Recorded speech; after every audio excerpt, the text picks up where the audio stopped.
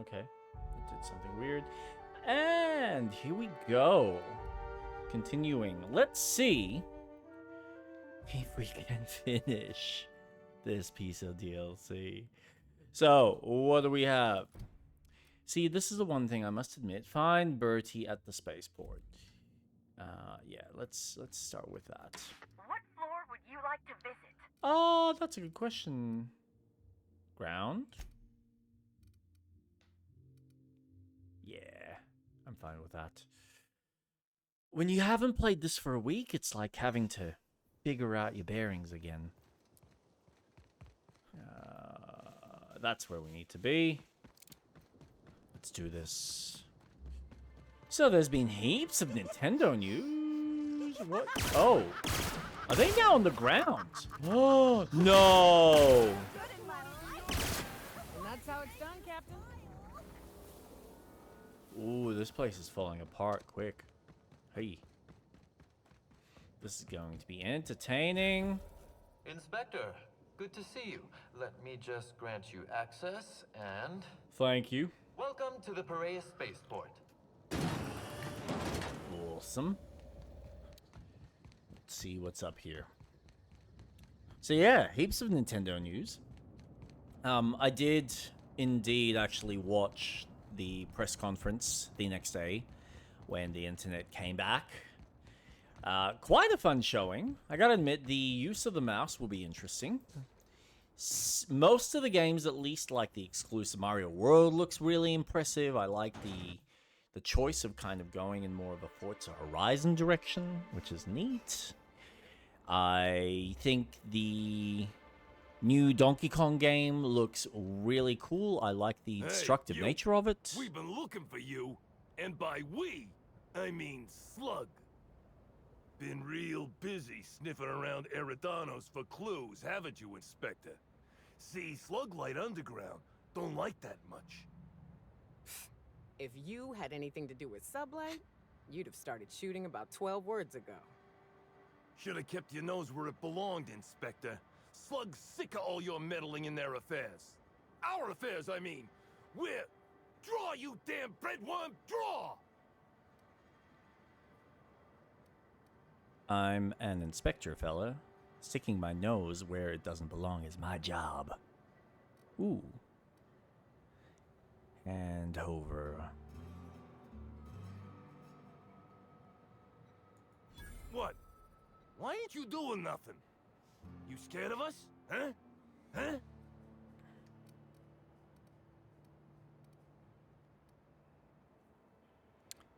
Thinking about cleaning costs. Any idea what the least messy way to kill you would be?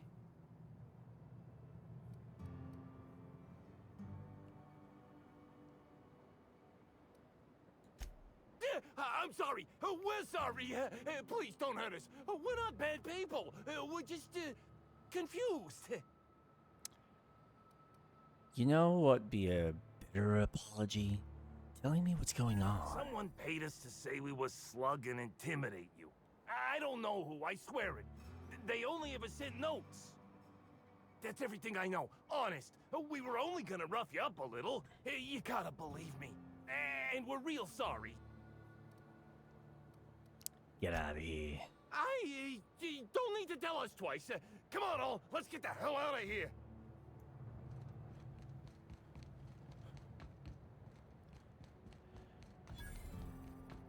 All right then. A lot of containers. This distribution center, or you think they're planning something? Yeah, a little from column A, a little from column B. Something.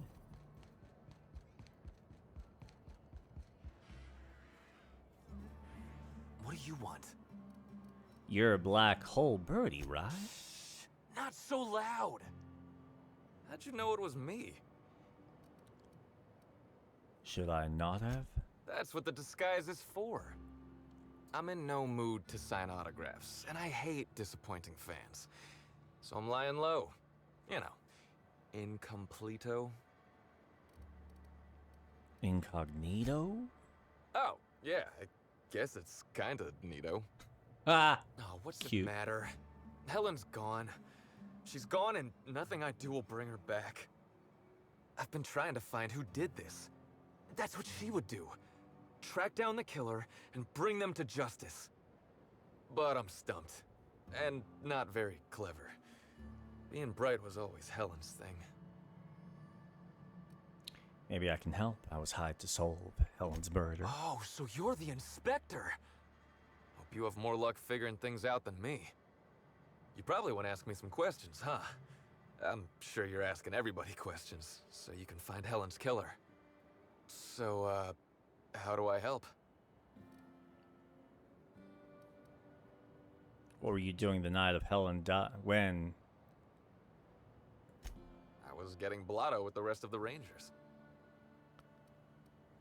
Blotto? You know, soaked, muddled, preserved. Drunked. Looter, half shot, void lush, on the Byzantine swizzle. Oh my god. Starved. Yeah. 1 bit down, 3 bits up, spread across the spectrum. Top heavy. Should I go on? I get it. He's been drinking. Thanks, The Night. team noticed I was in No, a you're bad okay. way when I got back to the hotel.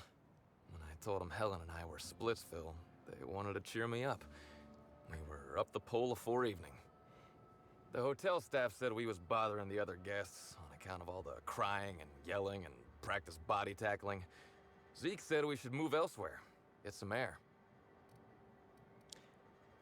Where'd you go? We ended up at the Wilderness Exploitation Reserve. I think somebody wanted to pet a woolly cow. There was this one cow off away from the others. Zeke figured it'd be a laugh to get her drunk.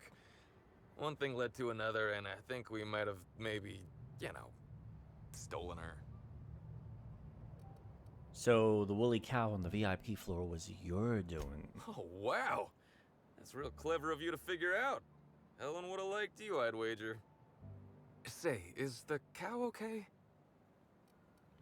She's probably fine. That's good. Oh, that I hope cow. She doesn't Yep. have a hangover or nothing. My memory's the a little top muddled floor. after that. I guess me and the team got split up, because I know I was on my own at the pilot house for a time. Could anyone from the pilot house back that up? I reckon not. See, I went to the weather station. I was looking for where Helen stashed her data pad for safekeeping, right? She'd asked me to get it, mind. I wasn't stealing. I'm no thief. And did you find it? Sure did. Only there was a guard out there who found me. She started yelling about how I was trespassing and in serious trouble. Thing is, it was real dark out there. So dark, she couldn't tell who I was. What'd you do? Long story short, I got out of there. Ran like the Rangers were down by 3, and I just bronzed the toss ball in the Friday zone. Well, I know you weren't sprinting the Sunday zone. Where'd you go? I didn't know where I was going, but my legs took me straight to my friend's... I mean, to my... fridge-rator. Birdie, come on, man. Who was it? I don't want to tell you. I'll get in trouble. Not having a witness puts you in much bigger trouble. Look, I talked to Auric, okay? Auric West. Hangs out around the spaceport. He's the one who taught me the breathing exercises I use to calm down. Your bookie, murderous confidant, secret paramour with whom you're having a torrid affair? Confidant is like confidence. What's torrid mean? Who's Auric Birdie? Don't get the wrong idea, okay? Auric's not a bad guy. He's just got an unusual job. So now you have the whole story. After I talked to Auric, I went back to the hotel. Woke up the next morning with Helen's data pad in my hand and the hangover to end all hangovers. Don't know if I'll ever drink again. Geez, you had a bad time lately, huh, Birdie? Yeah. Can I have a look at Helen's datapad? Oh, yeah, you'll probably want to... Yeah, of course. Of course. Helen sure did have the prettiest handwriting. I'm sorry about Helen, Birdie. Yeah. Yeah, Me too. Sorry. Here you go, Inspector. Hopefully they make more sense to you. I couldn't make heads or tails of them. Either she was writing in code or I'm dumber than a bag of hammers. I tried for hours to crack her notes, but it's like I said. Being bright was Helen's thing. There's still a gap in your timeline, Birdie. I'm not sure a blackout will cut it. I know that. But you gotta believe me. I would never hurt Helen, no matter how drunk I was. You could preserve me in Spectrum Brown and I wouldn't even look at her funny. I want to help you find her killer, Inspector. I knew Helen better than anybody. And it'd be handy to have a guy like me around, in case anybody gives you trouble. Can't let a suspect be a part of the investigation.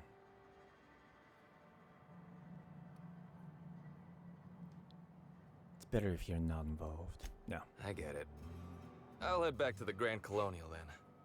Unless you need Let 'em me off for easy. anything else. Nope, you're free to go. So... Orwick West. Let's confirm. The alibi. Hey there. You looking to unwind, friend? Maybe you're on your way to the bar for a good time? Maybe you're interested in something a little better than beer or Adreno? Something with a little more kick. What are you selling? The name's Auric. I deal in, shall we say, holistic pharmaceuticals, natural substances and the like. You know, alternative stuff. I bet you do. I know. Ooh, it came out of the ground. That's where worms live. I get it. I do. Why go for that homegrown shit when you could be pumping your body full of effort accelerants? What has Says it happened right to on his the Auntie cheeks? Cleo's box. Better than nature, right? Well, I'm gonna let you in on a little secret, pal. Those pharmaceuticals the corporations manufacture, not all of them are as good for you as the board wants you to believe. Yeah, I've noticed as much. Alternatives. That's the way to go, pal. Trust me. No matter what ails you, I got what you need. I'd like to ask you some questions about Birdie Holcomb. Wait. You ain't a sheriff, right? You gotta tell me if you're a sheriff.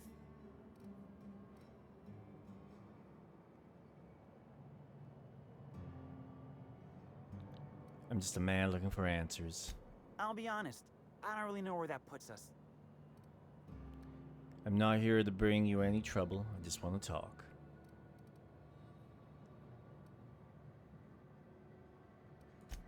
All right, fine. Yeah, I know Birdie. So what? Heard you taught Birdie some breathing techniques. Yeah, that was me. Birdie's got a temper, but he's not a bad kid, you know? He's trying to work on it. Was Birdie with you the night Halcyon Helen was killed? Yeah. Damn shame about that. Birdie thought the world of Helen, you know. He showed up drunk at my place wanting to talk about the breakup. Helen dumped him, he said. Boy, was he in a bad way. I'd never seen him like that before. We talked for a while, and when he felt better, I sent him back to the hotel. Told him to drink more water and get some sleep. How do you know Birdie? He may or Whoa. may not buy alternatives from me from time to time. A little diluted mantis or essence Am I here, a getting little some vitamin B negative there. weird?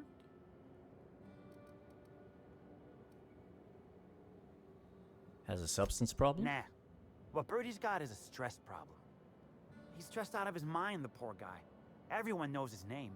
Can't turn around without having to sign an autograph. Then you throw in playing tossball for a living. Violence like that, it does things to a body. It does things to the head. I bet.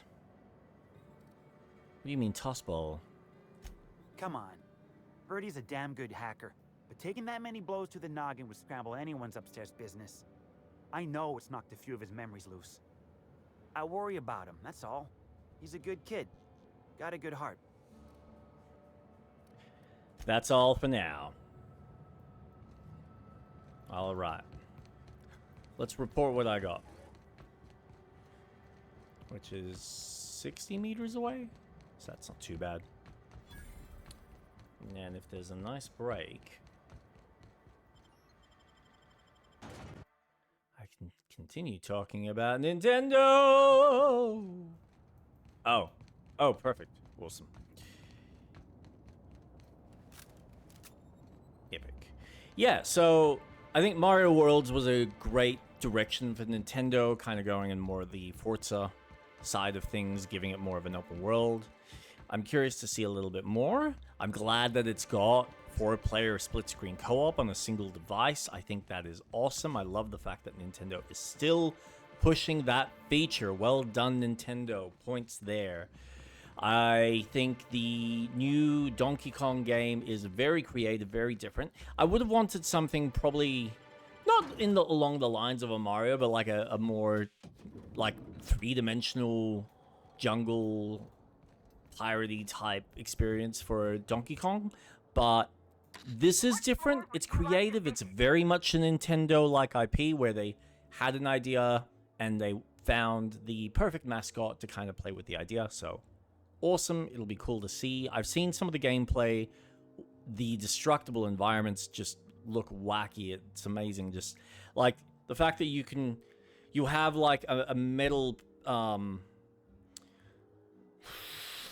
gate kind of stopping you from getting through, and you can just essentially dig your way under, or if you just want to be a dick, just go around it.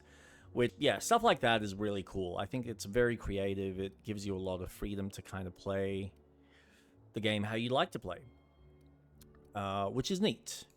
If you see Black Hole Birdie, be sure to get an autograph for me. Just joking. I've already got one. I was shocked, and I didn't know it at the time, but after doing all the reading from like the different sources and whatnot, I didn't know that the... What floor would you like to visit? I've gone on the wrong floor. Bring me to the penthouse suite. Next stop. I didn't know that the little mini game that they've got, which is designed to kind of educate people on the Switch 2, is a paid piece of content. It's not incorporated. I find that a little bit scummy. Even if it is going to be $6 or like 12, 15 bucks, like if it's designed to educate people on using the system, it should be no different than you designing a manual or like PlayStation kind of creating the Astro Bot mini game that was like a free piece of content that's incorporated into the PS5. I think Nintendo's got more than enough money to supplement customers with an experience out of the box that's kind of fun and engaging and kind of teaches even kids how to play with the tool without a parent having to invest money. I get that online features cost money to service and to run, but the fact that you have a physical button on a controller that is linked to money and you require an account to even use that button, that's scummy. I don't know why you're doing that. I think that's stupid and silly. And yes, it's very nice of you as a company to provide up to a year of free service. That doesn't exclude the fact that something that should be designed as an ability to chat with people requires a subscription. I mean, let's face it, we have plenty of services like Discord, like WhatsApp, Messenger, that all function on the ability to chat for free. So as long as you're paying for the internet, which everyone does in order to access the World Wide Web, why are you charging people to be able to chat online and talk to each other? You want the engagement, you should offer that engagement as you subsidizing that, not putting it on the consumer to pay for that. Now, granted, I must admit, compared to the cost of most of the other subscription services like PlayStation, like Xbox, it is the cheapest. So from a cost perspective, I mean, you can't really argue the value of what Nintendo's offering anyway. So it's hard to kind of complain too much, but I think it is annoying that a kid is going to be playing and may accidentally press that C button to just come up with a message that says, oh, you're not subscribed to the online account, please set this up. And that could be very irritating for a parent. That could be very irritating for a kid. They're going to be wondering what the hell this is, because not every parent is necessarily going off and spending money on a Nintendo online subscription service. Not every kid or even adult is going to subscribe to an online subscription service because they might not even need any of those features. Some will, some won't. The fact that you put a physical button that requires some form of payment, as opposed to what I think Xbox or PlayStation have done very well, where it's more of a share button and allows you to have other features that you don't require a subscription. That is well designed features to a controller that are not predicated on your business model.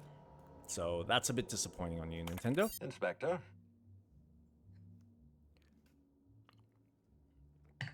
I managed to track down Black Hole Birdie. I'm pleased to hear that. Bertie Holcomb is a valuable asset to the Rizzo's Rangers property. When Helen was murdered, Bertie was nowhere to be found. The timing of his disappearance is unfortunate. Unfortunate and suspicious. Birdie's something of a character, but he's harmless. I feel a little bad for him. Try not to feel too bad for him. Bertie is a brilliant athlete. The universe has balanced his talent by making him a slackwit. His teammates are a bad influence on him. There was this incident with a woolly cow. Bertie has always had trouble controlling his temper. He's responsible for the untimely demise of more than a few toss-ball sticks at the end of a losing match. It's only natural to be suspicious. Helen's death was violent, and the two of them were close. Be plain with me, Inspector. Do you believe Black Hole Birdie killed Helen? No.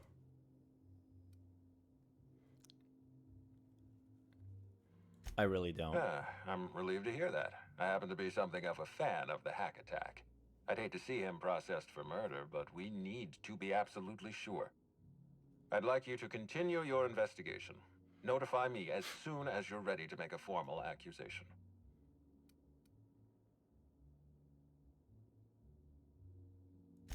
I appreciate that. I'd rather keep Bertie within the public eye than let him languish in a bar at the docks.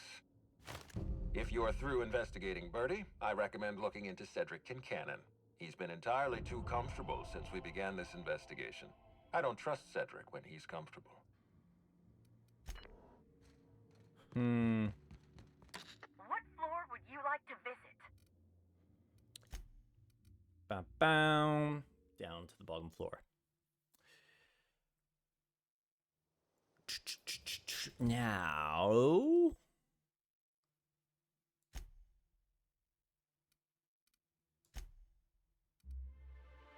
Millie Stillwell escorts Evan to room A2 in the lower level of the Grand Colonial Hotel to sleep off whatever was affecting him. I can't get to that room.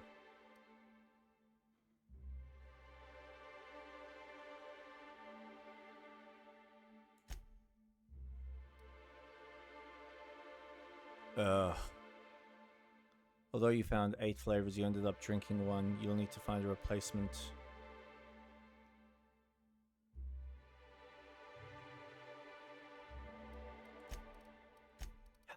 Drinking one. Track down the profits.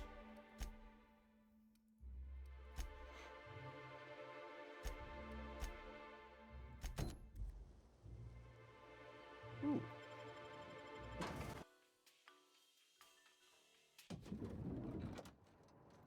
Hello.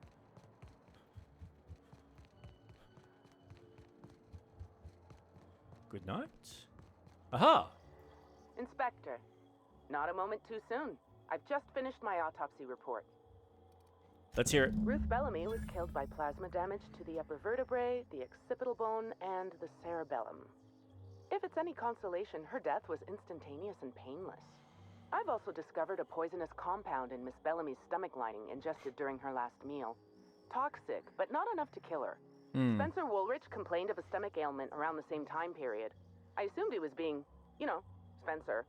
But now I'm not so sure. Someone was obviously trying to poison Helen. Just hotel The food? thought occurred to me. I tested this hypothesis by vacating the contents of my stomach and testing for the presence of the same toxin. Slightly elevated levels of mercury and an alarming amount of blue food coloring. But other than that, no. I'm certain it wasn't, as you put it, just the hotel food. Alright, so some perceptive. When we were talking, you called her Ruth Bellamy, not Halcyon Helen. Oh, how curious. I do believe you're right. I wonder if this has something to do with the autopsy process. She was Halcyon Helen up until the moment I brought her to the operating table. But as soon as I cut her open, I stopped thinking of her as Halcyon Helen. It's almost as if she stopped being an icon and became a human being. I guess that makes sense. I had a feeling you'd understand.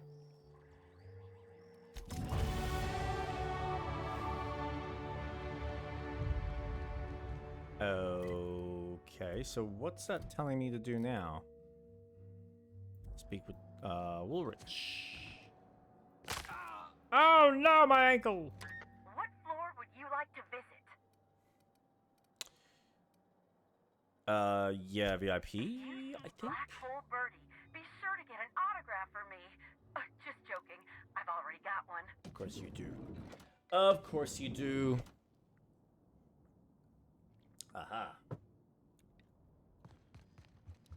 Ba-ba-ba-da-ba-ba-ba-da-ba-ba. Please, can't you see my heart is bursting at the seams? I absolutely must go out. A quote from the Sisty Cutlet. I voiced a Sisty pig, aware that it was going to be slaughtered. Ask me anything at all. I might even give you a straight answer. I hear you were poisoned. Indeed. The agonizing bowel pain was most undignifying. While I've certainly had no shortage of inadequate hotel meals, this was most explicitly pronounced. I suspect poison. And who would be most likely to poison me but Chef Anwar? Oh, we've clashed almost non-stop about his slop preparation. He must have tainted my meal in retaliation. Can you think of anyone else, anyone other than Chef, who would want to harm you? None that I can think of. I treat all hotel staff equally, and with the minimum level of respect. Oh, you're a dick. Is that a jibe? Could you imagine the tabloid headlines? Spencer Woolrich, Aetherwave star, spotted in gastronomic distress. Oh, unseemly hardly describes the half of it. Helen was also poisoned. How alarming! Whoever targeted her was certainly targeting me. I can only thank my ironclad constitution that I'm standing here before you.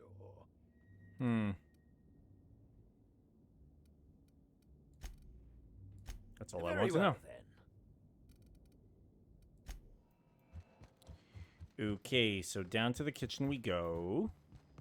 Speak to the chef. Yep.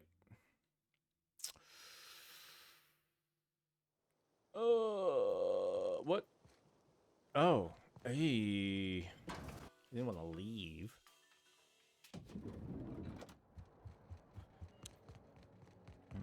Let's go speak to the kitchen. Hey! Are you here for the double rack of smoked sprat? Well, I'm sorry to disappoint you, but you'll have to wait. Oh, don't give me that look. Let me see if I can pencil you in for later. Actually, what am I saying? I can't do that. I'm booked for the next month. You'll have to make a reservation. Why are you talking about food? Don't you care about the crime that just occurred? Oh, no smoked sprat. What about purpleberry glazed canid flank steaks? You're the inspector? Here? Why? I mean, you may ask me whatever you want. I have nothing to hide. Hey, he woke up.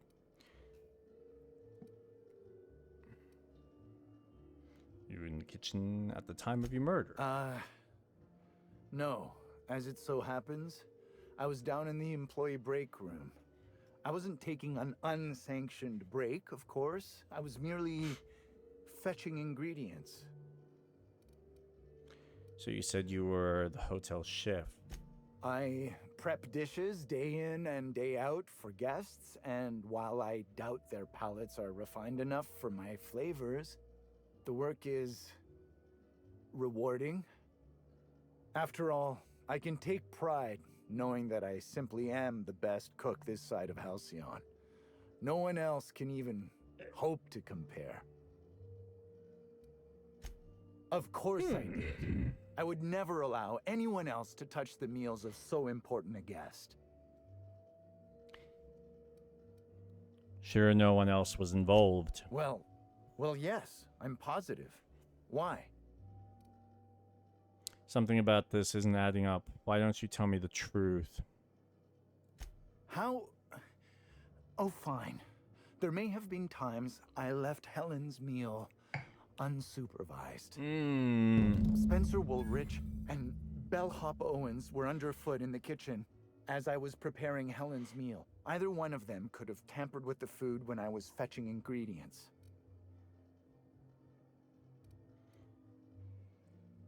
Alibi is a little thin here. Why should I believe anything you're saying?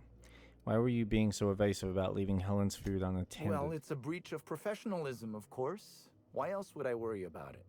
That's true. If you tell me the truth, I might be more inclined to believe the rest of what you say. I suppose that's as good a point as any I've heard. I may have taken some time to engage in a teensy bit of recreational drinking. And consequently, I may have been somewhat less than coherent after preparing Helen's meal. Any idea where I might find Bellhop Owens? Yes, but not specifically. Owens often procures exotic ingredients from the creatures at the Wilderness Exploitation Reserve. Our guests can be rather particular. Let's not talk about the incident with the Raptidon pheromone glands. It's always hard to say when Owens might be back. If I were you, I'd make a trek to the reserve myself. Otherwise, who knows how long you'll have to wait. What was Spencer Woolrich doing around the kitchen? Mr. Woolrich often finds the hotel's meals wanting. He seems to enjoy complaining in person. While I could appreciate someone with a discerning palate for once, I believe that Mr. Woolrich simply enjoys the attention he gets from us. Though don't tell him I said as much. If you wish to speak with him, Mr. Woolrich can most likely be found in his suite on the VIP guest floor. He's usually there if he's not poking around here. I understand your reluctance, but... Oh, I just remembered. The kitchen security camera. It'll prove I'm telling the truth about everything. Constable Keene has access to the security footage in her office at the spaceport. If you visit her, you can figure out what truly happened with Helen's meal. That's all I wanted to ask about. Guess we'll see if you're telling the truth. Thank you for your understanding, Inspector. I'm sure you'll find the true culprit before long. Wunderbar.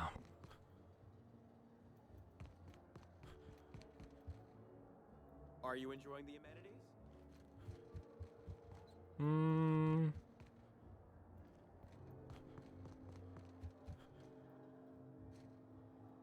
What floor?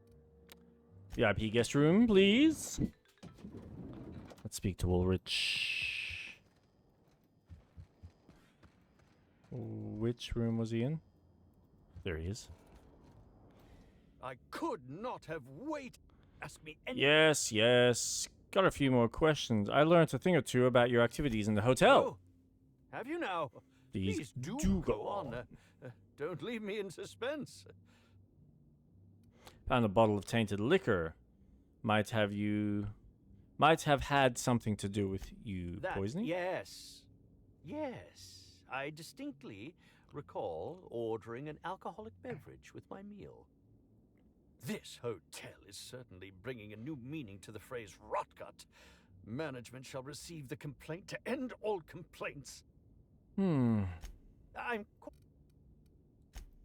But I suppose we may... Yeah. You really don't have much to offer.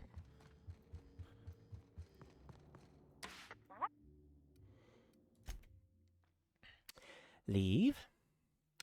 And just quickly check the journal. Is responsible for taking meals up to VIP guests, suggesting that Owens may have had something to do with the poisoning. Wilderness Exploitation Reserve.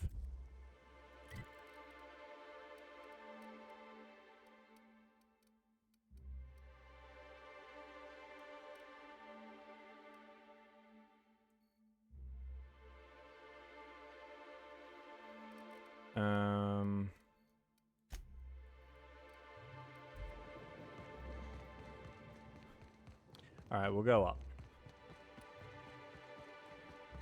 Now, it's interesting to think about this current new generation of tech, or these video games coming out on these consoles that are requiring customers to pay for upgrades. Now, I'm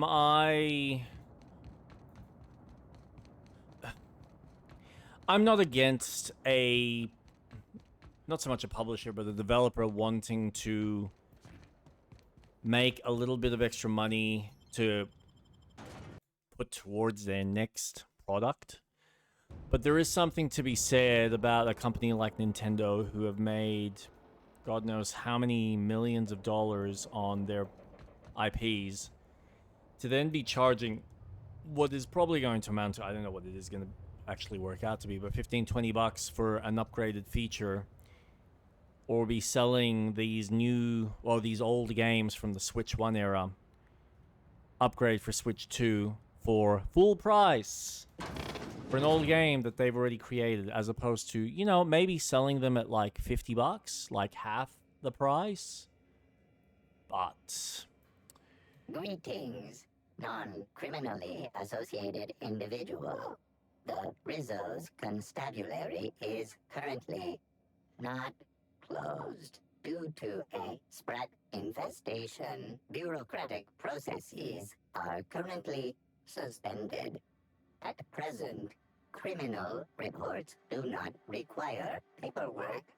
Please lament only in marked lamentation zones. Please speak clearly into this. oh my god, you are so slow. Welcome, please. Yeah, so at the end of the day, the developers are going to do what they choose to do. Nintendo is going to choose what they want to do. I wish consumers had enough strength to not purchase these upgrades. Like, if you've got the game, just play it. Send a clear message to Nintendo that, as consumers, we don't want to be paying for these menial upgrades. That, honestly, if you buy a PC or even a Steam Deck, a lot of the times developers are just going to upgrade the games and add a lot of those features for free, unless there's a substantial increase in performance or a substantial like if we're going from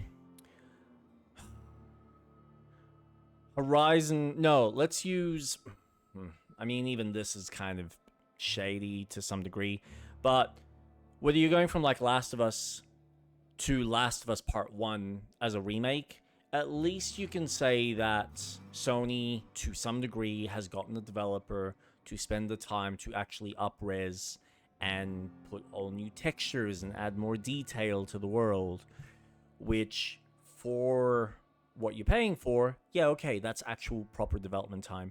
Not, hey, we've been able to tweak a couple of things and add a GPS mode that you honestly don't need to be paying an extra $15-20 to have an app, when all you need to do is just load up a map on your phone and just kind of go, well, where do I need to go? Okay, the location's here. Is it convenient? Sure, but it's not like Sony's charging for the tips customers to get extra tips and tricks and show little videos that is community driven, which I think is great, and is completely free and part, as far as I'm aware, and part of that whole PlayStation package without having to pay extra. Once you buy the game, you can use those little tips to get your achievements or find things in the game world. So, yeah. It's just, yeah, there's something about paying for upgrades that just doesn't jive with me. But I'm not disputing the fact that the developer still needs to get paid. It's still work that they're putting in order to make the game run better on the system. So, there's two sides to this. That's always the annoying part. But as consumers, we all have the power to vote with our wallets, as the saying goes. I know it's annoying. It's everyone says this, but the truth is in the pudding. If we are all going to subscribe and we're just going to say, Nintendo, give us our money, they're going to take it. I was actually watching an interesting video just before, like a few hours ago, while I was sitting down having dinner. And the guy was kind of talking about the negativity. And the one thing he pointed out was how Nintendo's scummy kind of...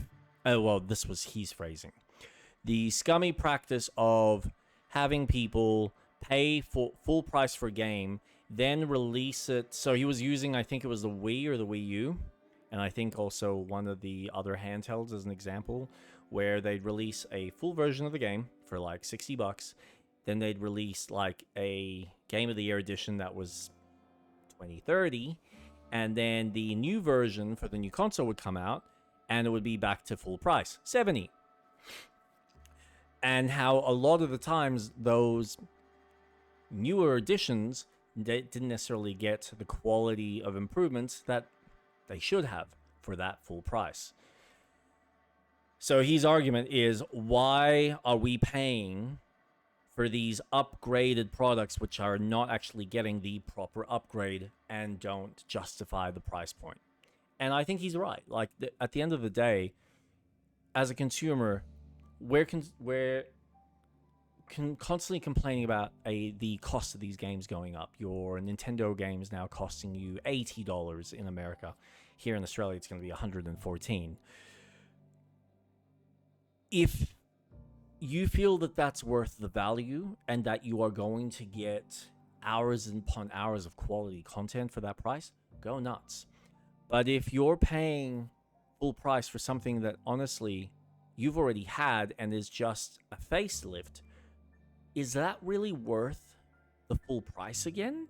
Because I don't think so. It's not like you're getting a whole brand new game. I mean, we can argue about the fact that people are happy to spend $20 on a skin on Fortnite or a season pass on Fortnite, which gives them, a handful of skins with some general gameplay mechanics for the character, if it's like a Spider-Man character. Which, okay, if that is what value is for you because all you play is Fortnite, awesome, wonderful. It's your money, you spend it how you choose to. But don't complain that you then don't have money to spend on other newer, fresher experiences because you're choosing to vote with your wallet. You're choosing to spend full price for an already established game that's only had minor upgrades to it, as opposed to putting that money towards a completely new product. Or basically telling Nintendo, look, we are not paying full price. When you drop it on sale to say $40 or $30, then we'll pay, because then we can justify and go, okay, yes, you're still going to get money, but you're not going to get the full value, because guess what? Your developers have already put in the effort. They've already put in most of the work. You've already put in most of the investment money to create that initial product. All you've had is a much smaller team sit there and recode or retexture some of the details. That's still work. I'm not justifying that shouldn't be compensated for, but should it be compensated the full amount? I mean, we've got Grand Theft Auto around the corner in the next 6 to 12 months, theoretically, when Rockstar decides to release it. Now, that's either going to be $80 American, which is like 120 bucks here, I think. It might be 90. I don't know.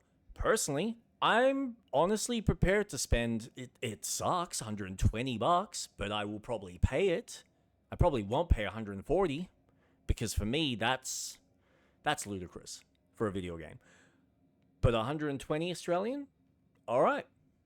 I'm prepared to spend it because as far as I'm concerned, Rockstar has proved to me between GTA 5 and Red Dead Online that their quality bar and their feature set and the level of detail that they put in their games is second to none.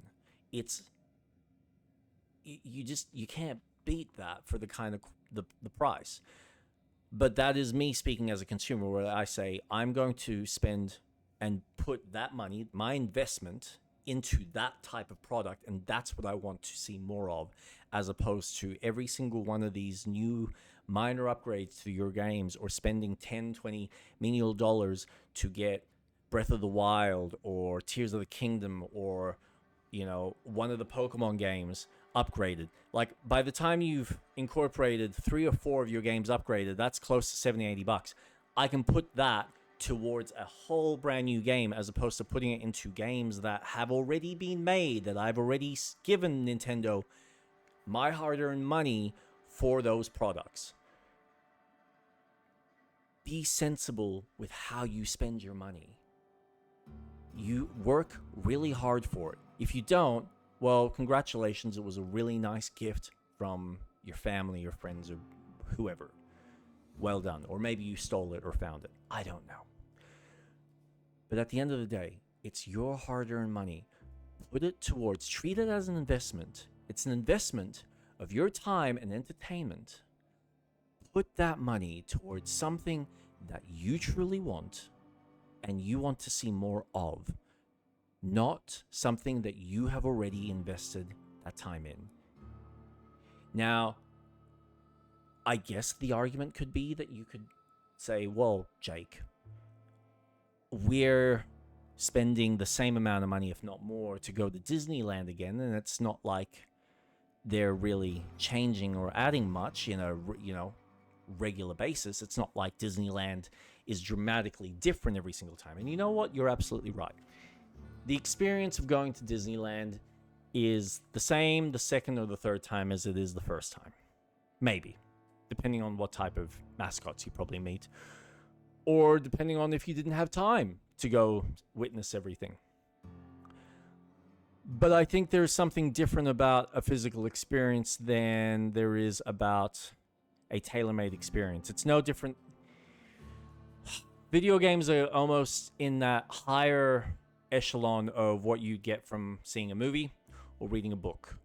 You can either keep investing in Disney, constantly making and regurgitating whatever story arcs for Star Wars and telling them, yes, this is the kind of quality of Star Wars writing we want, or keep telling Disney, hey, we want more of these remakes and modern kind of classic Disney stories, or you can put that money into completely different new IPs or completely different stories and basically start telling these bigger companies, hey, we don't want to spend our hard-earned money to see just another generic action film. We want to see something a bit more creative. Yeah. Again, I think just be sensible with what you are spending your hard-earned money on, because again, your money is your time dedicated to even earn that amount of cash. And then you're buying a product that you are then spending more time for your enjoyment. If you seriously enjoy replaying Breath of the Wild with slightly better graphics, better frame rates I get, I completely understand. But better graphics, is that really important for you? For 15, 20 bucks, you can argue with me, and you'll probably be right. But if it's menial, and we're now adding that towards multiple different products, as opposed to put that money aside, save it up, and get a quality product. Now, that's not to say that every brand new product that comes out is going to be top quality. I mean, we've seen this with Assassin's Creed recently. It's a brand new product. There's a lot of money that's been invested into it. Is it worth the money? That's really debatable on your personal taste, what your interests are, what you want out of the experience. I mean, I'm going to give my opinions at the end of this on Outer Worlds, and I can tell you it's not for everyone. I'm enjoying aspects of it, and I think there are other aspects that are lacking, which I hope that the sequel gets a massive improvement. But where's my thought process? I've lost my... But yeah, it's... At the end of the day, the developers are spending a lot of time to try and create a work of art. It is also a business. There is an aspect where the business methodology of needing to sell a game and market a game so that a customer gets the experience that they want means that they have to meet certain criteria so that they can sell it to the widest group of people. Not always the best approach, but again, as a consumer, as a customer who's buying these products, who's experiencing these products, be thoughtful, be mindful of how you spend your hard-earned money, as well as how you spend whatever free time that you get. If you have a lot of free time, wonderful. If you have a lot of, free cash that's just lying around, wonderful. Not everyone does in today's day and age. And you're better off having an educated decision. So do your reading, watch a bunch of YouTube videos, get a gauge on whether the experience is right for you, especially if it's something like an Assassin's Creed that you're spending $80, $90, $120. Like for us, it's $120 to $140 for the special gold edition, whatever it is. I'm not going to spend the money because I don't think that as a package, as a full, complete package, it is not going to offer me what I want.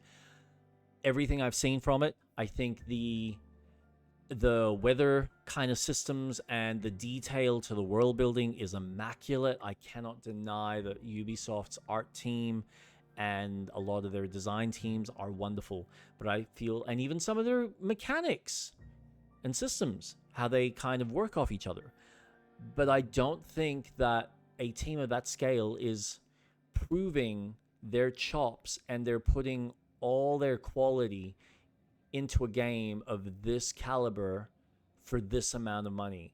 And again, all you need to do is look at a game like what Rockstar makes, or a lot of the Sony products that have come out that, yes, they're streamlined and story driven, but they are of a higher quality bar and offer far more gameplay than,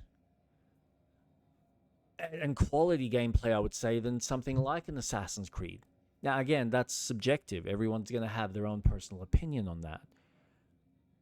But I still think, objectively, something like a God of War or Last of Us is on a much higher quality bar, what you're paying for.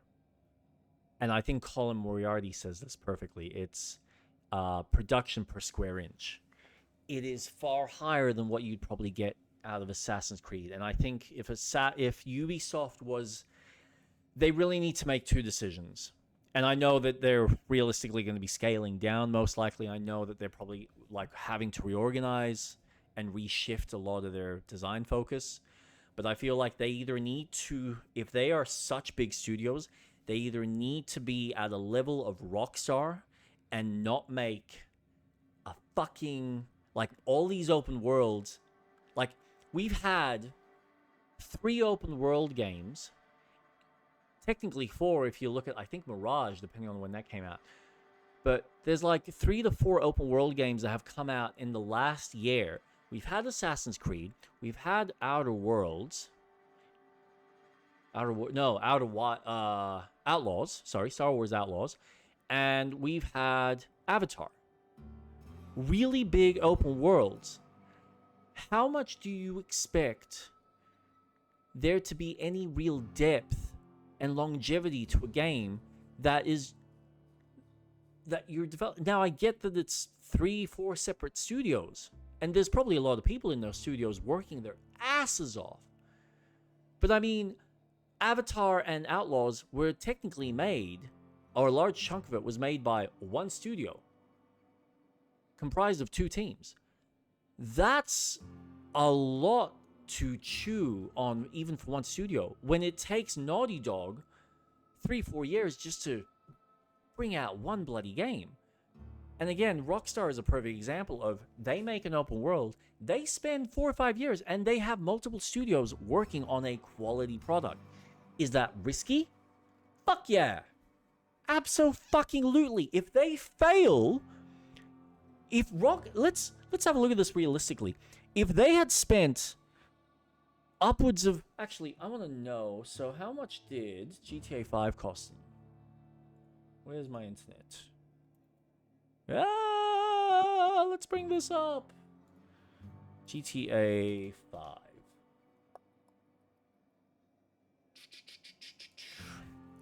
Budget. Because I think 5, yeah, so this was back in 275. So back in 2013, they'd spent $275 million on GTA 5. Red Dead 2? Yeah. Then we go up to $540 million for Red Dead Redemption 2 in 2018. They were probably looking at $650, maybe $700 million invested into GTA 6. Now imagine if for whatever freaking reason that tanks, that doesn't work, and everyone just goes, no, we're not buying it. Or they buy it, and then within 2 hours, or within an hour, everyone's like, nah, this is shit, refund. How bad would that be for Rockstar? That's putting all your eggs in one basket. And that's deadly for a business in a completely different direction. If for whatever reason this game does not hit, they are fucked. To some degree. But I think if you're at that kind of quality, and you know that you can offer that kind of quality just by spending a bit of extra time, why not? Make it an incentive, and then the customer's more willing to invest in you. Because that's what it comes down to. You're producing something for a customer, which is an investment for them. We buy fridges as an investment so that we can keep our produce fresh. We buy a car as an investment so that it allows us to travel to places, get to work, and allows us to continue making money, whatever it may be. And it's a lot of hard-earned cash, or what you'd expect is quality. And I think buying a product like this, which I think is a hell of a lot more developer intense than a movie or a book, because it requires many aspects of craft and creativity to create such a immersive product. But it's still your time that you are having to spend, and I don't know about you, but I certainly want to be spending my time playing something that is valuing my time and doesn't feel like it's constantly repeating with,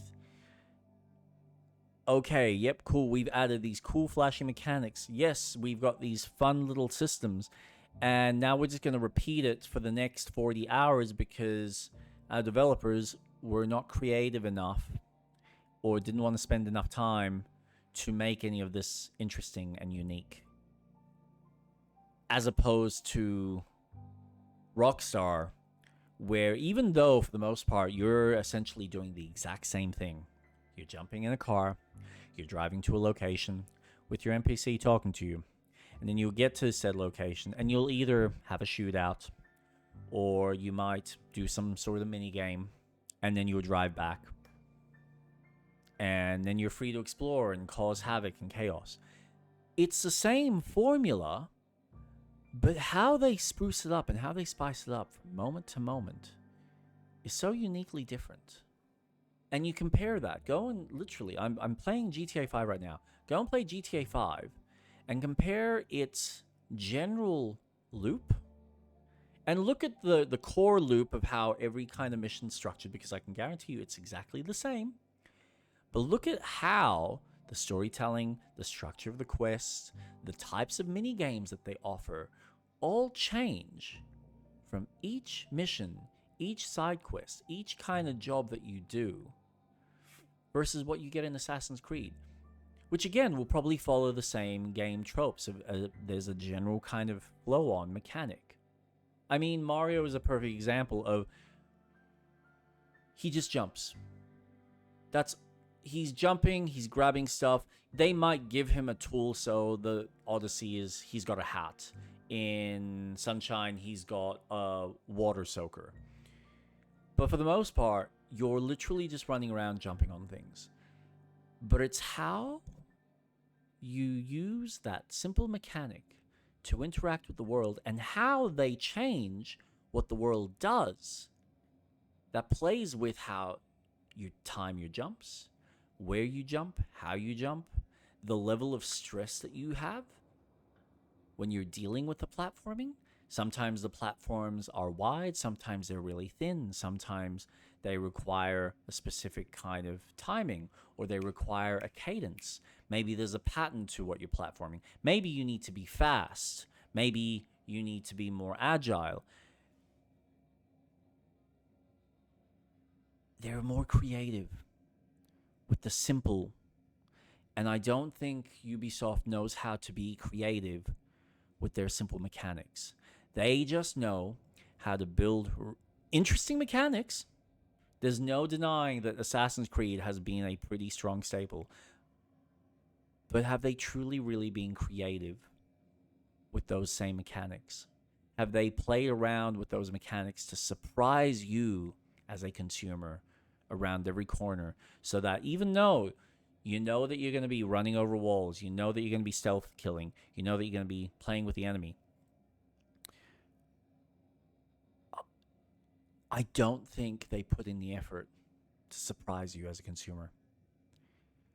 And I think that in itself tells me that it's not worth the full price of entry and your very precious time to even bother spending that amount of time experiencing it. Again, it's subjective. Let's get back to the game. Sorry, that was a deep conversation.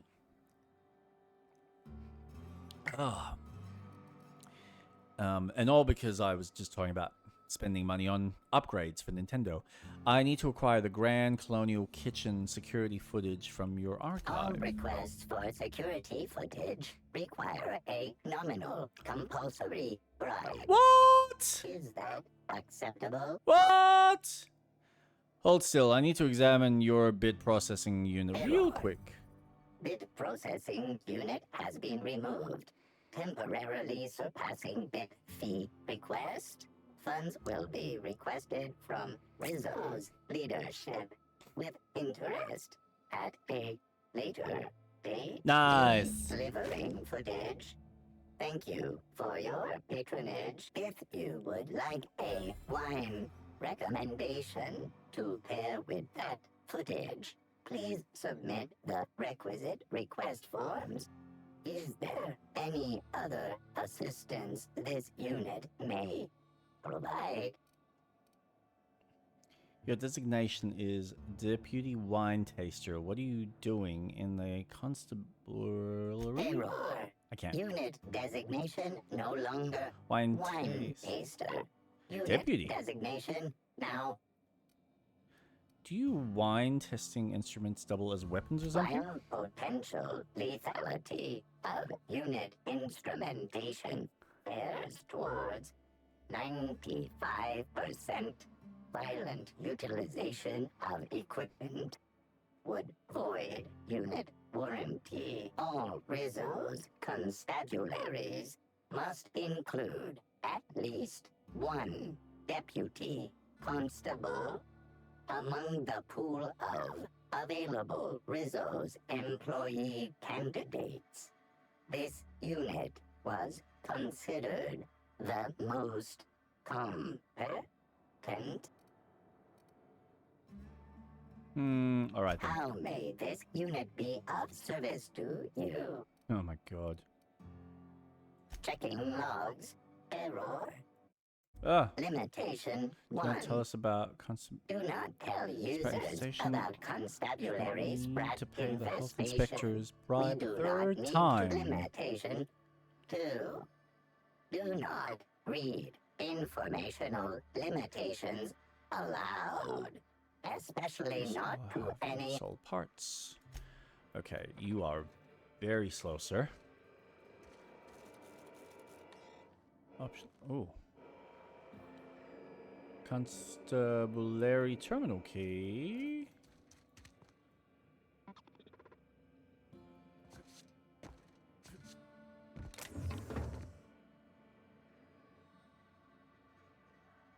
Ooh.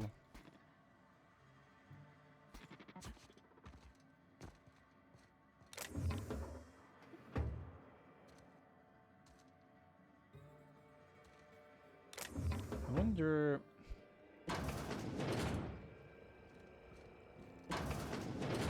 Oh.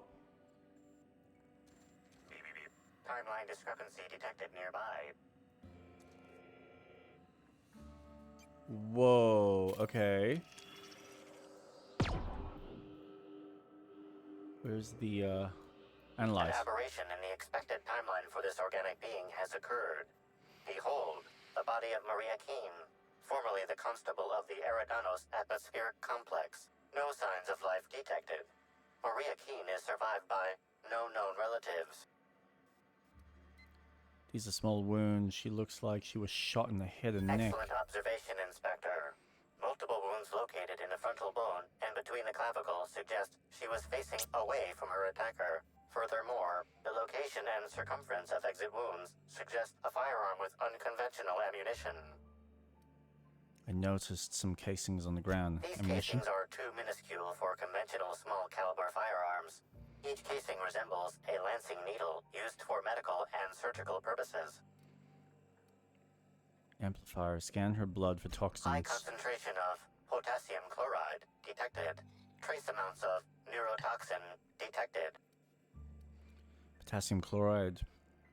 That would have stopped her heart. These substances show the highest concentration near the entry and exit wounds. Cardiac arrest, rather than physical trauma, is the most likely cause of death.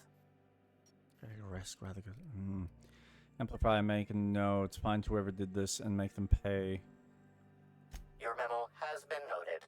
This unit has been programmed to offer encouragement during moments of emotional strain. Oh, that's cute. Banter protocol activated.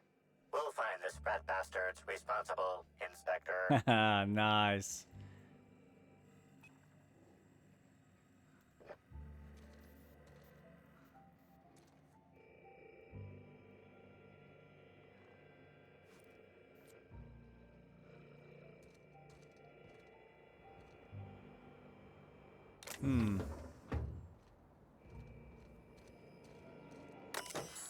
Constabulary. Interment logs. Delinquent log.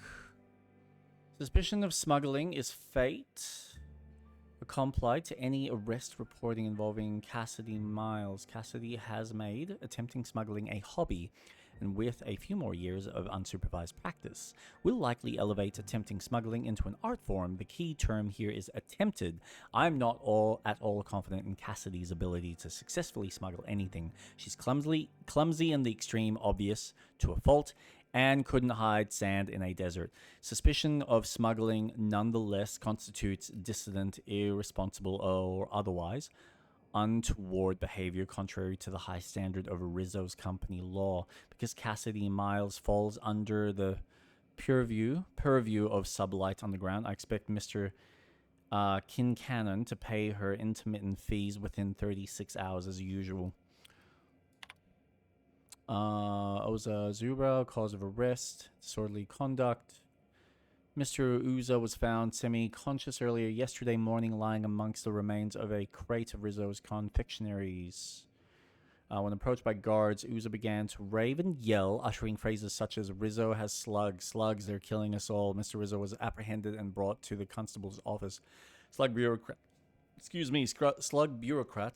have begun work on the defamation papers, which, in tandem with the price of the goods Mr. Oza destroyed, will likely force him into hard labor for the rest of his life. At least he won't be stoking any trouble between us and Rizzo's anymore.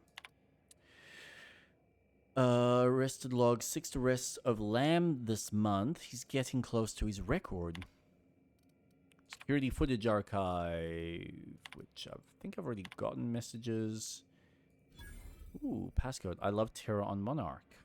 Password accepted. Welcome, Maria Keene. Constable, I know you don't need to hear this, but please be on your guard. Piraeus Spaceport is technically outside my jurisdiction, which means you're the only representative of company law in Slug territory. This is more than I can reasonably expect from you, but I'd appreciate if you kept an eye on Cedric Kincannon. He's looking for any opportunity to seize control of the entire complex from me, and you're keeping him in check. You are the first, last, and only line of defense between Slug's lawless hooligans and our project.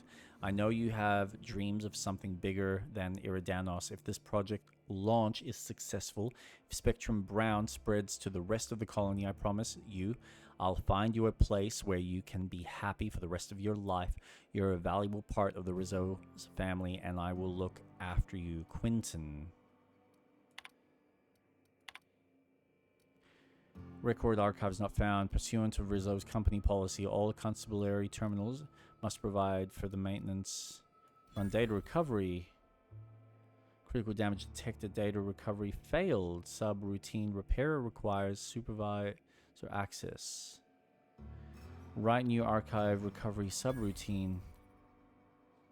Now restoring. Partial success. Error. Irreparable corruption detected. One entry recovered. Accessing. Warning. Entry text redacted by order of Ludovico Q. Maintenance records. User access unit behavior overrides. Unit behavior override successful. Unit hostility protocols updated. Unit patrol destination set to Ballroom Grand Colonial Hotel.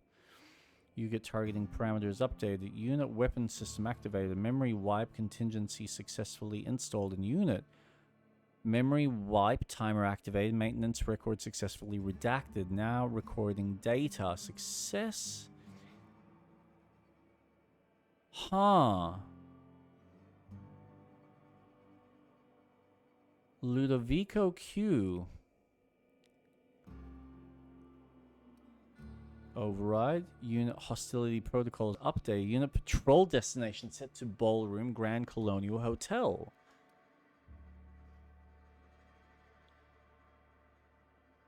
Was it the droid that did this?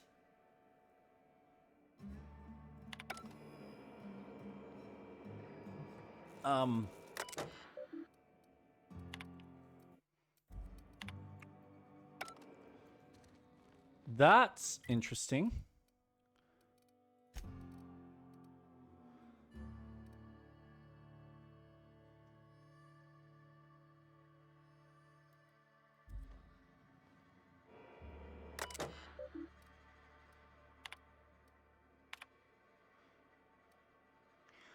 Not found. All Rizzo constable must deleting record archives requires high.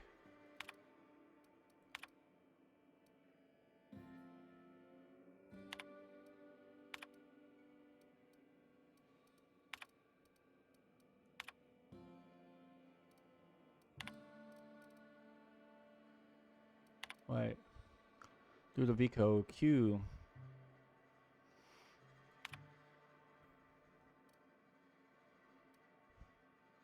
Quinton Ludovico.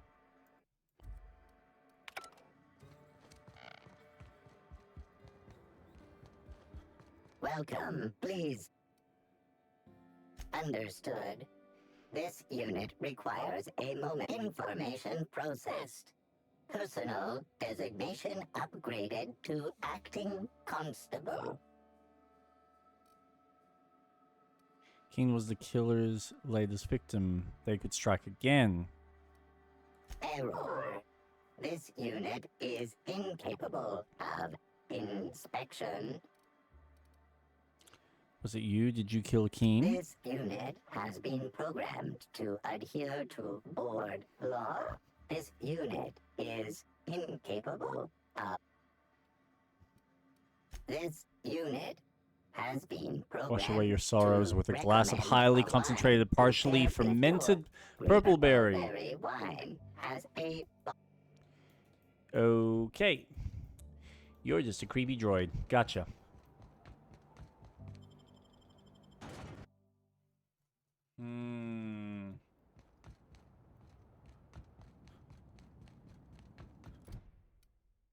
Speak with Bellhop Owens. Wait a second.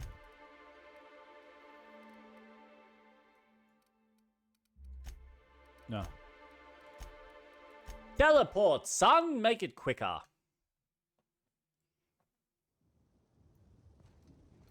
Which way are we going? Around. Can I even get access to this? Because I think this was locked off. Is that open? Oh my god, it's open. Oh my god, oh my god, oh my god, oh my god, oh my god. Yes! Excellent.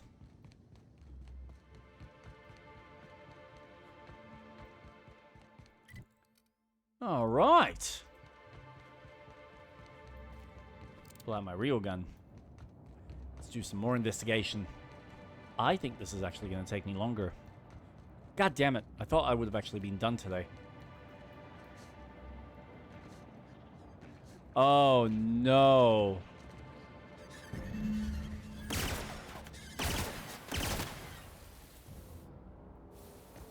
What?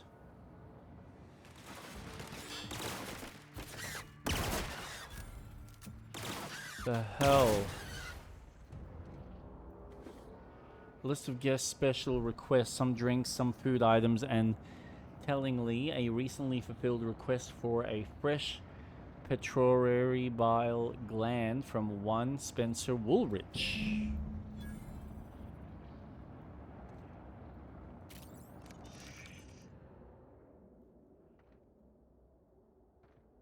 For a bellhop?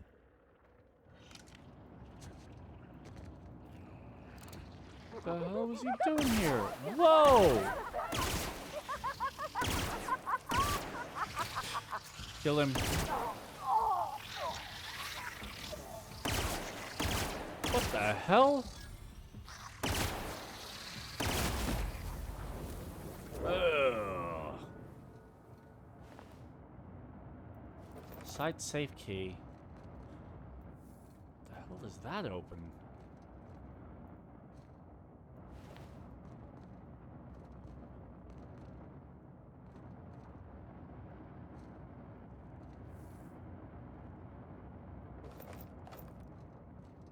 Okay. Is there something for me to open here?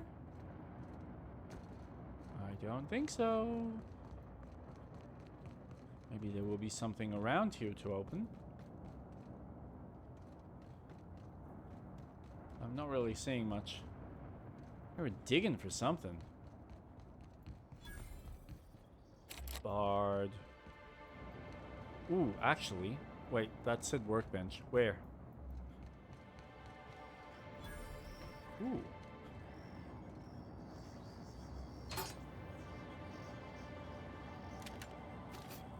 Bypass shunt.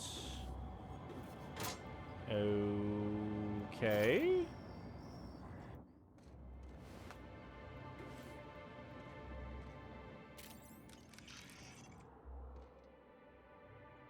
Nope. Tell Dr. Blossom we found more of those specimens. Jenkins had already started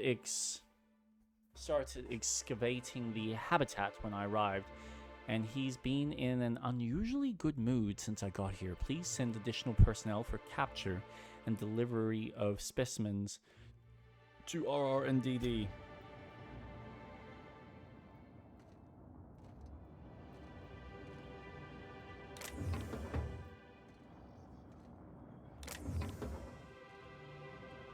Okay.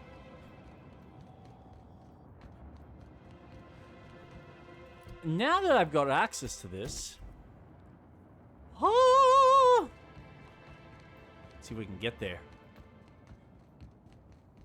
Awesome.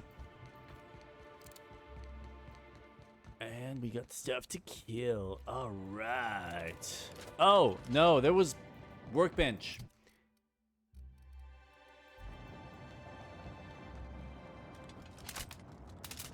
Ooh.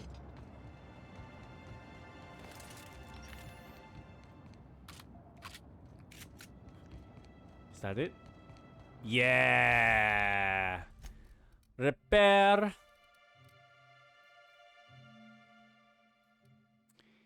Pew pew. All right. All right. Here we go.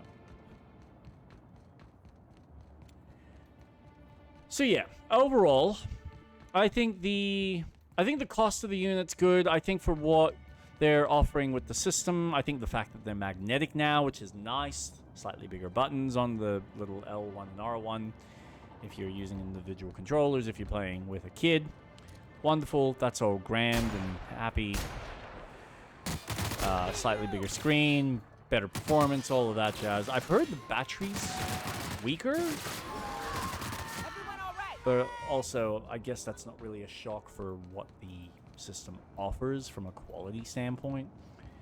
I guess there's, always something to gain and something to lose. But I think it was a pretty good showing. I think what they had, even with Metroid and some of their other little titles, there's some good stuff on the horizon. Even the fact that they're bringing out, like, CD Projekt Red's Cyberpunk or FromSoft Elden Ring onto the system is just beaut. And then you get some of the EA properties, and it's just a really complete handheld for most consumers that probably don't want to be dealing with a Windows-based system. So, yay, well done. Congratulations, Nintendo, getting the third-party developers behind the product. It's what you need. It's how you become successful. Good job. Keep it up. The new FromSoft game looks intriguing. Did a little bit of reading. I don't know. Is this... Oh, they're not bad. Okay. Nothing's hostile. That's good. For now. Legal hunting supplies. Okay. Alright. Alright. Cool. Let's keep walking. Yeah, I think... What's it called? Blood something? No, Duskborn. Is that what it's called? I think it's called Duskborn. Yes. Of course she is. What is Elden Ring? Elden Ring. FromSoft's new game called, I think it's Duskborn. Duskbloods. Sorry. Duskbloods. Surprisingly, the concept is quite intriguing. I think it's not necessarily what I am wanting from a FromSoft game. I am looking forward to their next kind of single-player, fantasy-driven experience, and it'll be fun to see what that is. But as a concept, I am not going to lie that I think the PvPvE element of this type of game intrigues me, especially with the... Wrapped it on spit in your eyes when monarchs... Especially when you consider the fact that it is playing with some different concepts. So it seems like there's a little bit more role-playing with the characters that you're choosing, and in a more deeper sense than what you'd probably get in like a traditional hero shooter. So the fact that your characters will have very specific and unique kind of, not just traits and abilities that you can obviously customize and change and adjust, but also the unique missions that you will potentially get based on which character you have, based on what their motivation is in the world, will determine what you need to do and how you choose to or need to complete your game. So it's not just, oh, go off and kill the other players, or just go off and kill the boss before the other players do, like the Crytek game, where it's a very kind of similar concept. Instead, it might be, okay, you might need to kill another player. You might need to befriend another player. You might need to go off and kill said boss. You might need to go off and find some sort of relic based on what the properties and what the story aspect of your character is and what his objective is. And I think that kind of freeform, organic, very unique kind of quest structure for a PvP with like enemies inside the world in a FromSoft game is actually quite intriguing and interesting, because you're essentially adding like the villainous host system from like your Demon Souls, Dark Souls, even Elden Ring, where you can have these bad summons that can kind of, or specters that come into your world and cause a little bit of havoc and add a little bit of challenge.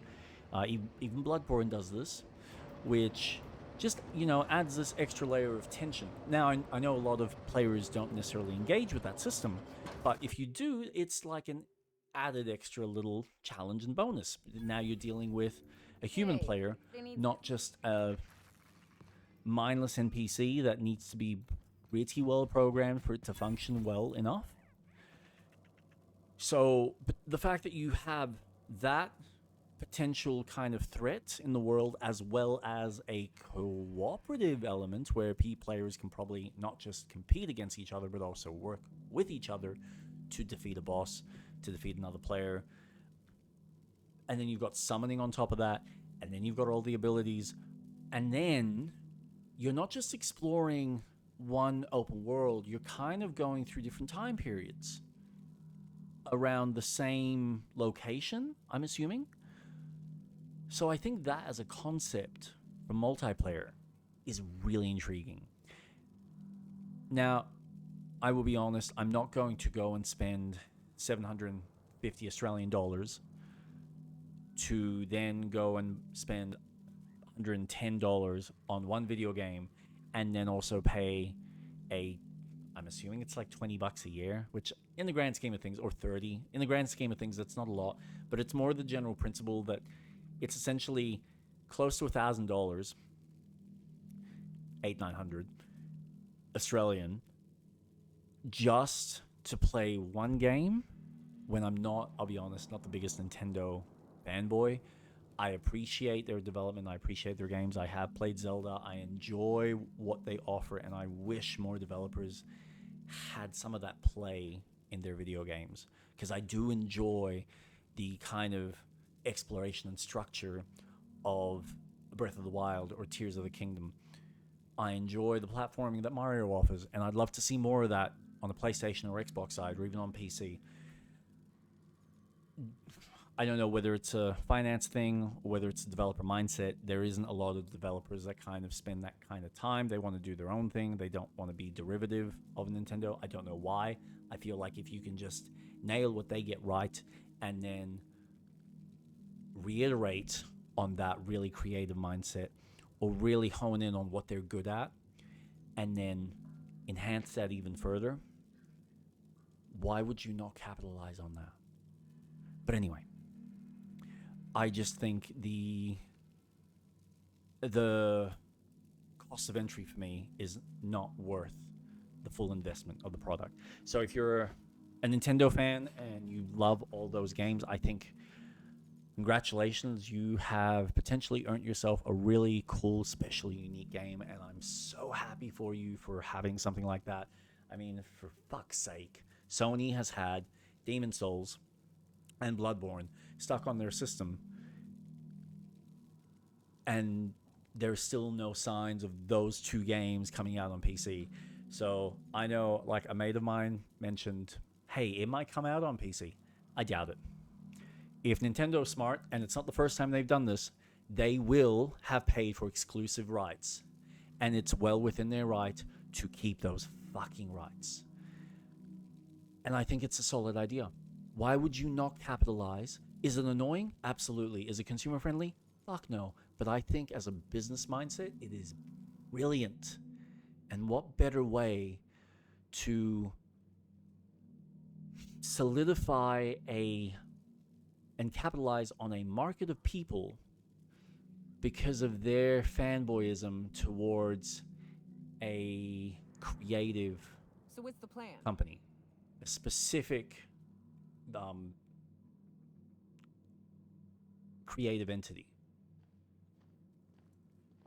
Like people who are massive FromSoft fanboys will go off and they'll buy a Switch. They will spend the $800 just for that one game. I can't justify it for one game, but if you can and you have the excess money and you want to enjoy a multiplayer game, wonderful. I hope you get a wonderful experience. And I know Vadi Vidya will provide so much content, and a lot of the YouTubers will provide countless hours of content playing these games, delving deep, getting into them. I mean, I'm not even going to spend $80-$90 on Night Rain because I personally do not want to play a multiplayer game. I'm happy to have a multiplayer experience incorporated into a single player experience so that should I choose to play by myself, I can. Should my wife choose to play by herself because she doesn't play multiplayer games, she can play it by herself. But if I choose to play with someone else, I like that feature. I like that ability. But to play something on a competitive level, that's not necessarily me. And that's fine. It's for a different market. And I'm okay with that. I'm happy. I am glad that other people can experience something that is uniquely FromSoft that you will not get on any other system. There is a good reason for exclusive IPs. And smart business decisions like this, smart investments, is how you solidify your place as a console manufacturer. This is what Xbox gets wrong and has probably gotten them into the state that they are now. They have made the wrong business decisions at the wrong point in time, and they've spent more money on other products that they probably shouldn't have long term.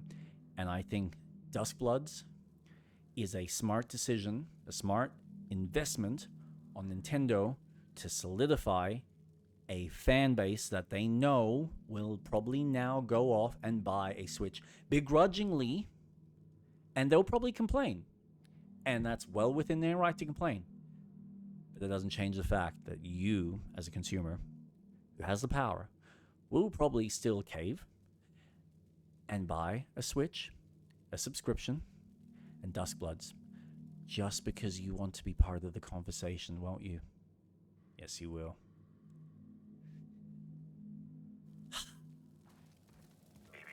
Timeline discrepancy. Fruitful and Money talks. productive welcome, brother. And I bullshit had walks. a feeling you would visit me. I offer a wide variety of productivity seminars. I hope you'll consider taking one. But I should remember my manners. To what do I owe the pleasure of the Special Inspector's arrival? How did you know I was an inspector? My disciples come to and from the Grand Colonial, bringing supplies and information. Knowing what happens at the hotel affects my livelihood, after all. With that said, I'd love to involve you in one of my productivity seminars. We should clear you of all those nasty, nasty humors hampering your potential. Didn't Halcyon Helen, right? Yeah, all right, cool. Halcyon Helen say you were a hack? Absolutely not. Any statements by Ms. Helen about us were blown out of proportion and altered by the media. In fact, she quite recently... excuse me. I seem to be remembering something that never happened. Whatever the case, I'm sure her speech about us was all a misunderstanding. You know, I have been feeling like my potential is hampered lately. What do you offer?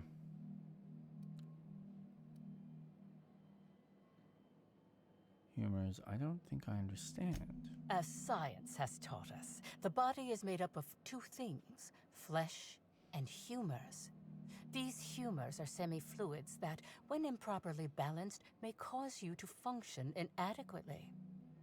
By signing up for my seminars, you can balance these humors for only mildly inordinate and repeat payments. Cancellation is subject to repercussions. Something about all this seems fishy. What kind of repercussions? Nothing you need concern yourself with, brother. It's all in the contracts. But of course, no one need subject themselves to such repercussions if they don't cancel. Regardless, can I interest you in a seminar? You know, I have been feeling like my some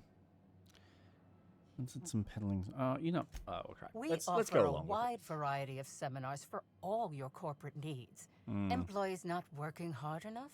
Employees dying too often? It's most likely your managerial humors. And of course, seminars for balancing the energies of your business offices. Interior decorating is much more important for success than many would believe. If any of this sounds at all interesting to you, Thanks, Doctor. might I interest you in the first 82 words of our most popular seminar's introduction? Free of charge.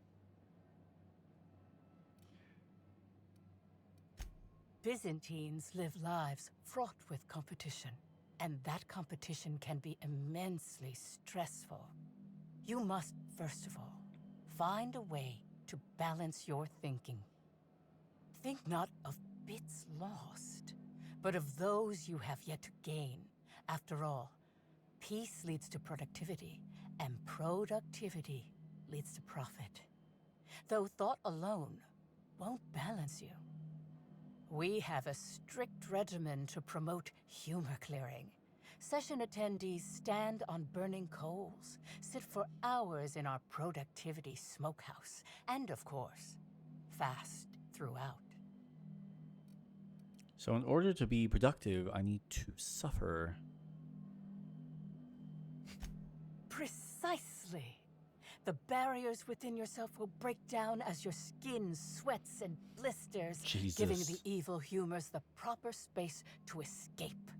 It's my patented method. You crazy girl? I'm gonna ask you some questions about Halcyon Helen. Please answer truthfully. Oh? I'm surprised. I wouldn't think the two of us would have much to discuss about her. We may have had some terse interactions before her death, which I most certainly regret. But beyond those, well, never mind. What would you care to know? You and Helen didn't get along, I hear. I wouldn't necessarily say that. The media tends to exaggerate.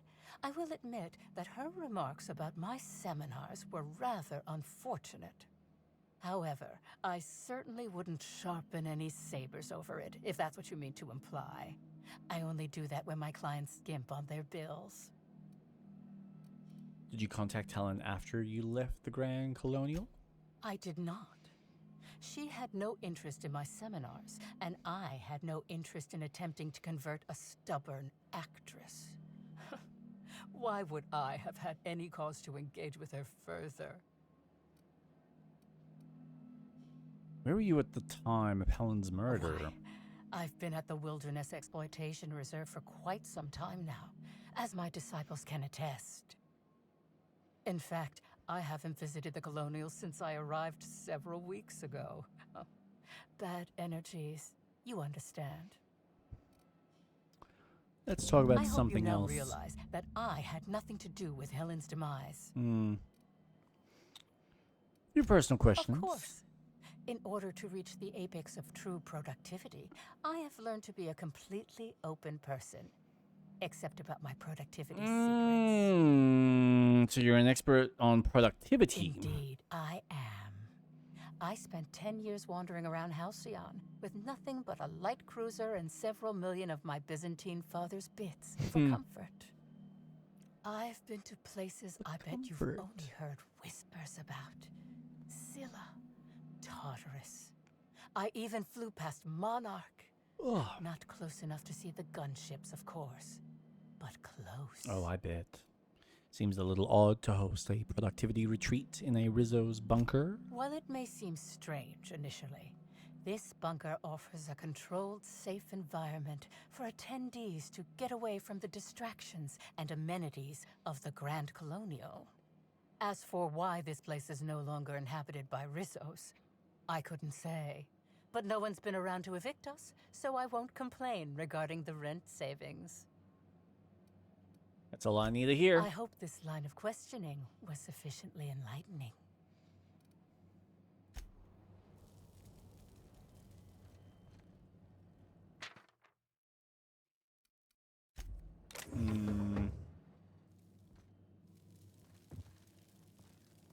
Hello. Herbs.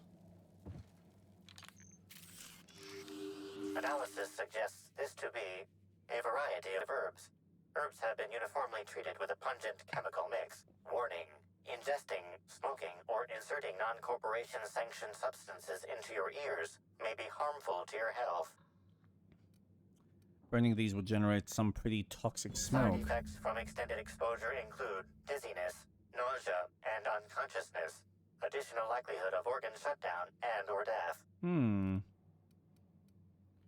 Discrepancy amplifier. How would these most likely be used? Prior analysis suggests these herbs reach peak effectiveness when users burn them and inhale the resulting smoke. Whether or not this increased effectiveness is good for an afflicted individual has yet to be determined. Can you analyze the chemical these herbs are treated with? Analyzing complete. Substance appears to be a mix of industrial solvents and various essential oils. Substances include Industrial. cow dander remover, sprat oil, and starship surface wax. Though the dry herbs are difficult to chew, the flavor is less bitter than you would have expected. It's woodsy-like triplical with a singed aftertaste.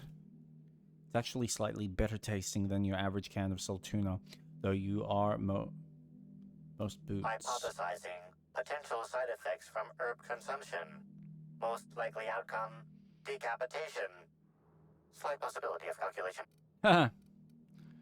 Making notes, and let's move on.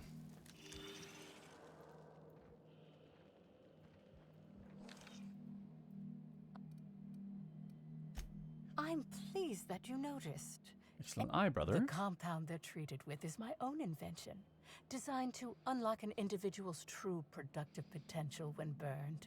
I can't say any more. Trade secret, you know. They seem toxic enough to potentially kill someone. None of my clients have ever complained, so I'm sure they're perfectly safe. Is there anything?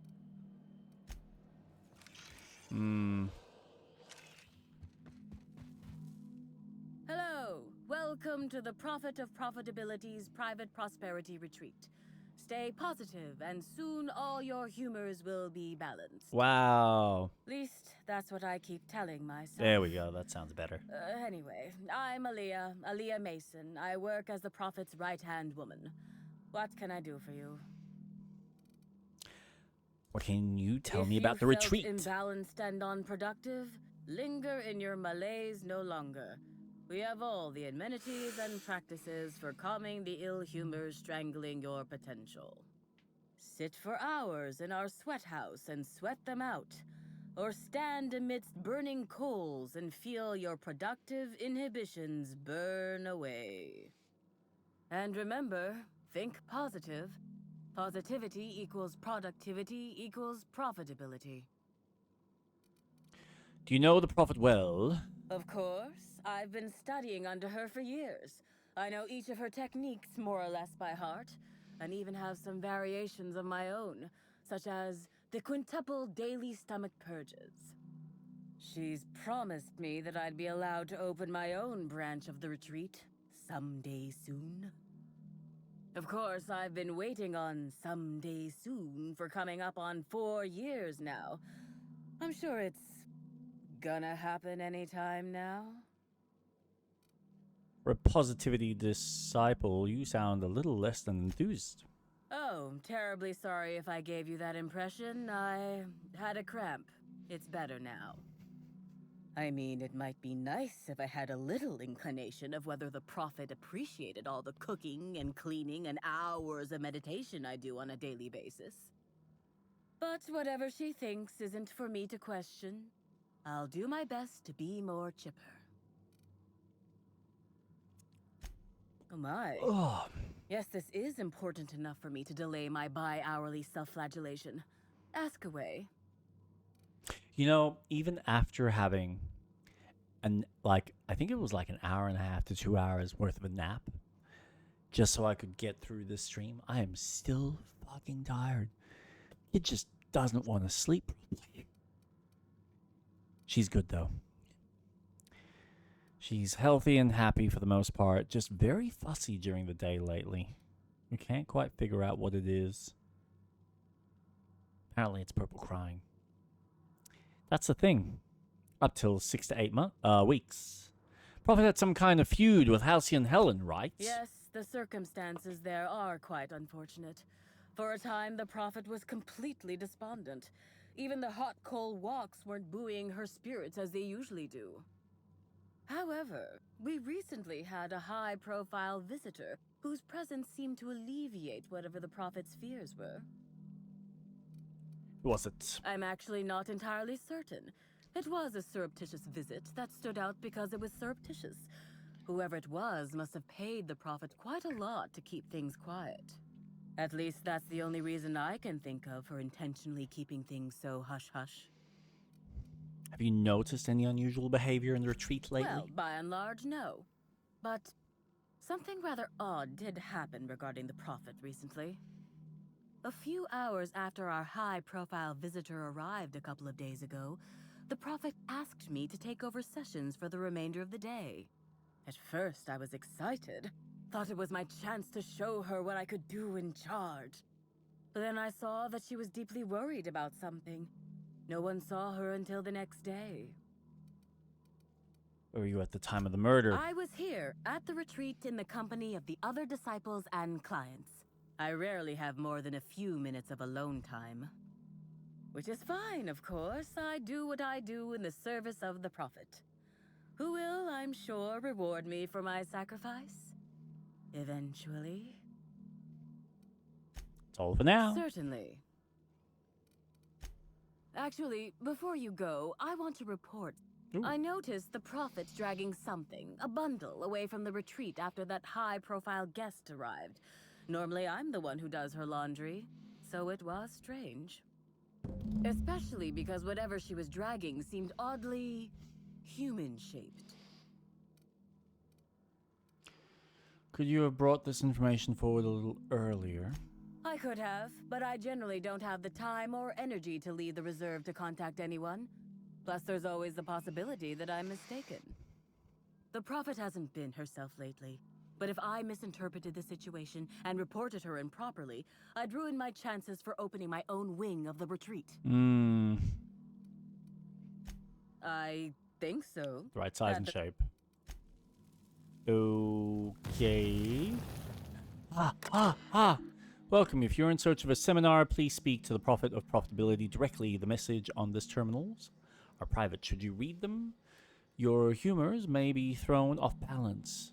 Is your curiosity worth the loss of profit? View messages. From Bellamy Ruth. Prophet's alibi.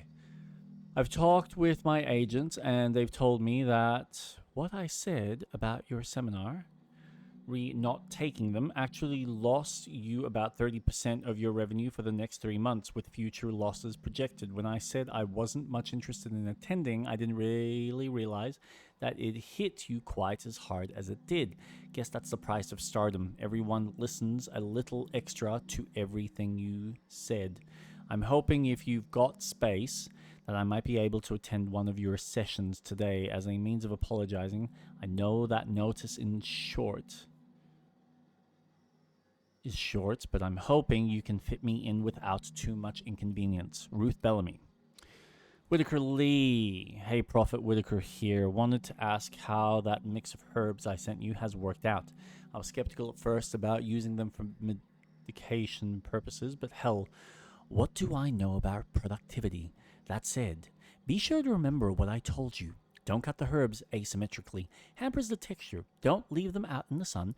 And for law's sake, make sure you keep the smoke doses small. Last thing you want is to accidentally send somebody into a coma, or worse, kill them. Be smart, Whitaker. Your devoted attendees. Prophet. Your other attendees of tripling profits through transcendentalism. And I have reconvened, and we're all in agreement your seminars are simply top-notch. We've seen a 0.5% increase in each of our business and total profits since we attended your seminar together. Of course, with the price of materials, shipping, and other costs involved, it boils down to more of a 0.1% increase, but an increase is an increase. If you ever decide to visit the Grand Colonial, you simply must let us purchase you a round of drinks. Thanks to you, we certainly have the bits for it.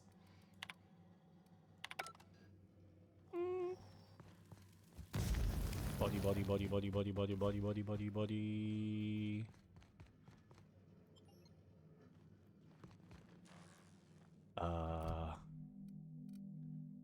Look for the body. We're looking for the body? Yeah. Looking for a body. Looking for a body. Body. Beep, beep, beep. A semi-recent set of tracks in the dirt stand out from the dead leaves that those made by passing creatures. Identifying human footprints leading out into the wilderness. It is unusual for productivity disciples to wander more than a few feet from the camp. They're not mine. Are they Helen's? Scanning. No. Helen's distinctive shoe size not found. Judging by footprint depressions and shoe size, these prints were either made by the Prophet of Profitability or Adjutant Sophia Akande. Error. Recalibrating. These footprints were made by the Prophet of Profitability. That was... okay. I don't know whether that was a good thing that it recalibrated like that or a bad thing. Timeline discrepancy detected nearby. Hi. Damn, but we're good. Where are you? Timeline discrepancy detected nearby. Additional tracks belonging to the Prophet of Profitability. Beep, beep, beep. Timeline discrepancy additional tracks belonging to the Prophet of Profitability. Judging by the shape of this indentation in the dirt, a person of medium height and build laid here for a number of hours, scanning for other details. Only additional signs of disturbance are a few marks in the dirt. I'm imagining things, or does it seem like whoever was dumped here got up? No sign of struggle or evidence of wildlife consumption of body. Suspected likelihood of user correctness, 86%. Strange, let's keep this in mind.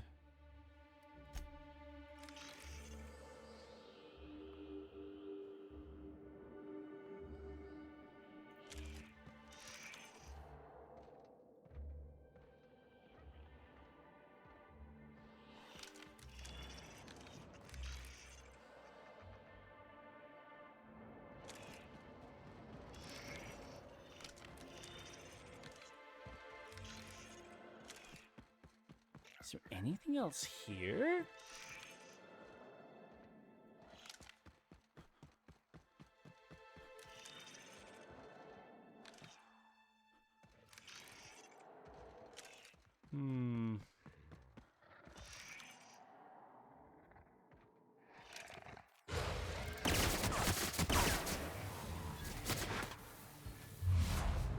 Oh, shit.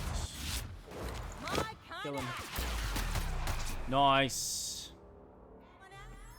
Yeah, maybe later. Ooh. Hotel guest. Dead hotel guest key card.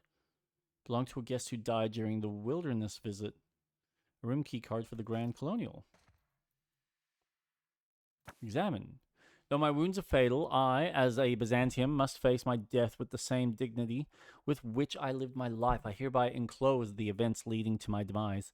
A tragic turn of fate separated me from my guides. The duo fled as our party encountered a single raptidon, the cowards. I, however, drew my rifle and felled the beast, but not before it sank its teeth into my flesh. I imagine I must have been the finest thing it had ever tasted in this wretched place.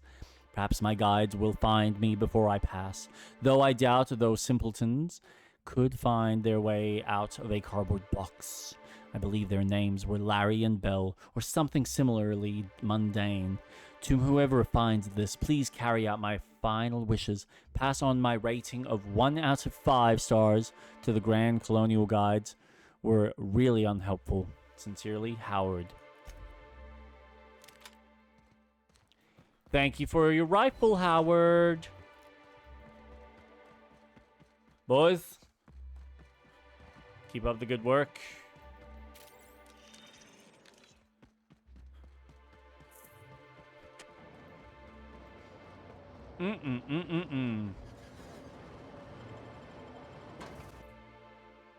What other hidden secrets are here? What more can you tell me about this body? Welcome back, brother. Thank you, Prophet of Profitability. I'm delighted to extend my desire to aid you, brother. How might I assist? Well, someone said they saw you dragging a human-shaped lump into your yurt. Who said that? I'll be sure to give them a special seminar on not needlessly implicating the person who puts food on their table. It was a bundle of clothing, brother. Even productivity geniuses need to do laundry from time to time. The quicker I get to the truth, the faster I can leave you alone. Yes. I suppose the more quickly we get off this subject, the better. There you go. I had a visitor, yes. But as it turned out, some of my productivity techniques were too much for them. I had to drag them out by hand. They were drugged up. But Too high. their peers came and collected them shortly thereafter. I'm sure whichever attendee it was is perfectly safe now. I followed your trail where you dumped someone in the wilderness. Oh, really? What did you find there? What did I dump?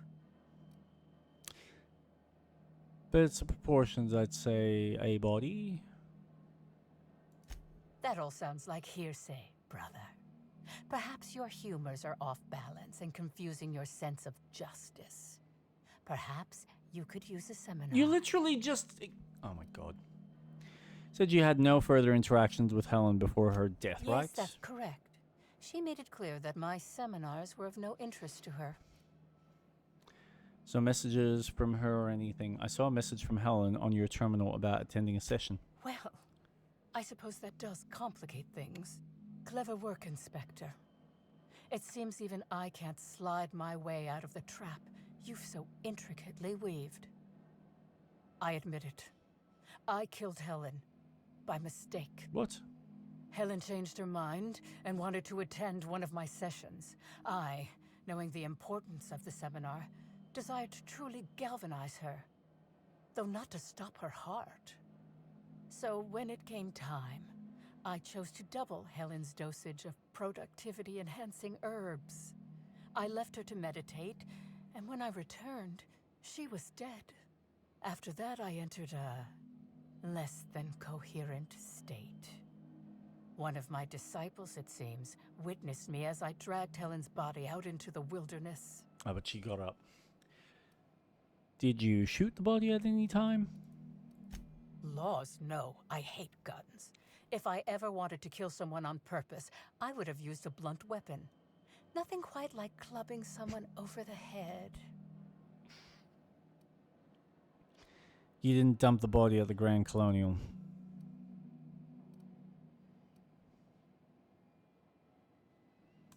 What? Is this some kind of joke? You're an inspector. It's your job to arrest me, isn't it? But it was found in the Grand Colonial. She was killed there. I don't believe you. I think this is all a trick. You're trying to catch me in a lie. Get me to reveal my productivity secrets. Look, if Helen's body wasn't where you left it, she must have awkwardly awakened and walked away. No. Someone must have moved it after I killed her. One of my business rivals, waiting for me to fall into a false sense of security so they can strike. The only thing you've done is being completely negligent. You can't trick me. I finally discovered what's happening. You've been paid off. Someone else learned that I killed Helen and is going to use that information to blackmail me. You think I'm going to let this injustice happen? Ha! Tell the constable that I killed Helen. It's 1,000 times less miserable than whatever my enemies have planned. I'm not getting the deputy or anyone else to falsely imprison you. You monster! What am I supposed to do now? Oh, you're a They'll be here maniac. soon. And once they arrive, I'll be powerless. Powerless! I just want to go to prison! Is that so wrong? You are loco. Hey, bye-bye. Eesh, some people. Right, now, report to Ludovico. Confront Spencer. Speak to Cedric's office. Aha, hold on.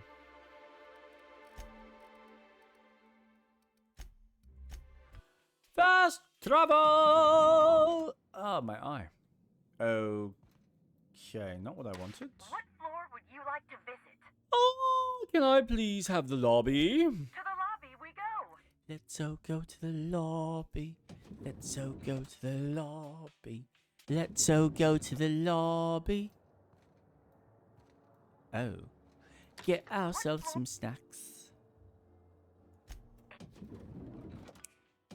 Let's go. Let's get on with it. Spencer Woolrich. What? Back to you then. You're here. Ask me any... Yes, I learned a thing or two about your activities in the hotel. Oh, have you now? Please do go on. Don't leave me in suspense. Not at all, sir. I have security footage of you tampering with Helen's last meal. What? That damned bellhop promised discretion. Ah. Well, if you must know, it's an appetite suppressant. How do you think I keep my form so lithe? Terror ray glands keep... I've never heard of that. You sure you're talking about terror rays? Their bits tend to give folks the runs. Oh, that's it. I'm firing my nutritionist this instant. I have security footage of you tampering with Helen's last meal. Tampering? No, no, no. I just happened to be passing through the kitchen and saw a dish that looked good. If being hungry is a crime, you better indict 3/4 of Halcyon. If the pituitary gland was an appetite suppressant, you wouldn't be hungry if you took it. Oh, well, there's... maybe I just wanted to see what was in it. Oh, as it so happens, I may not have had the terror ray gland acquired for personal use. I may have placed it in Bellamy's meal.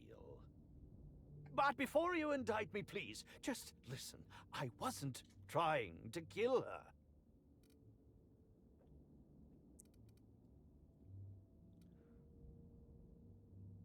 Talk. I will. Terror ray glands aren't supposed to be lethally poisonous. They're supposed to cause extreme lethargy, as if you'd inhaled several quarts of Spectrum vodka. She would have had to eat 6 or 7 of the glands to die, and even then, it would be an extended, arduous process. Or maybe you played one on the ether wave. No, really, you must listen. I wasn't trying to I kill know it wasn't you. Bellamy. I only wanted her to be incapacitated during the Brown unveiling. With her out of commission, the next available celebrity, myself, would get to host the unveiling. Please think twice about telling the administrator of my misdeeds. If he learns the truth, what's left of my career will be left in shambles. I'm telling him the truth about what happened. What would you want me to say instead? What will happen when all of the great actors are... There will be nothing on the aether waves but serials starring mechanicals. No, I don't think it was him. I think it was Ludovico.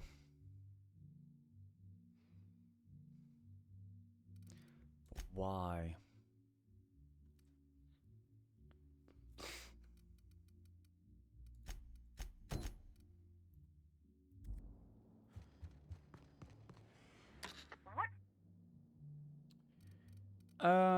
Lobby.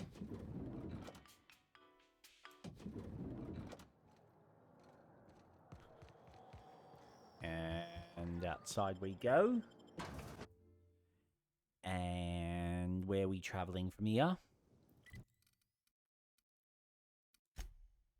All right then.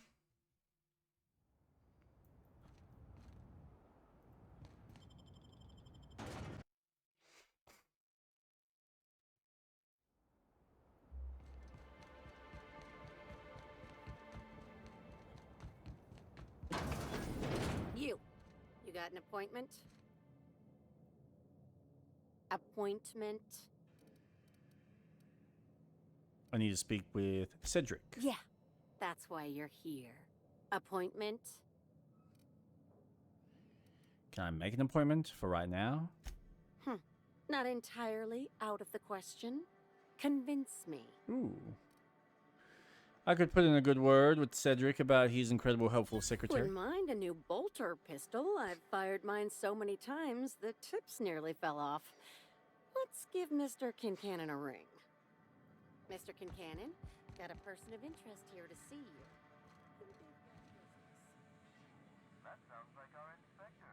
Please send him up. Why, if it isn't the inspector, I was hoping you'd swing by. Here for my alibi, I assume.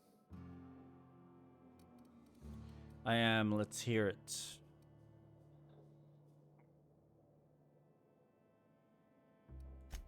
Let's see. That night, I was...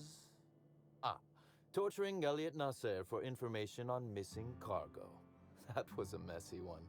Didn't break until nearly noon the next day. Can you imagine? And where would I find Elliot Nasser to verify that? An excellent question. I had his body dropped off the edge of the land complex. I'm not sure what happened to it from there, scientifically speaking. Maybe it dissolved? Ultimately, though, it doesn't matter. You'd be a fool to believe me, regardless of what I told you. People lie, and I am, incriminatingly, people. He's honest. Then how am I supposed to trust anything you say? So your alibi is that you were busy murdering someone else. Which, as I said, you should not trust. If it helps, however, you might consider pursuing not my means, but my motive. Why in the name of the architect would I kill Halcyon Helen? She was making me a fortune. Isn't that loss for Slug? I'm considering a line of commemorative merchandise. Still, that's nothing compared to what Helen would have made us in the long run. I'd offer to assist you in your work, but I have a mystery of my own to solve, I'm afraid. And what would that be? You may very well want to. This particular trouble strikes me as not unrelated to your investigation. Items are disappearing from Slug's storage and processing warehouse. The thefts began a week before Helen's unfortunate death, and there have been more instances since. Before you ask, I know the difference between cargo going missing and cargo going missing. This is the latter. What's the connection to Helen's murder? Nothing unsavory, and nothing Ludovico shouldn't know about, if that's your concern. I'm quite serious when I say Slug is a legitimate business. As to the specifics, I'm not sure. The warehouse foreman should be able to tell you. Before you ask, I know the difference between cargo going missing and cargo going missing. This is the latter. What's the connection to Helen's murder? I'm not sure. I'm only confident there is one. That the thefts began mere days before Helen's untimely demise is an extraordinary coincidence. I'm not a man who believes in happenstance, Inspector. I do not trust it. Guess I can't guarantee the theft isn't related to the murder. I certainly wouldn't take that bet. Regardless, this will be fun. You out in the field, chasing down leads. Me, scheming in my office, preparing to unspeakably mangle the perpetrator. I say this once, whoever's behind this is going to jail.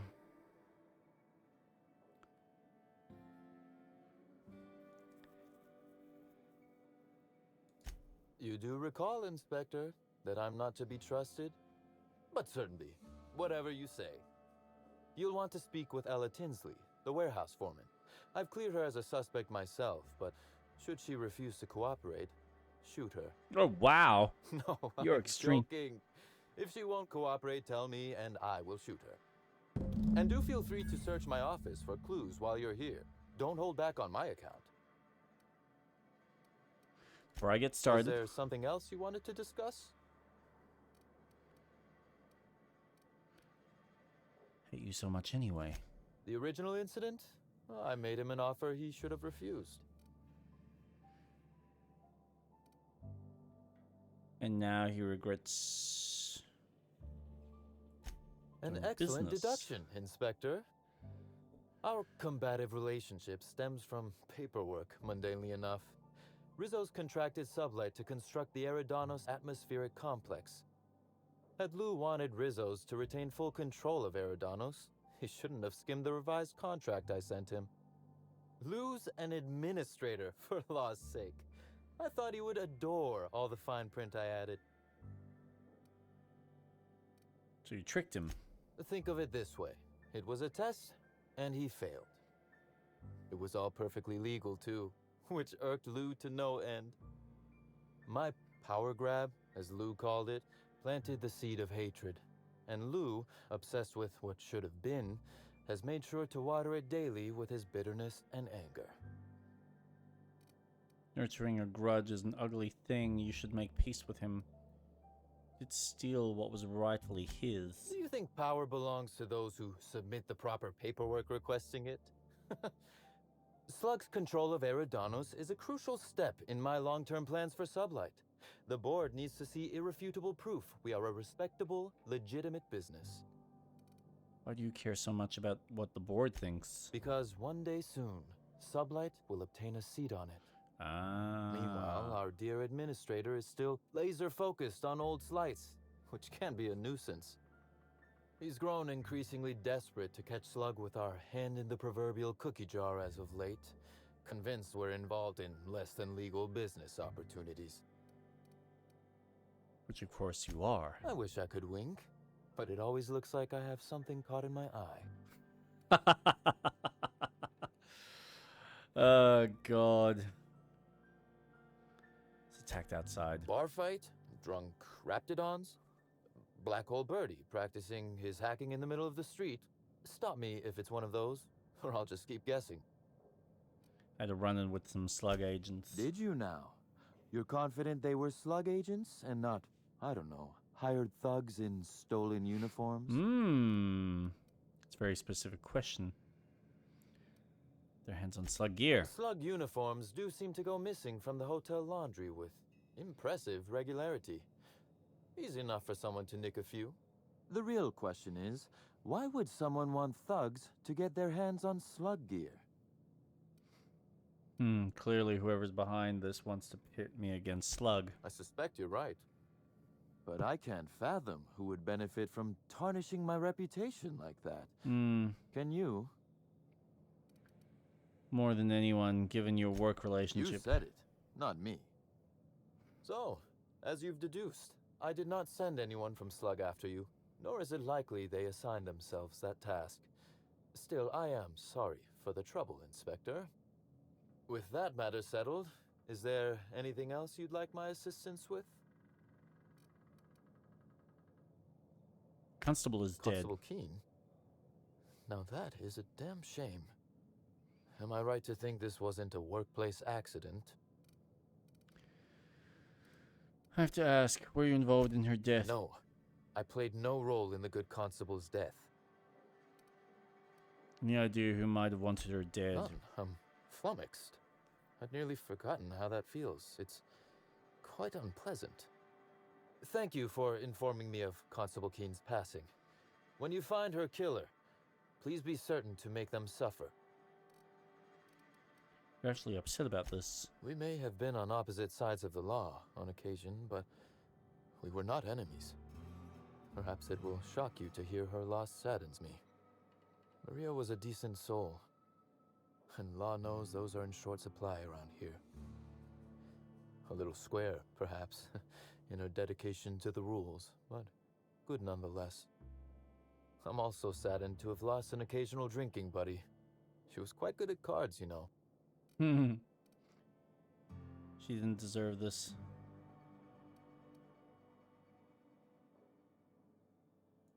She was fond of a 0G, though I cannot begin to imagine why. But let's discuss something else. Do you have other matters requiring my attention? Very. Did you have any dealings with Helen? A few.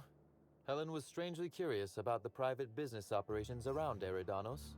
She said it was role research, but how much business know-how does one actor truly need for an action picture? I also arranged to have Helen supplied with mag picks, bypass shunts, and other hacking tools. She wanted to buy. Why did you help her? Because she paid me to, Inspector.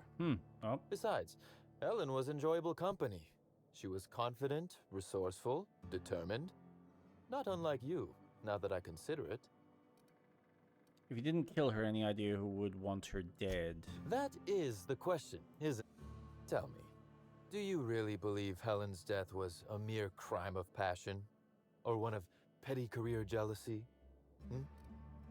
I'm not willing to rule anything out yet. A smart approach, Inspector. And yet, this murder is bigger than Miss Helen's personal life. Bigger than her latest moving picture. I'm listening. Her actions in the time leading up to her death do not align with those of an actor on Eridanos solely to promote Spectrum Brown. Stay sharp, Inspector. Now is not the time to lose focus. Because whoever did kill Helen is not going to come forward so easily. You know more than you're telling. I might. I just might. Your point, Inspector?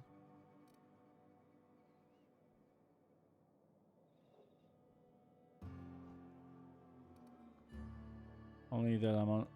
Okay. Yes, I suppose you have. Be very careful, Inspector. I'd very much like to see you still around for the grand finale, whenever it comes, whatever shape it takes. One moment, if you please, Inspector. I've answered your questions. I believe it's my turn to ask you. What, or who, made you decide to investigate me?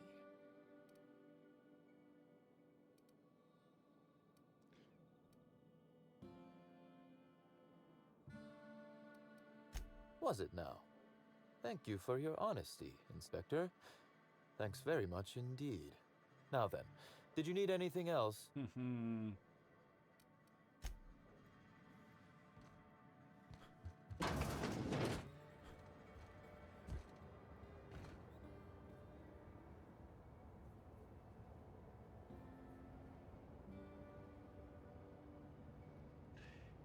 See, a part of me wants to think it's Ludovic.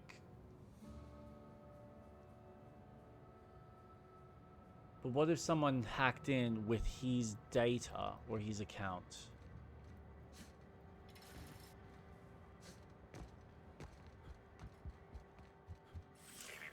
Timeline discrepancy detected nearby. This copy of TK contains 142 fewer pages than a standard copy. The missing pages were likely removed to create sufficient space for the hidden listening device inside. Mission capabilities. The receiver must be somewhere nearby. Inspector, please transmitter speaking into the device in order to trace the transmission and reveal the receiver's location. Whoever's listening, Poor woolly moo. cow impression transmitted. Transmission analysis complete. While the precise location of the receiver could not be pinpointed, it has been narrowed down to a smaller, approximate range.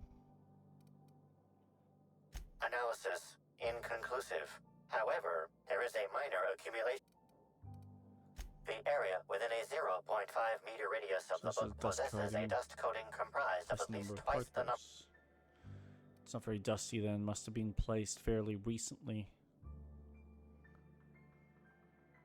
That is highly likely.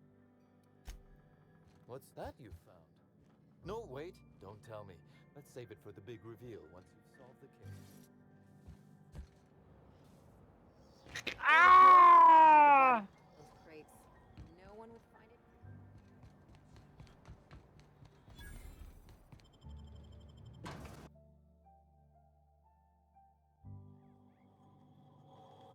Hi there. Sorry, this area is off limits to port vision. Oh, wait half a second. You're the inspector. Sorry about that. I'll buzz you right in. Mm-hmm. Feel free to have a look around, sir. Wonder how many of these boxes fell off the back of.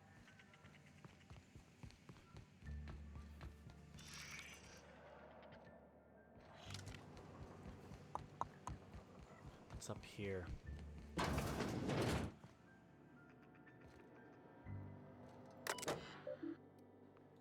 Hack incoming from B-Chan. Subject: it happened again. Pen, Soda, I'll never understand where you get the energy to care about this shit. Tinsley, I don't know what to tell you. Pretty much the only ones that handle any cargo are the automechanicals. You can come look at them if you want, but even I have better things to do than help you exact justice on a void damn pen thief. Benson.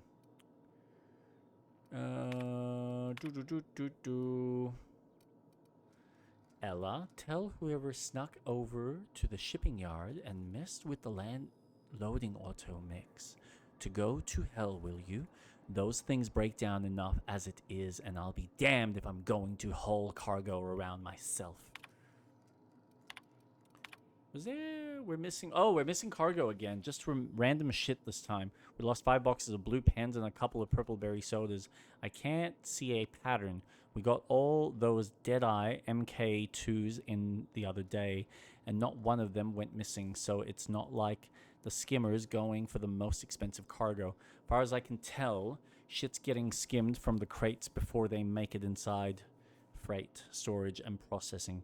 Could someone be breaking into the shipping yard at night, you think?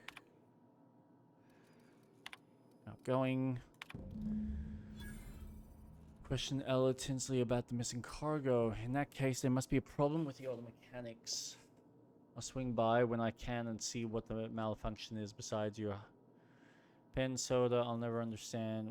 Yeah, okay.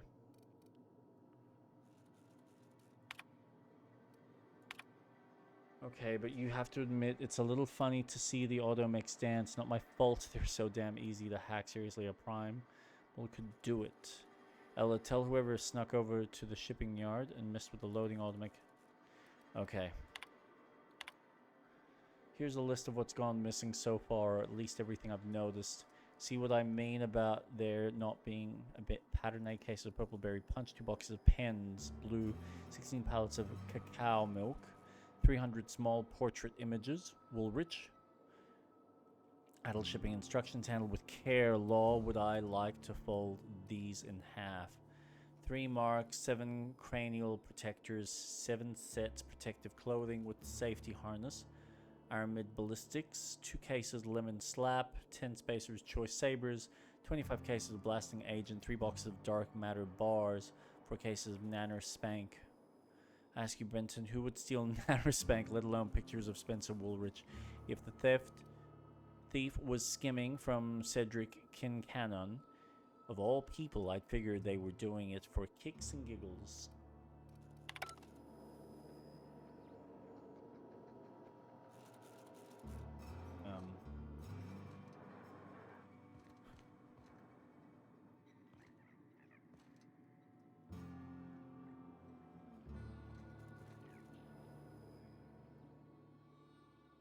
You're the inspector, aren't you? Boss Kincannon said you'd be by about the cargo that's been going missing. Gosh, this is so neat. A real-life inspector. What's that like? Have you solved any mysteries yet? Ever had to shoot a suspect? Why don't we focus on stopping those cargo thefts? Right, of course. Just tell me how I can help. What's the culprit been stealing? That's the weird part. There's no pattern, far as I can tell. The thefts don't make sense. I ask you, who would steal a handful of Spacer's Choice Sabers, so dull they can barely cut mud, but leave the spectrum black? Ugh. Who'd be desperate enough to want to steal a Spacer's Choice Saber, full stop? Sounds like our perp's not fencing the stolen goods. Yeah, probably not. No one's dumb enough to think Spacer's Choice Sabers are worth half a damn. Then there's the most recent theft. 5 boxes of pens and a couple of sodas. I can't decide which one's sadder. See what you mean about there not being a pattern. Well, I'm no inspector. If there is one, I'm sure you'll find it. Has access to the cargo. Everyone here at Freight Storage and Processing, for a start. Thing is, the cargo is going missing before the shipments even get to the warehouse. Best I can figure, it's probably getting lost in the shipping yard. As for who has access there, Benton Chan, he's the shipping yard manager. He told me it's mainly just the loading automechs that handle cargo. Maybe there's a problem with the automechs. Could be. Those things will break if you so much as look at them funny. That's Benton's area, but don't bother asking him for help. Last time I asked him to check the automechs, Having the whole head engineering told me in he this couldn't help quest, because I he think, was is very dead. useful. Thanks for the heads up. It won't bother him any if you have a look yourself, though. Hopefully, you're mechanically inclined. Oh, but Access terminal, so I had spare key card made up. It's all yours. You are refreshingly well prepared. I wish you were being sarcastic.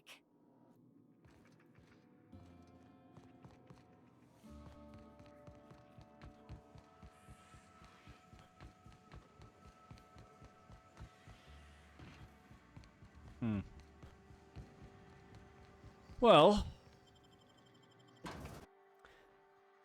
let's see if we can figure out. Ooh. Their mistake. Whoa!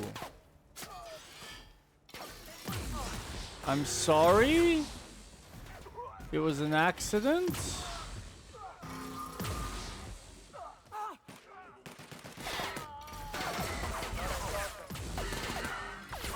No, shoot me. Just shoot me. Shoot me. Shoot me. There you go. One more. One more. One more. Come on. No. I'm like, we're right there. Yay! I didn't mean to go into a restricted section. I thought you'd like continue. Where's it continue from?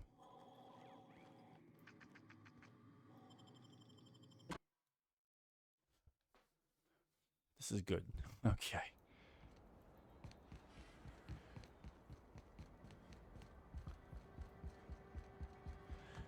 Whew.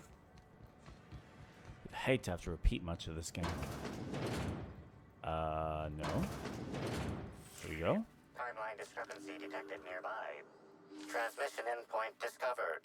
The receiver in this book matches the transmitter to the listening device found in Cedric's office. It's somewhat grime-covered. Ooh. Any clues as to who put it here? Due to the high level of foot traffic in this area, this unit is unable to determine who placed the device. Take the receiver.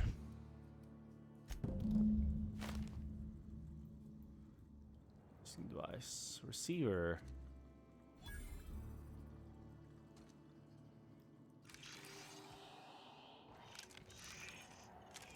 Slug's got a cozy operation here, but I like the Groundbreaker.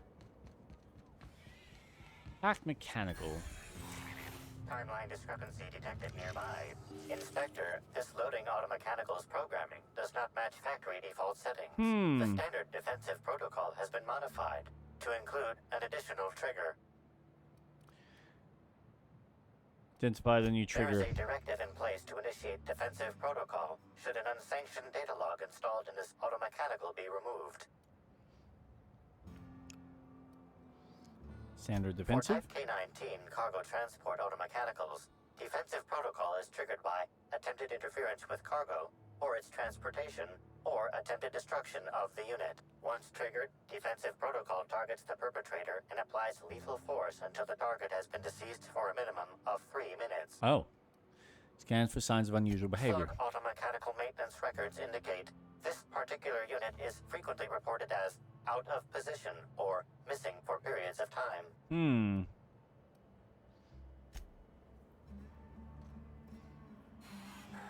Loading automechanical unit K-14 is fully operational at 99%. Please designate the cargo. How can this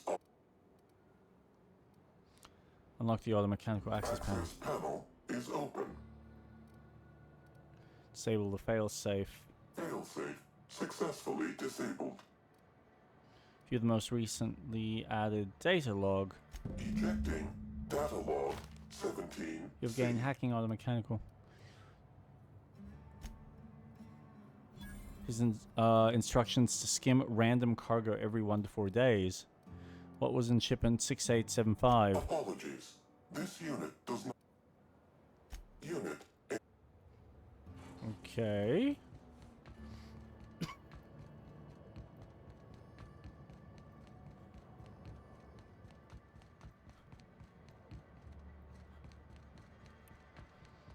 Let's go talk to our little gangster friend here. Inspector. To what? We solved your cargo skimming issue. Ooh, I love this part. The big... What happened? You've got a serious security problem. What makes you say... Somebody bypassed the loading mix security system and rewired them to skim random goods. Damn. You're good. Hacking the Automex. So that was our skimmer's game. But why? Everything that was stolen has seemed random. Culprit didn't want you to.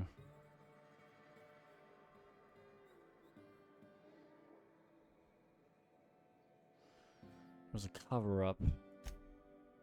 A cover-up. I see. Random theft. The random theft was a smokescreen to... I must say, Inspector, you've done Then that just leaves how the culprit knew where their true target would be, or indeed, that slug would soon possess it.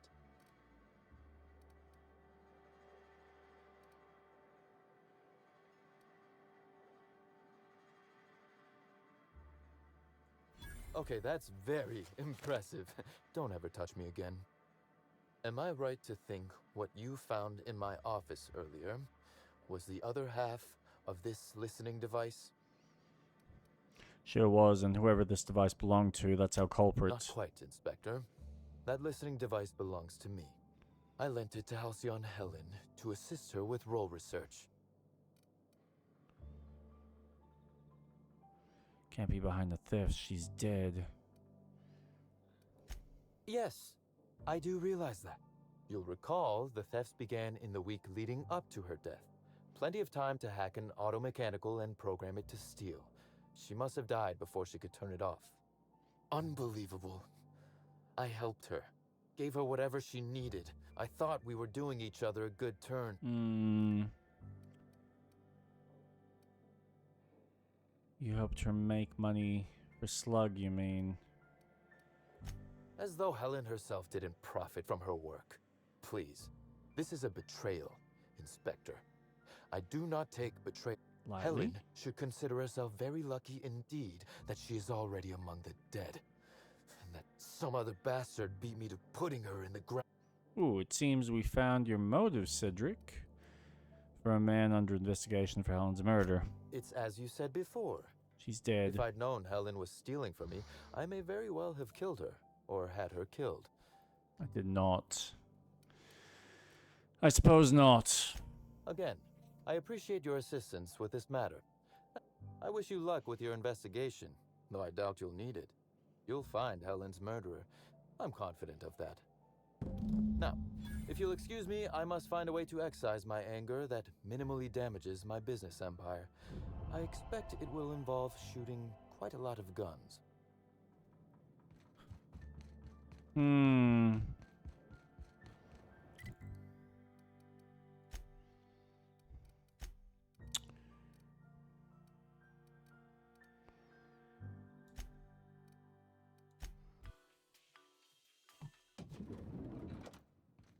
I wonder how this is all going to play out. Inspector, I've just received word that Constable Keene is dead.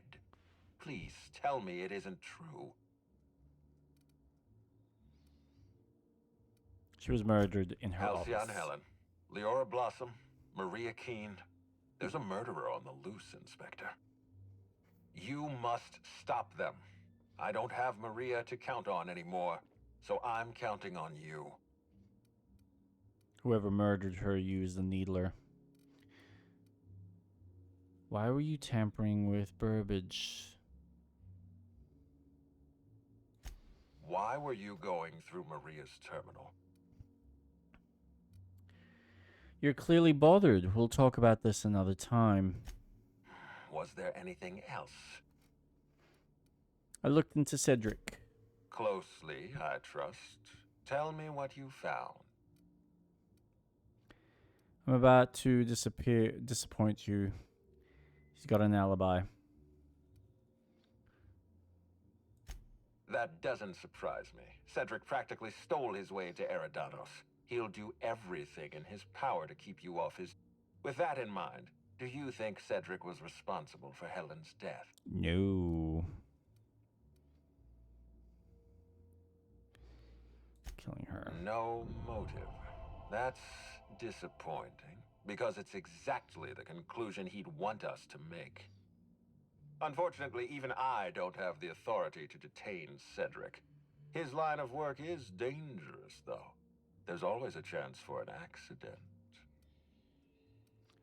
Point to Ludovico. He's alive and well. Well, I'm glad to hear that. I've already lost Dr. Blossom and Constable Keene, but at least Cedric's alive.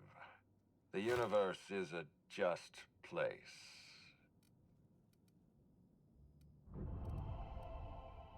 Helen's poisoning. Excellent. I trust you have a name for our poisoner.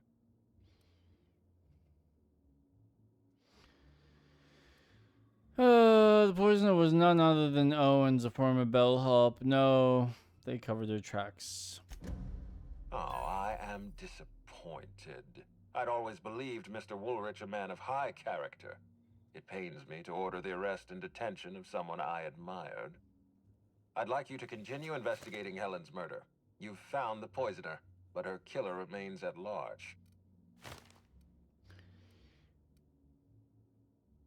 Ms. Leyva earned that title, but not for the reasons you'd expect. The profit business has been profitable for the hotel. Not so much for Ms. Leyva's followers. So, tell me, what did you find? Think she's a fraud and a cheat. Ms. Leyva's techniques have no basis in modern science, but she makes bits hand over fist. That makes her a fraud. If that makes her a fraud, does the Prophet strike you as a reasonable candidate for Helen's murderer? Nope. Reasonable candidate, she either did it or she didn't. I'm still considering my options. Maybe she needs to be detained until I'm done with...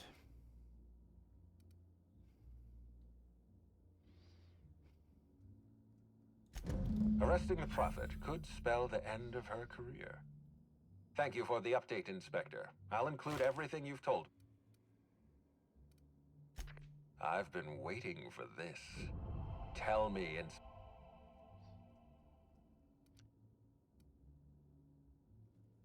You did. I beg your pardon. You think I killed Halcyon Helen?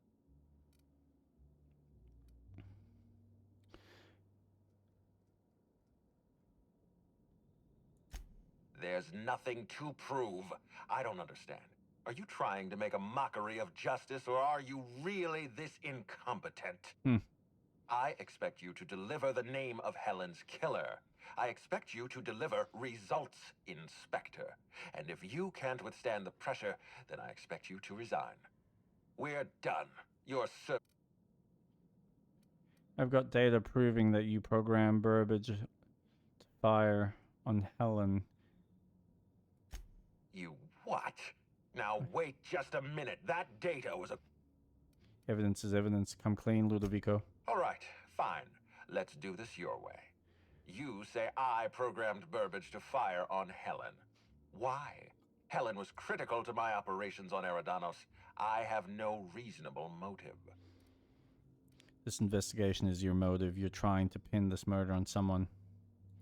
I admit, I have been encouraging you to resolve this case as quickly as possible. Helen's death is a stain on our reputation. I don't want it becoming permanent. It wasn't enough that she smile for our cameras and kiss a bottle of Spectrum Brown. No, she had to know what was in it, how it was made, why it was made.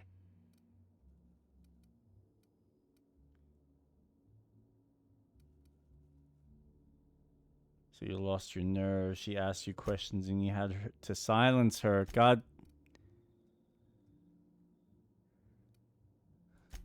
For once, we're... Wait, don't move a muscle. Someone's just tripped my alarm. And my security defenses. And killed my patrol. The distillery is under attack. Someone's after me, Inspector. I need you over... I thought you said my services were no longer required. Forget what I said. I'm renewing... Damn it. Someone's interfering with my transmission. There's no answer. So, guys, should we help him out, or...? Whoever the real killer is.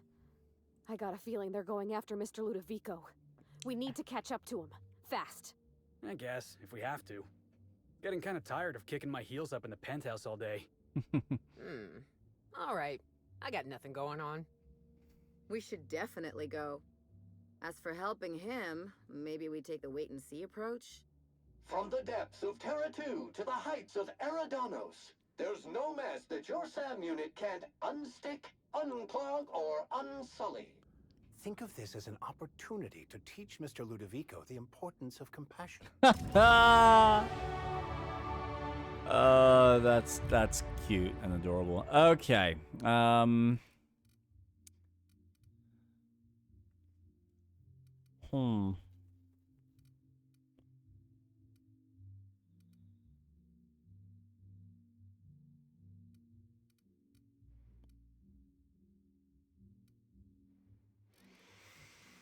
Oh, what do I want to level up? There's really no point. I got 30 points.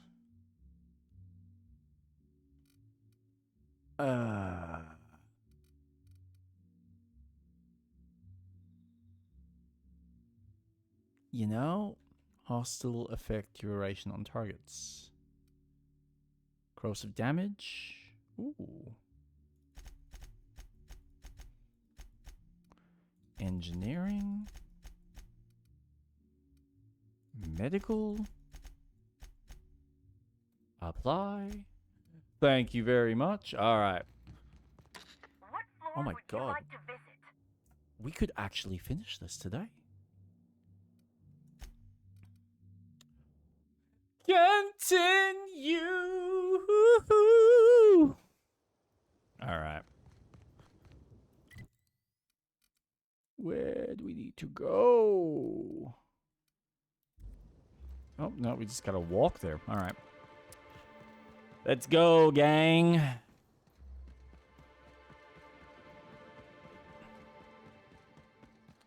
Let's see what Ludovico was trying.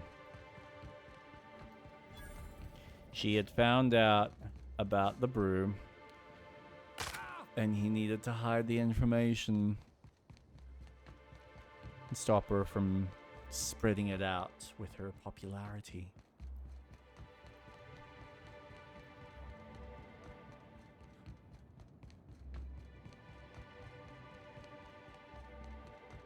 Everyone else was just getting in the way and finding information that they shouldn't have.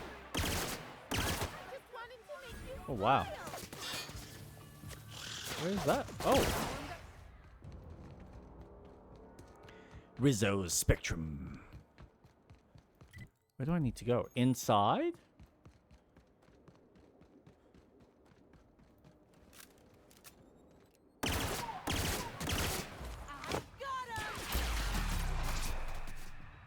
you're pretty dead.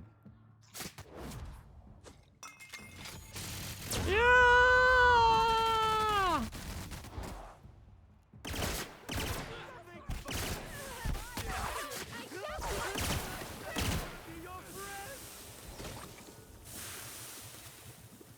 Sure you are, buddy. Sure you are. Security breach. Let's get to the bottom of this case.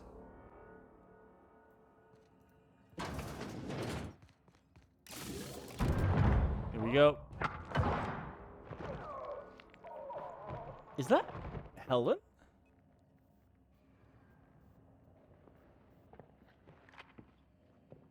It's you. I had a feeling you'd catch up to me sooner or later, Inspector. I was just hoping you'd find me standing over the Administrator's corpse. What in law's name? Halcyon Helen, how are you still alive? Oh, is that Ludovico I hear? Perfect. I'm so glad he's still in the building. Would you mind letting him know I'm about to blow his whole operation to flinders? That's a... you want to explain how you're still alive? Brace yourself, Inspector. You're about to learn the biggest secret in the vaporwave industry. Halcyon Helen was never one person. I shared this role with my twin sister, No. Belinda. A twin? The only thing worse than being an only child has gotta be having a perfect sibling. Can you imagine the parents? Belinda and I were the best kept secret in the business. Nobody could tell us apart. And certainly not a peevish, petty, miserable little worm like Quentin Ludovico. So when I discovered the truth, when I realized what Ludovico was about to unleash on this colony, Belinda paid the price.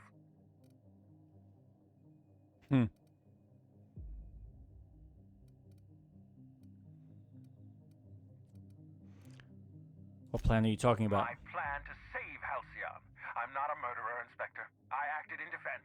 Bullshit. I had to defend Halcyon's future. Bullshit. Tell the truth, Ludovico. There's nothing safe about Spectrum Brown. You want to infest this entire colony with those disgusting parasites. They're not parasites. I beg to differ. Symbiotic life forms. They belong to the highest order of life form, capable of living in perfect harmony with humanity. The symbiotes evoke a feeling of joy in their host, a bliss so pure, so profound as to render the most exquisite recreational substance obsolete. Oh, don't you see, Inspector? I want to bring joy back to Halcyon. I want this colony to smile again.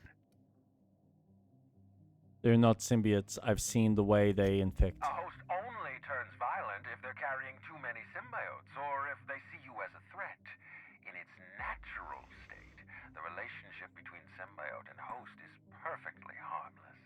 Listen to me. I never wanted to take a life, but I had no choice. I couldn't let anyone destroy this colony's only chance at real happiness. But what about Helen? What about all the innocent people she's killed? No one I crossed off was innocent. That was you in the labs. You killed Dr. Blossom? Have you met Dr. Blossom? She was practically a reptile. A cold-blooded psychopath who toyed with human lives in the name of scientific advancement. I mean, that's fair. Leora Blossom wasn't a person. She was a weapon in Ludovico's arsenal. You call it murder? I call it disarming my enemy. I know you killed the Ranger's mascot. The mascot was a spy working for Ludovico. He was ordered to keep an eye on Belinda and I, and report back to his master. You're being paranoid. I barely knew the fellow. Don't try to deny it. Anywhere Belinda and I went, that mascot was there, just watching us with those cold, dead eyes. Just how many people have you killed? I'm pretty sure he wasn't working for the administrator. He was a Rizzo's employee. He belonged to Ludovico's horrible little family of grinning idiots. Dr. Leora Blossom, Maria Keene, that flackwit of a mascot, they were standing between me and Ludovico, so I did what I had to do. I went through them.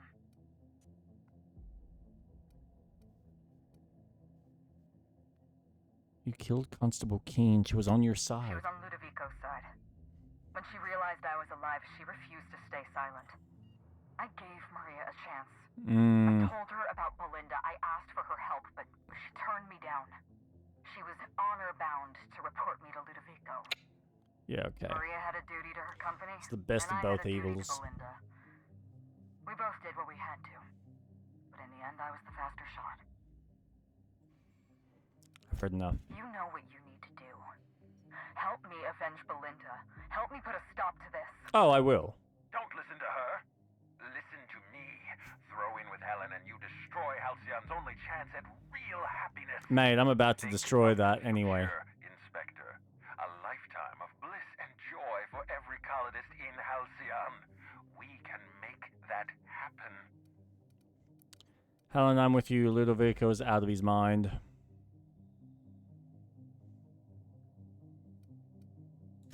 It's a deal. The lesser of two evils, I suppose. Let's get... We don't have a lot of time. We need to get out of here. Not so fast. I've sealed the bulkhead doors. You're staying right where you are. I'm sorry to do this to you, Inspector. Truly I am. If it's any consolation, Helen has brought some remarkably powerful explosives. Your death should be instantaneous. Goodbye, Inspector. Helen, we won't meet again. Damn it. He sealed us in, but I think I know another way out. Follow me and stay close.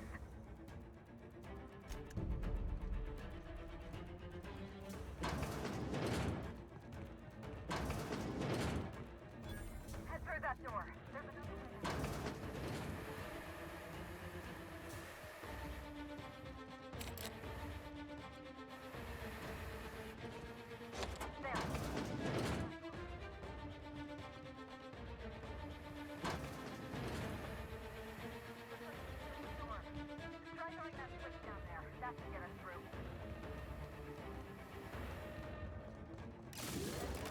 We're close to the exit.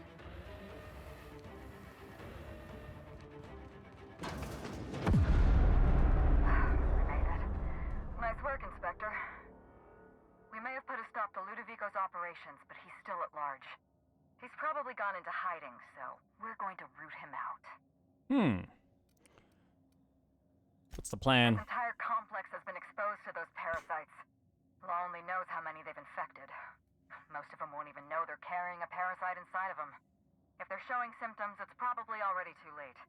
Boundless energy, insufferable joy, almost saccharine attitude of optimism. Then just like that, parasites bursting out of their bodies, fat and wriggling with vital energy. There must be some kind of pesticide benign to humans, lethal to parasites. You're a step ahead of me, Inspector. An airborne pesticide of some kind. I think you may be onto something. Let's meet back at your penthouse. We'll ready our next... I'll meet you there. See you soon.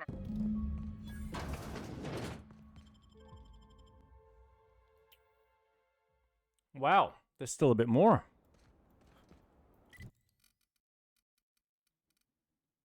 Penthouse.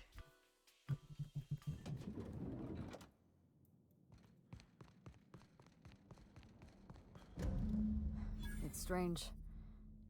When you walk through that door, I half expected to see Belinda. Belinda and I practically shared a life. Losing her feels like losing a limb. She's conspicuous by her absence.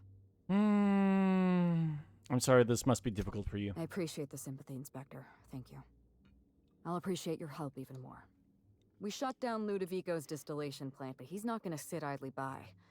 If he can't use Spectrum Brown to infect the colony, he'll resort to some kind of backup plan. I stole this formula from Dr. Blossom, a failed prototype of Spectrum Brown. Look at this. The prototype had the opposite effect, and actually made you immune to the parasites.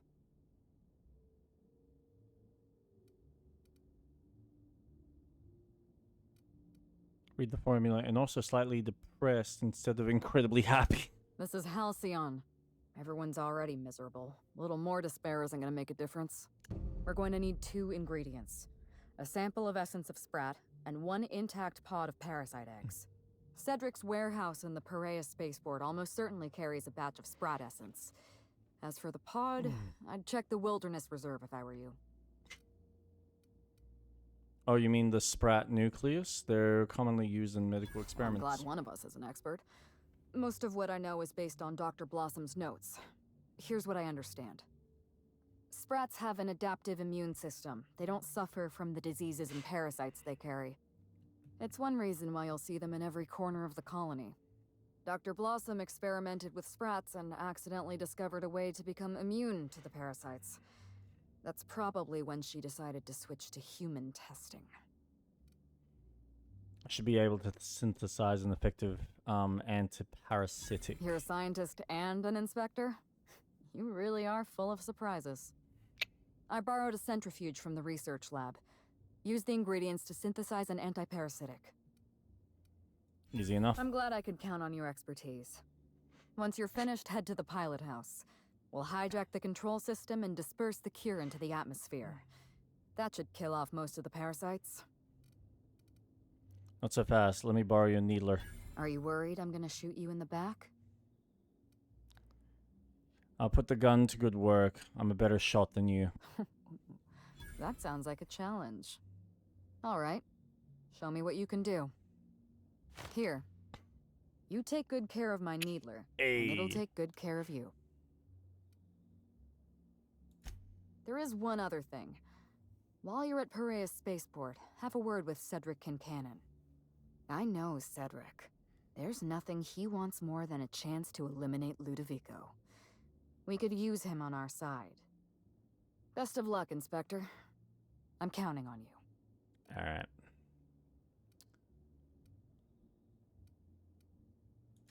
I'm not accustomed to talking about Belinda, but I'm also not accustomed to the kind of sympathy you showed me earlier.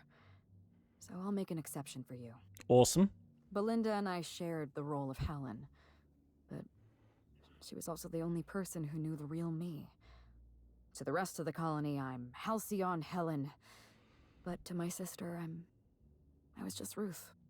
I could be myself around Belinda, and she could be herself around me. She was my only sister, but she was also my only friend. People know you're Ruth Bellamy? Was it hard for Belinda to keep herself? No. Belinda enjoyed the secrecy. She could slip into the role of Halcyon Helen, attend social events on my behalf, perform a few stunts, deliver a few lines. And then, when she grew tired of all the people and all the attention, all she had to do was slip out of the role and be my sister again. She was the secret twin. She had a comfortable life in the shadows, an easier life. I made sure of that. If I were you, I'd want revenge too. What I want is my sister back, but I'll settle for killing Ludovico. Knew you had a twin sister? Parents, naturally. An agent, a couple of directors. None of them had any reason to reveal the truth. To them, Helen was a brand. Revealing our secret meant damaging that brand. Damaging that brand meant losing money. Nobody in this colony wants to lose money. Belinda and I saw Helen as an act of theatric sleight of hand. We enjoyed the deception. It's like, challenge. We wanted to see how far we could go. What is that movie? With Christian Bale and Hugh Jackman. Inception? No, not Inception. Oh, The Prestige. I'd say you were pretty far to... And if I hadn't underestimated Ludovico, you and I probably wouldn't be talking about Belinda in the past tense. We wouldn't be talking about her at all. It should have been me in that ballroom.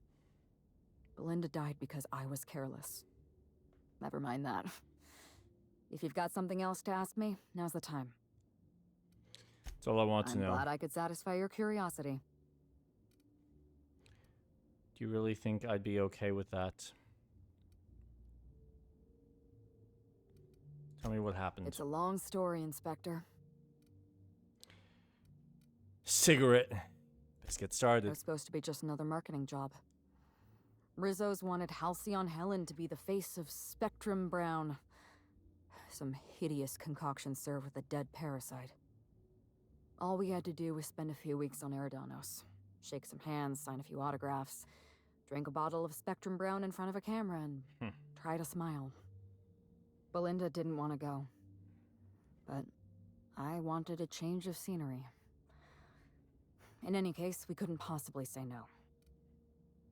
Not exactly a ringing endorsement of Spectrum Brown. I'm an actress by trade.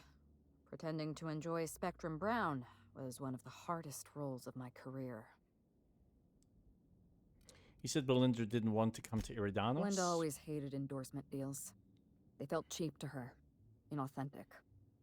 She always believed her first priority was to our fans, and not the company that bought us out. What happened when you got to Eridanos? Belinda and I arrived on Eridanos and played our usual game of trading places. We were practically flawless. Even Ludovico didn't know about us. Belinda was unhappy for the first few days, but then she met Bertie Holcomb. Bertie treated her like a human being and not just an Aetherwave icon. They were just about perfect. Except for his temper problem. I found the ruined picnic. Bertie has a dreadful temper. I was worried about Belinda for a while, but she told me he'd never lay a finger on her, and I took her at her word. Bertie wasn't the person I should have kept an eye on. It was Ludovico. I had a feeling Ludovico was hiding something. Belinda stayed busy socializing with the celebrities around the complex. That gave me some time to do a little digging. I heard you insisted on a tour of the labs. I saw everything. The test subjects, the parasites.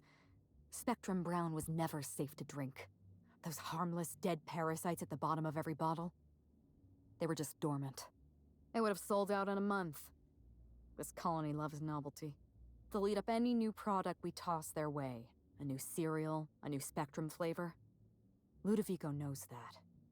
From Emerald Vale to Byzantium, a parasite in every brain and a grin on every face.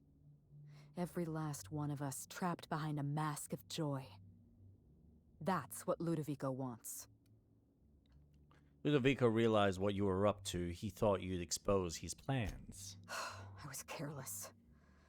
I was risking Belinda's life every step of the way, and I never even realized. Don't blame yourself. I wish it were that easy. Still, thank you.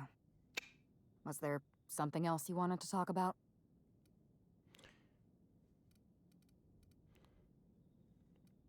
No, the rest is really unimportant. Yes, she killed. What floor would you like to visit?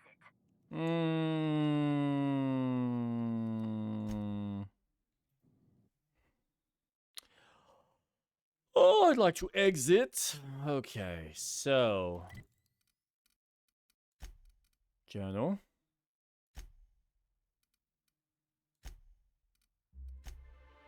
By Essence of Sprat, collect the optional recruit, Cedric.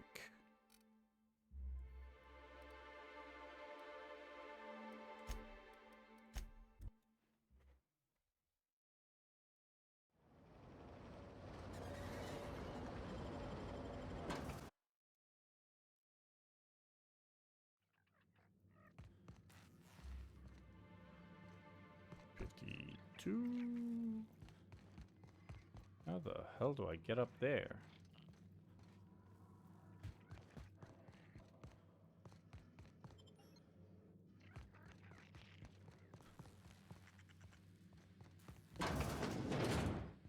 What the hell? But that's up. How the hell do I go up? What? Oh!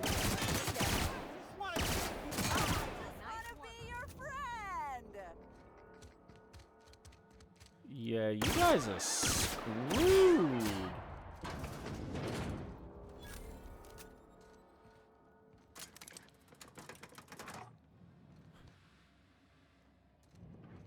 Hoping that takes us where we need to go.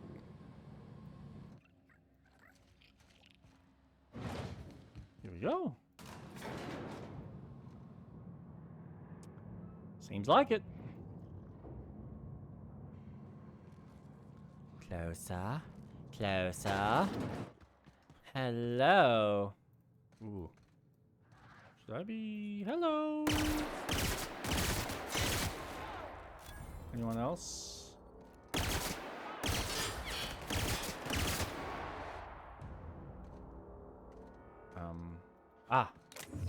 Sprat eggs. Essence of Sprat. Where the hell is that?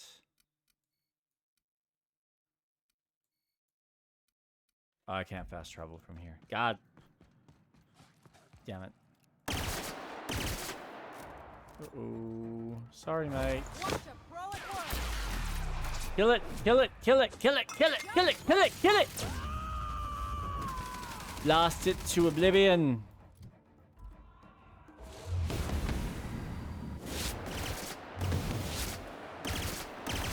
Aha! Oh. Whoa! Dude! Yeah, I agree, man. This is burning. Hoo-wee!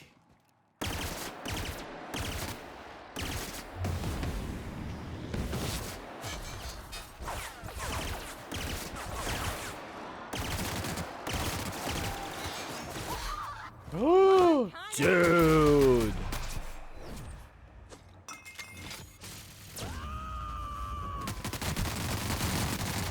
To shreds, you.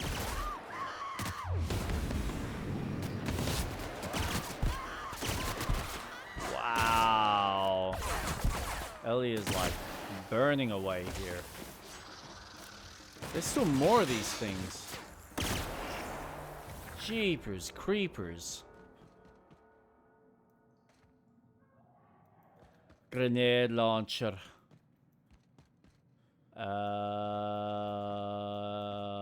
No, I think there is absolutely nothing here. Lots of skeletons and random shit, but nothing of interest. Well, nice opportunity to shoot some stuff.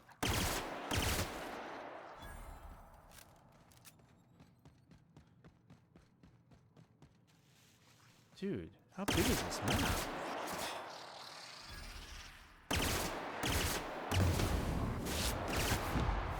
Boom.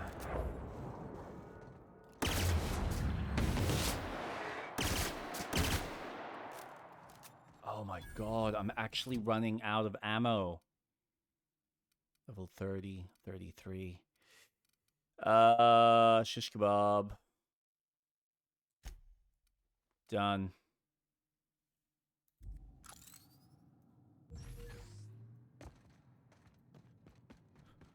Castellans? How does this work? Wait, what? How does this work? What is this pistol?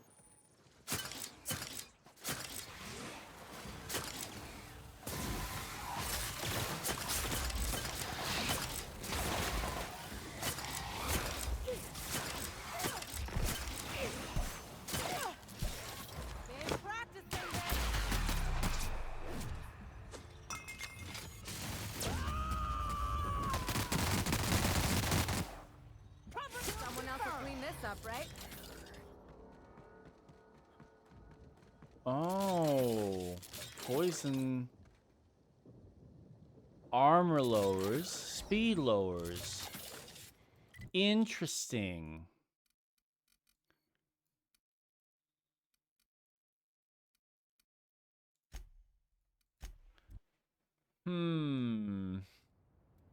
So not the most effective pistol for what I need.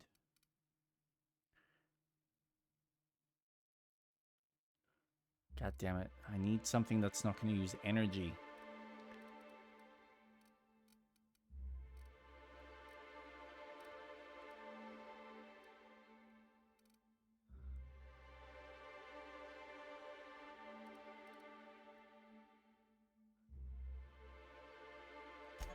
Can I? change this? Just out of curiosity. I need a workstation now. That's the problem.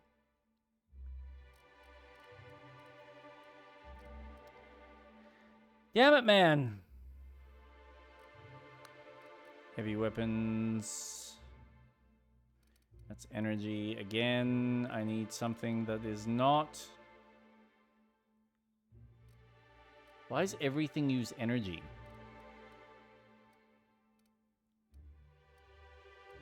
Just give me a plain weapon. How hard is that? Apparently that's super hard.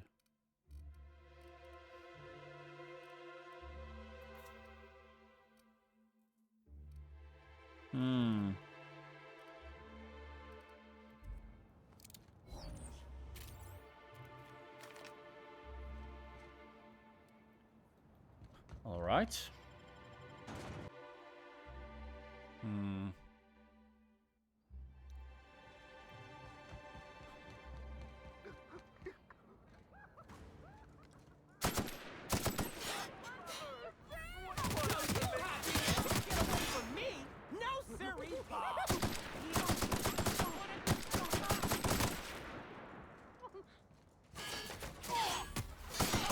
Oh god, everyone's gone loco.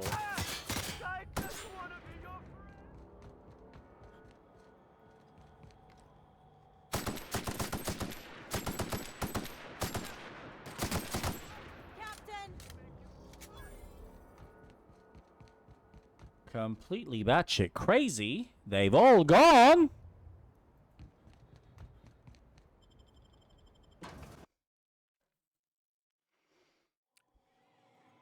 Law, how'd you get in here alive?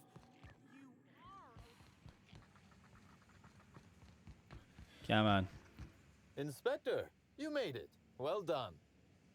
I'm afraid you may find the spaceport is, at the moment, less hospitable than usual. Yep. My apologies. Regardless, you must have some purpose here.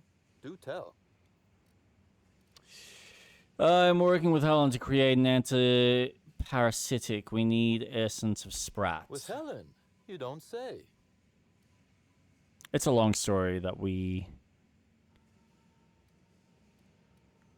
try to keep up.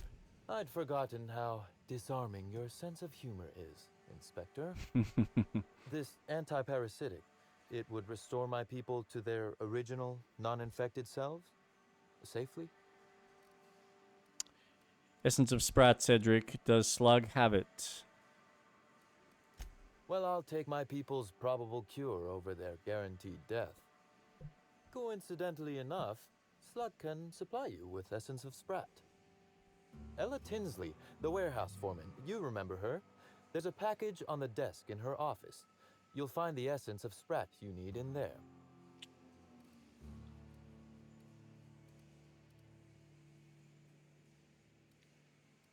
Sprat anyway. Oh, I wouldn't like to say. A customer-supplier confidentiality and all that. That's now fair. Then, is there anything else I can do for you while you're here? What happened here? Whatever it was, it happened quickly. Like a wave sweeping across the shore. We were overrun. Survivors are still trickling in. We've put out a call to Slug agents not at the docks to keep their distance. With the warehouse's stores, Slug could hold out here for weeks, easily. Possibly months. We will help. Will you help to take him down? Oh, my. You mean Lou was up to no good this whole time? He wants to infect all the colony with slugs. It's an ambitious plan, I'll give him that. But tell me, why should I help you, Inspector? I'm appealing to your better nature here.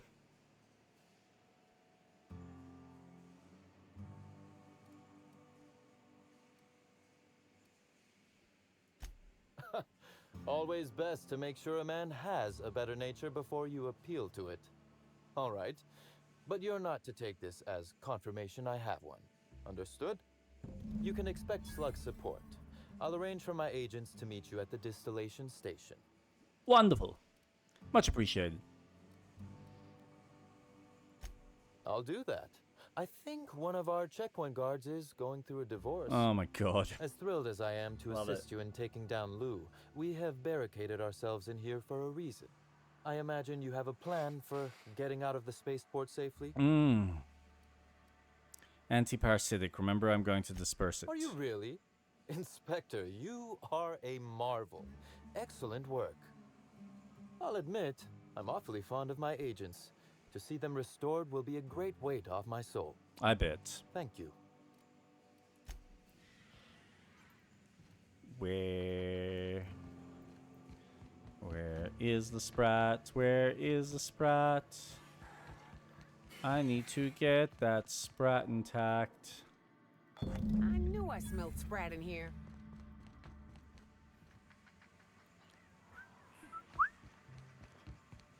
Da da da da. Da da dum da da da. Is there a a workstation? I want to tinker with the blinker.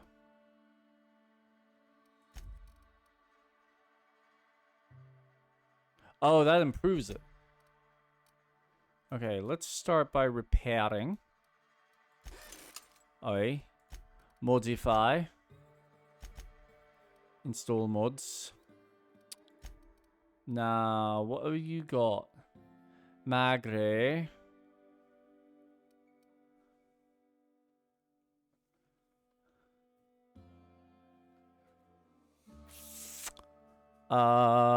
Changes weapon damage to N-type array. Corrosive.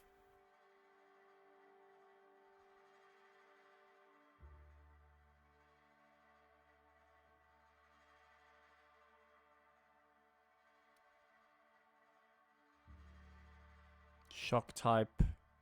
Plasma type. Let's do yes.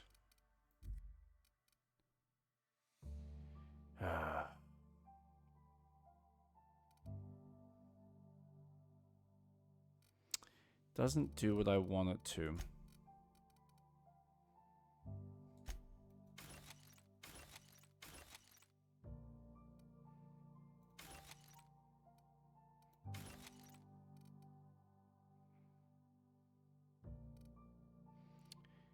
However, there is hope.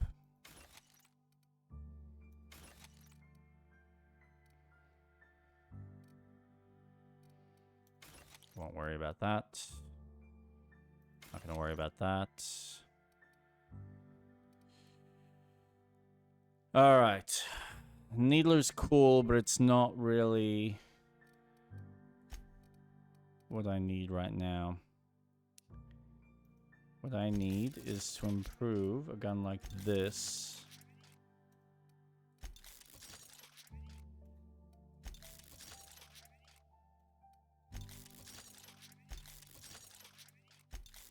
Oof. God, that gets expensive quick.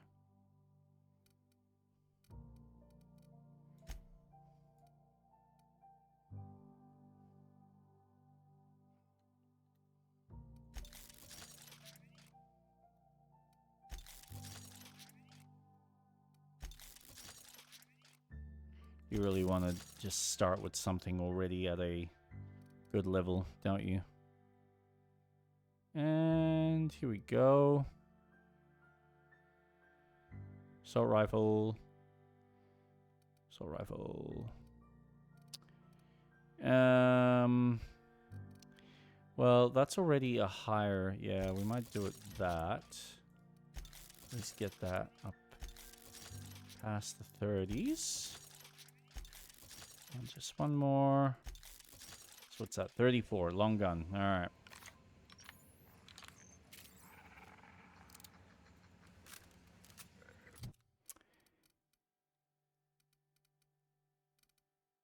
Where are you?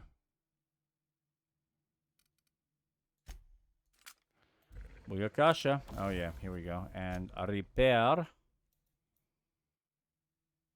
everything. Yeah, I want you to repair that as well. And that, while you're at it. Come on, just repair it all.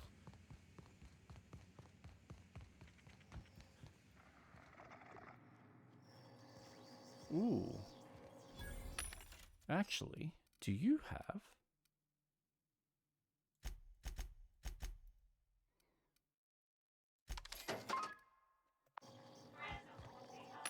I didn't even think about that.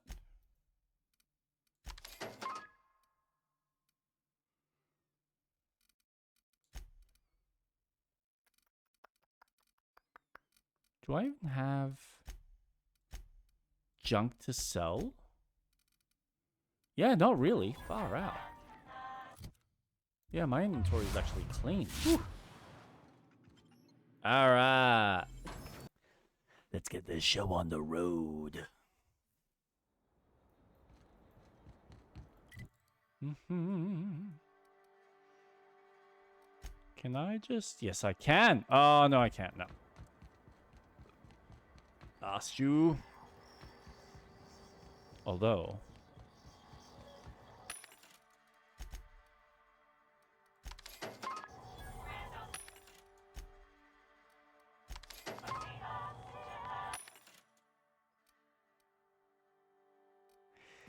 Damn.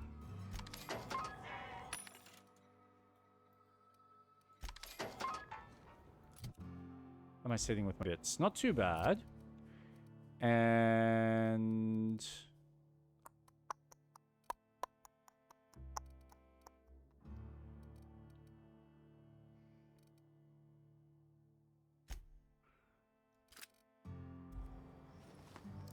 well, at least I got 378. Let's use this.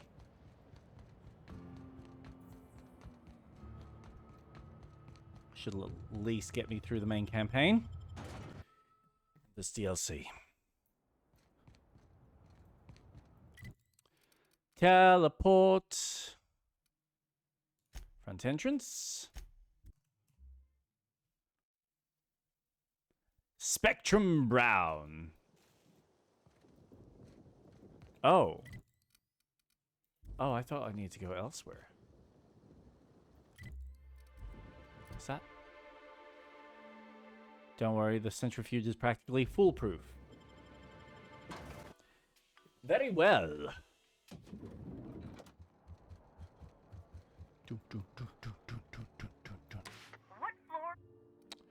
VIP guest room. Thank you very much. Ooh, nope, wrong one. Penthouse suite.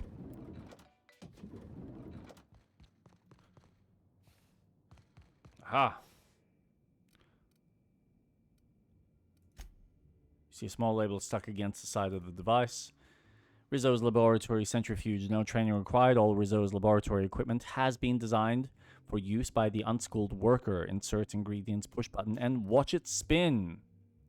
Peel back the label. You see another small label under that one. It reads, discontinued model, Spacer's Choice proprietary technology. Oh my god. Okay. Essence of Sprat smells vaguely like the Rest and Go on the ground breaker, or possibly the cantina in Edgewater. It's difficult to place, but your eyes water all the same. Sink into concoction sizzling. You activate the centrifuge.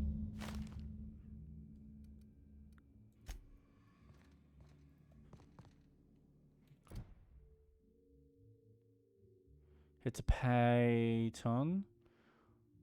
Autonomous digitize astrogator located in the pilot house and disperse the anti-parasitic into the atmosphere. What?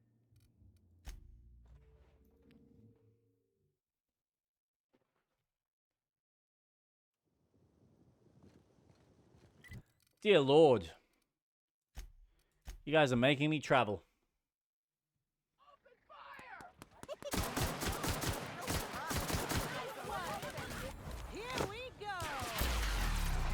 This is not good. Anyone else?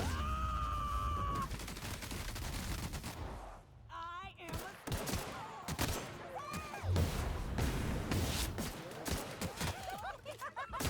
Wanna be your friend?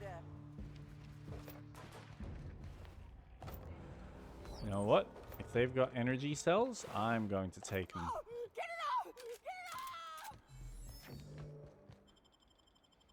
Navigation dock. Let's release this shit into the air.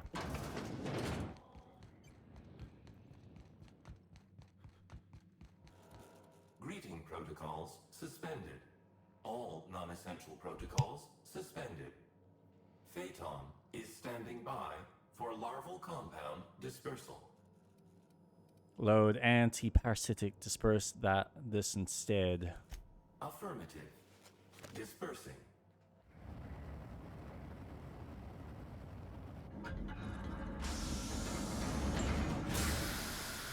Nice.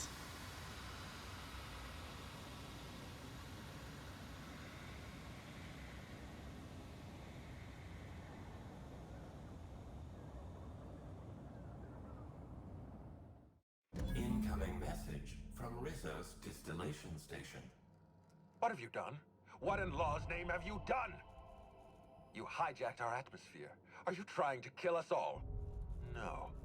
You're trying to kill my symbiotes. Very good, I'm sir. not going to let you destroy everything I've built. I can still fix this. I can undo the damage you've done. End of transmission.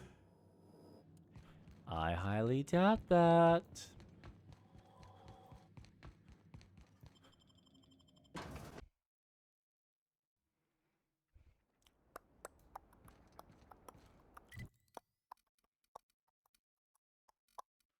Really? You're gonna make me walk all the way there?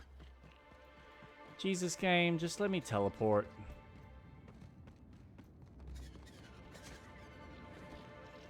Ah!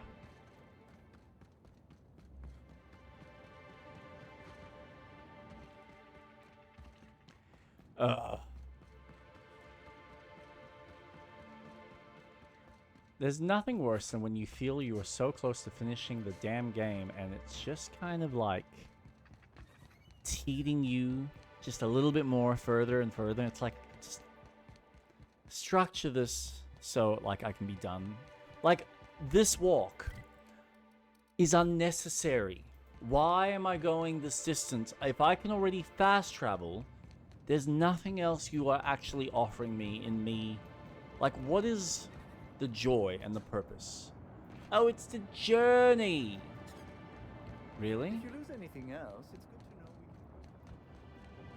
know. Oh, yes. I might have missed that banter between those two. I could understand if there were enemies in, you know, my way to try and slow me down, stop me, and add some level of gameplay. They're completely avoidable. This is where the design lacks. Ankles. Wow! Wow!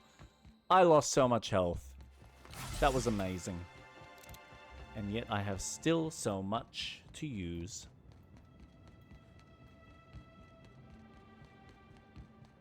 Doesn't heal you fully.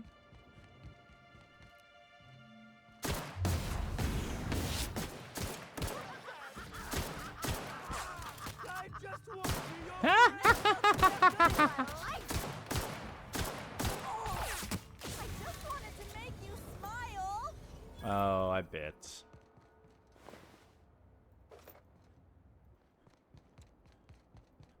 Administrator Ludovico. And in we go. We have this to finish, and then on to the last quest of the main game, and we are through. Oh, Jesus!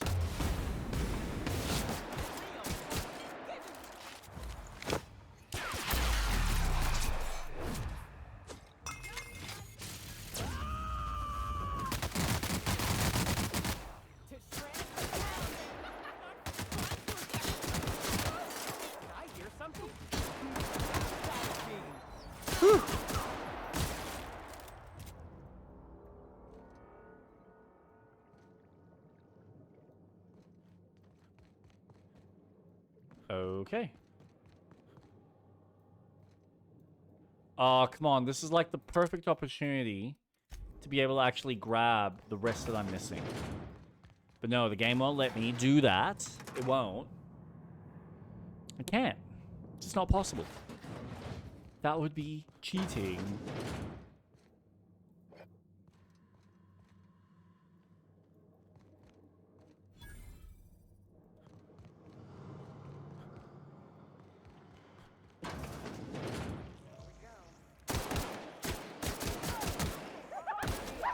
Oh, oh, oh, oh! Shoot him, shoot him, shoot him!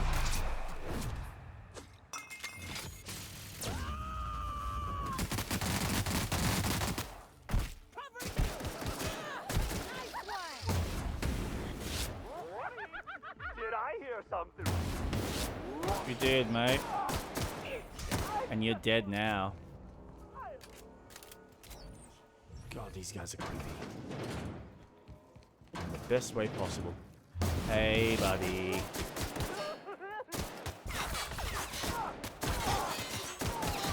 Don't mess with us.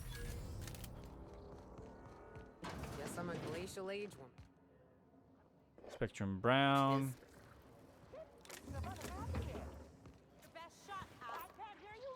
You got me dead bang. Ooh, ooh, ooh, ooh, ooh, ooh, ooh, ooh, ooh, ooh. Oh god. Oi! Here, kill him, kill him. Find a way to defeat these assholes. Let's go, Nyoka.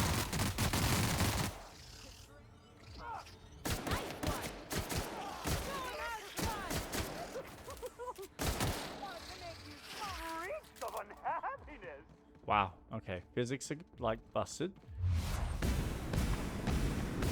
Oh, it goes down after every shot. I never paid attention to that. I don't know why. Like, there's really no point. Where are you, bastard?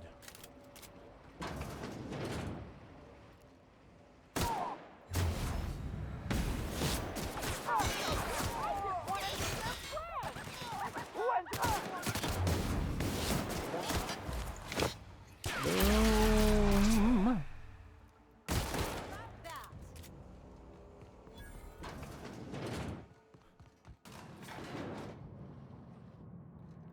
Yep, pretty much all skippable.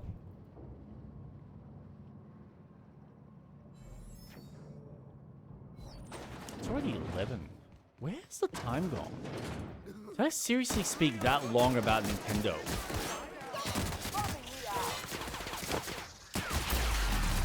Oh, yeah. Anyone else?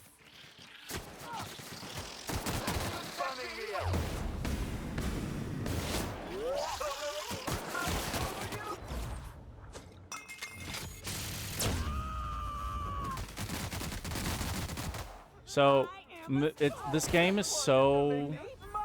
Sorry, not this game. It's this expansion. It is so front-heavy with dialogue and storytelling. And then it just goes batshit crazy on action at the end. That's just weird pacing, guys. At least not the kind of pacing that I'm used to. I'd say be ready. Sounds good to me. Yes, I know you're hungry. Be patient. I'll feed you soon enough. Oh, God. Just a guest. The one I told you about. The inspector. Welcome. We were just talking about you. This guy's cray. There's something behind you or something. You and I are standing in the presence of royalty. Don't worry. You'll meet her soon enough. I know what you've done. Hijacked Phaeton. Contaminated the air we breathe with your poison. You think you've saved this colony? All you've done is robbed Halcyon of its last chance at real happiness. And you've angered my queen. Oh, God. Am I the only one tired of listening to this guy?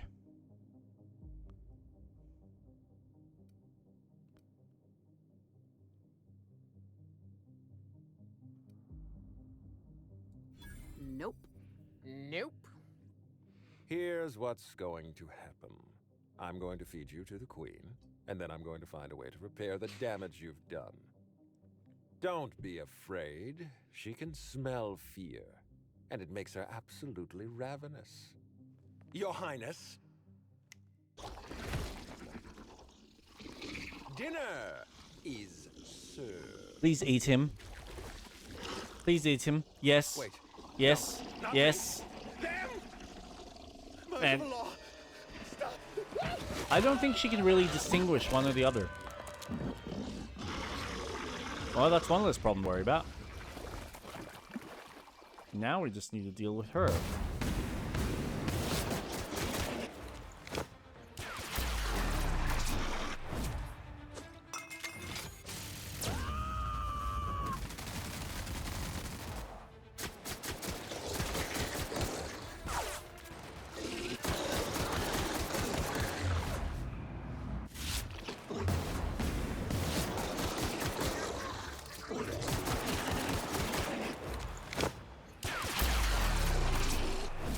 It is weird that it took this long to actually have a decent boss battle.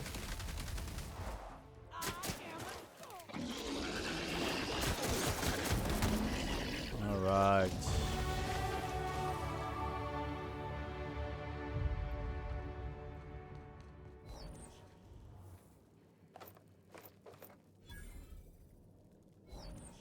Trader access card. No overburst. What's that? Perfecto? Ah.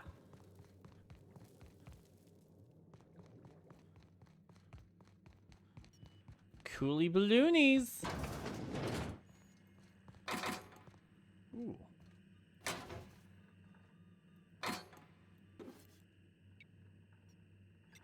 What else can I get? Oh, lots of bits. Is there any purpose to the bits? Not really. I feel like that's the way out. Ooh. Honor Guard uniform. Some bits. Energy, and that's about it for usefulness, I think. Ooh. You made it. I guess happy customers really are repeat customers. Here, I had something I wanted to give you. This is a golden ticket, good for one free tour of the Purpleberry Orchards. This is my way of showing you that I appreciate you just for being alive. Oh my god. You could have helped me. That's a reasonable point, friend, but it turns out you didn't need my help at all. I do regret the untimely demise of our broodmother, but my passenger is flooding my brain with all sorts of happy feelings, so I don't mind all that much.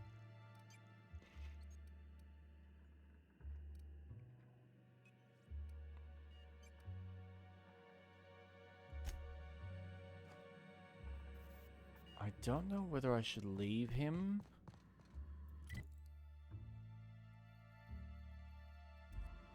Because that potentially leaves a host left.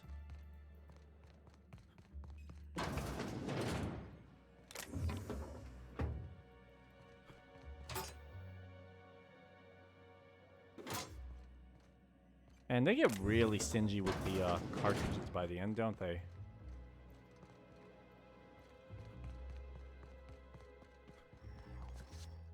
All right. Let's get the hell out of here. Back up to the surface.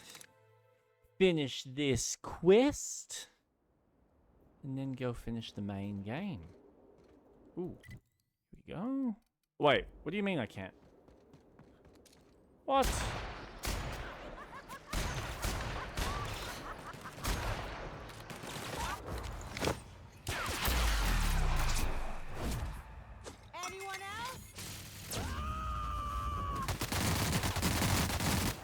Dude, that's funny.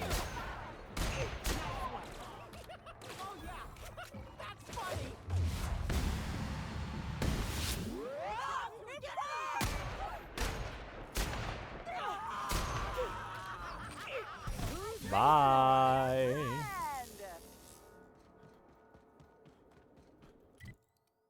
Ah, okay. That's why. Okay. I guess I just go to the landing pad?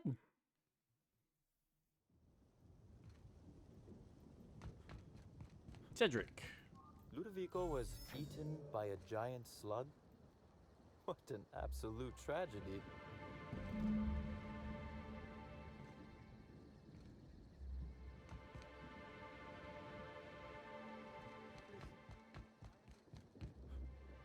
I must have dreamed up 100 different ways to kill Ludovico. I'll be honest, eaten alive by the queen of the brain slugs wasn't on that list. How are you feeling? You sound disappointed. Is that so strange? I imagined this moment would be a little more cathartic. But Belinda's still gone, and I don't feel all that different. I didn't help you because I like you. You're still a murderer. You know what you need? A nice cold bottle of Spectrum. Hilarious, Captain. You must be very popular with your crew. I can't go back to the way things were. I can't return to my old life because it was never my life to begin with. It was shared. Never mind, you don't need to listen to this. Thank you again for your help, Captain. I never would have made it this far without you. Sounds like you're giving up, Belinda. Wouldn't want that. You're right. She wouldn't. She was always braver than me, you know. I was always the defeatist. Gave up too easily and she never let me forget it. And now, without Belinda, I think I have to give up on being Halcyon Helen. She wouldn't be pleased to hear me say that, but I don't have much of a choice. I don't know, Belinda, but she's obviously wanted to be happy. Wanted you to be happy. Don't give up on that. You're right. I'm despairing. That's not worthy of me. It's not worthy of my sister. Thank you, Captain. I needed to hear that. If you don't mind, I'd like to be alone with my thoughts for a while. Take your needler back. Keep the gun. It's just going to feel heavy in my hand. So long.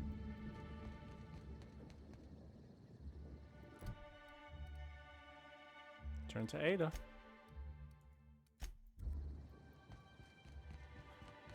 Everything else is really just optional stuff. So in the grand scheme of things, I don't really think adds much.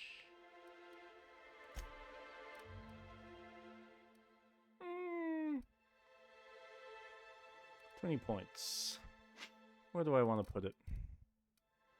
Let's put it in long gun. There we go. Perks. Ooh, I got 3 available. Ooh la la. Science weapon damage. After killing an enemy. Weapon sway.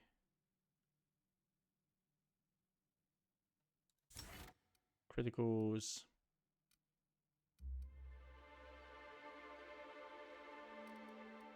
And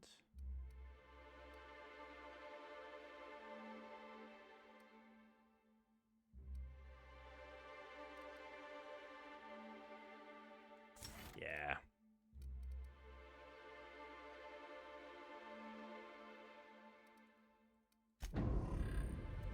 Let's go with that.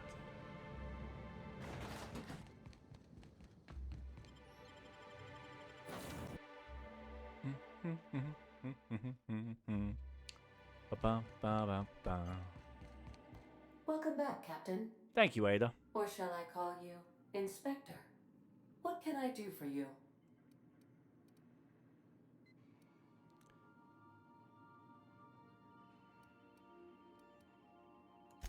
During your absence, I passed the time by simulating a number of hypothetical conclusions to this case. Unfortunately, my understanding of the facts is limited, and my appraisal of the individuals involved is not flattering. Therefore, my conclusions are inaccurate.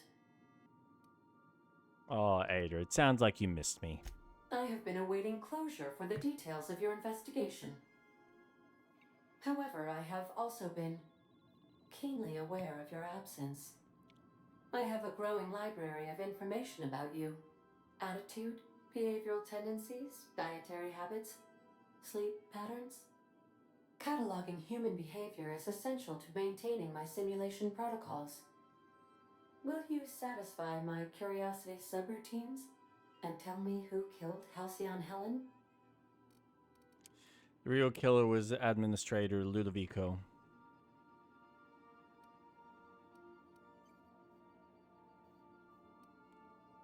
You first. What's your theory? My simulations have yielded several possible causes of death.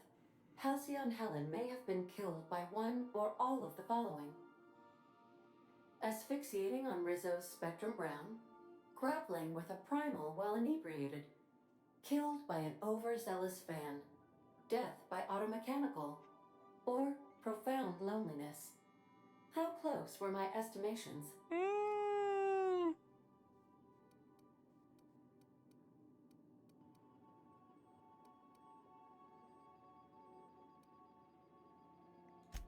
Excellent. I'm pleased to discover my ability to predict human behavior is accurate. This information is valuable to me. I will update my behavior simulation protocol accordingly. Thank you, Captain. No problem. How can I be of assistance? May luck be with you. Of course, as I am sure you are aware, luck does not exist. But it seems to comfort humans to believe they possess good quantities of it.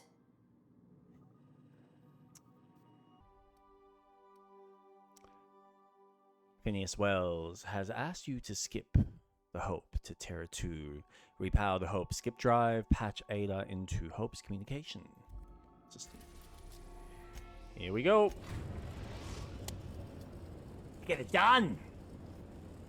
We've reached the Hope, Captain. I'll tether us and initiate boarding protocols.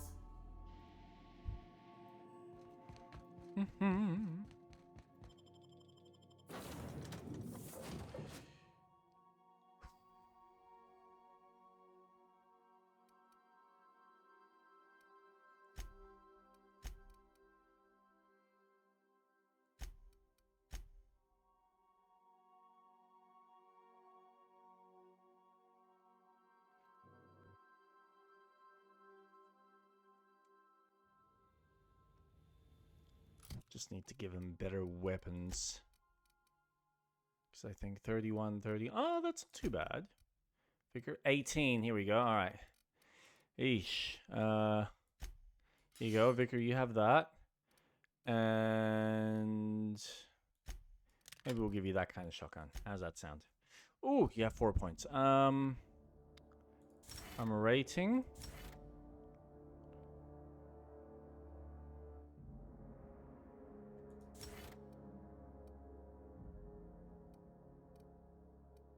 Chance to reset ability cooldown. On kill.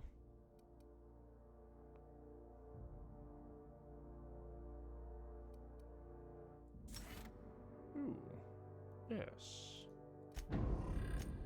Vati. You have 3.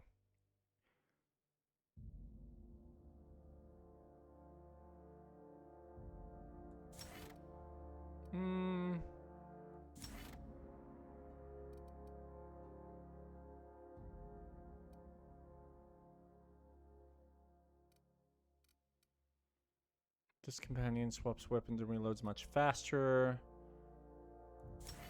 Use. Okay. Let's get cracking.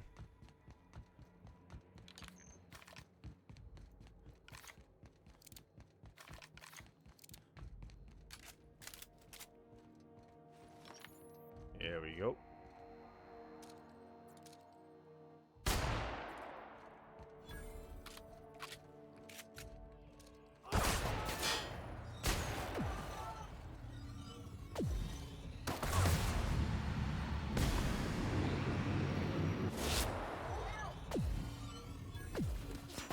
You're shooting me. I'm gonna go have a look. Oh. Thank you, girl.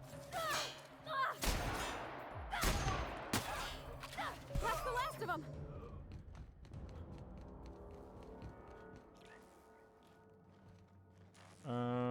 Okay.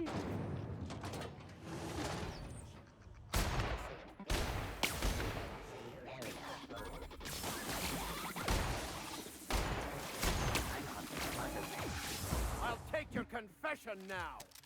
Boom.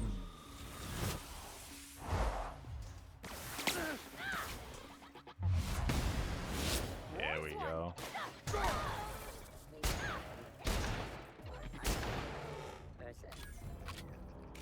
Oh, that's a good rifle.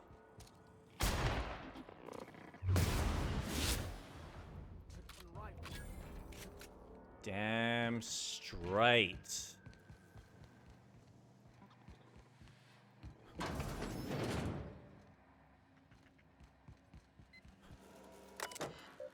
Continue. Status. Current pod count 9,999. Logs.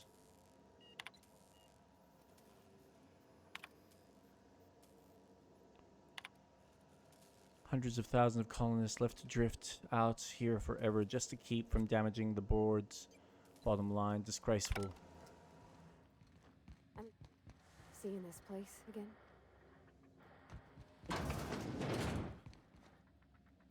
Something you need?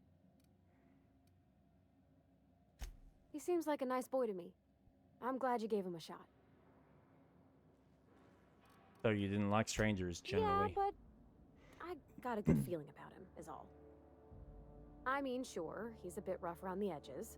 I bet he just needs somebody to show him a better path.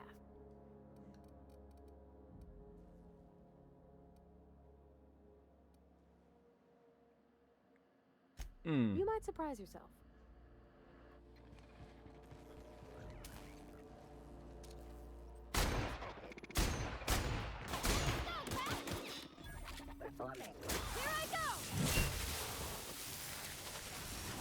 Whoa. Absolutely not. All right. Power station power communication can't be powered until the reactor is repaired.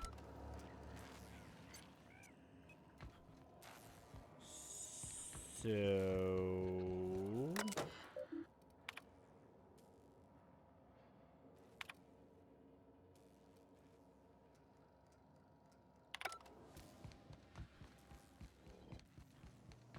all right.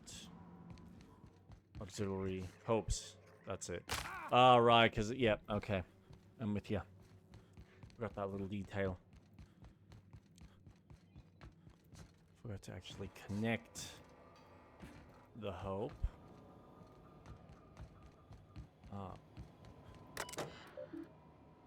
Hatch. Power is now being rerouted from the docking bay. Reactor is now in auxiliary power mode.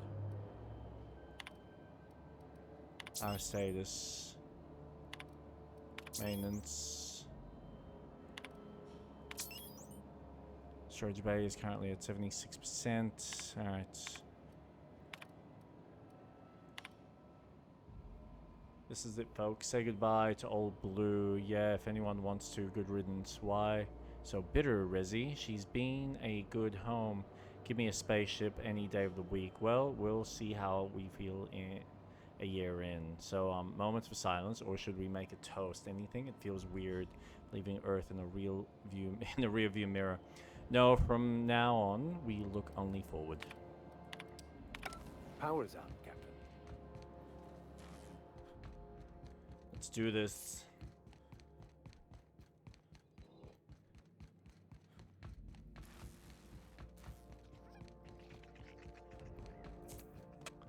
No time like the present.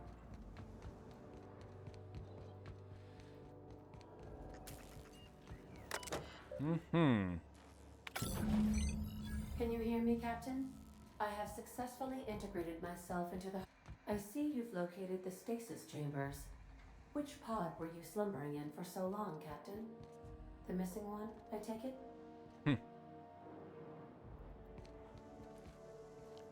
Pretty much how that goes, Ada.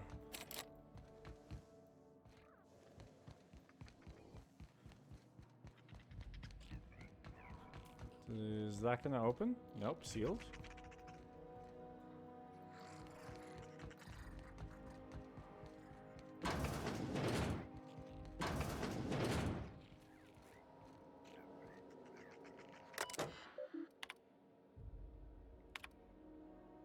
I want this on record. We're fucked, and it ain't because of the equipment. The skip drive is toast. I don't know what the hell happened. They ain't even getting to prelim cyclo boosters. Captain says we got food for a year. Rez says it's gonna take 26 to get there on STL. Back home, I saw folks lose their mind going hungry for a week. A week! We ain't gonna last a bloody month if we don't figure something out.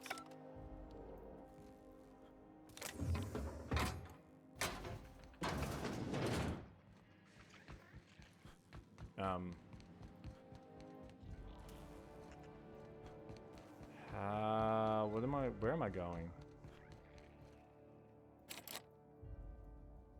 Hope, bridge key. You got the bridge key.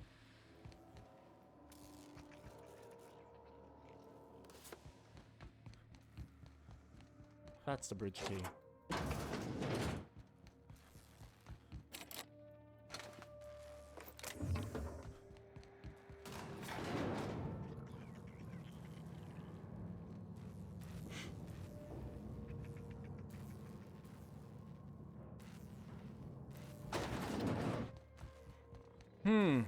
Wonder how this all ends.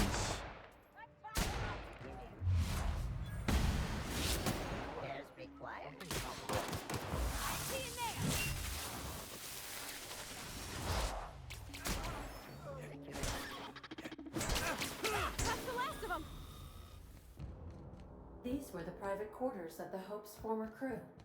Shall we hold a moment of silence for the dearly departed? No? That's odd, because my programming would indicate that when forced to confront the idea of self-death, organics prefer... Oh, I see. Yes. That's the Hope's computer up ahead. I'll admit, I am curious to wake him. I knew they were sisters, but...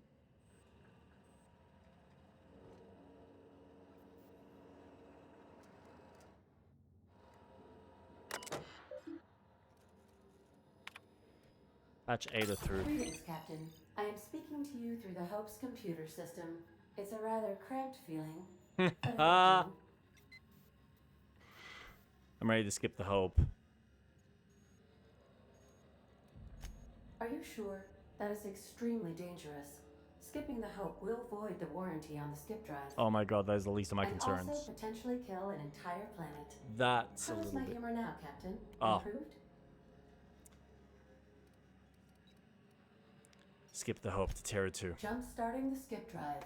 Destination set to the rings of Terra 2. Do it. Well, it's been a good life. Doing it. I mean, affirmative. Skipping the Hope in 3, 2, 1. ADA, does your captain seriously intend to do a micro jump in system with engines that haven't been powered in 70 years on a derelict ship? That is what my captain intends. Yes. But that is a gross misuse of the skip drive. The Zero Point Drives Corp and I will not be held responsible for any damage incurred during transport, and this will cause extreme damage. Wonderful. Yes, I am aware of that. You should not be doing this. The humans will die. Thank you, Hope. It looks like all systems are go. Captain, I would advise you to hold on to something. Now.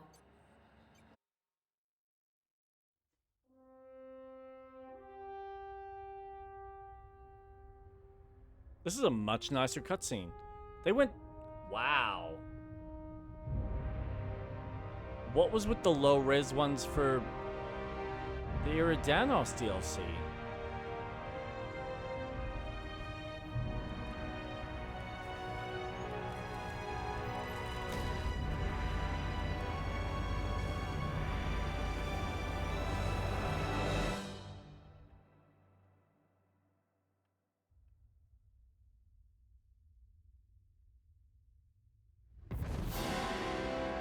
Yeah.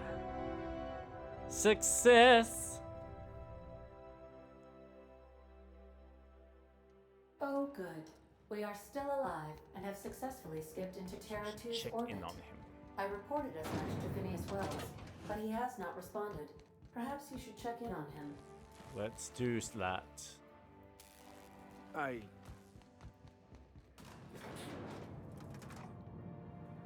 Yeah, maybe you had small doubts. It's okay. I don't blame you.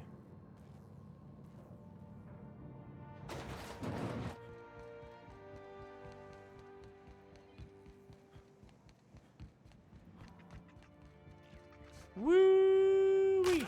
Ow, my ankle. Just walk it off. Shake it off. You'll be fine. If only we just functioned like that, that would be nice.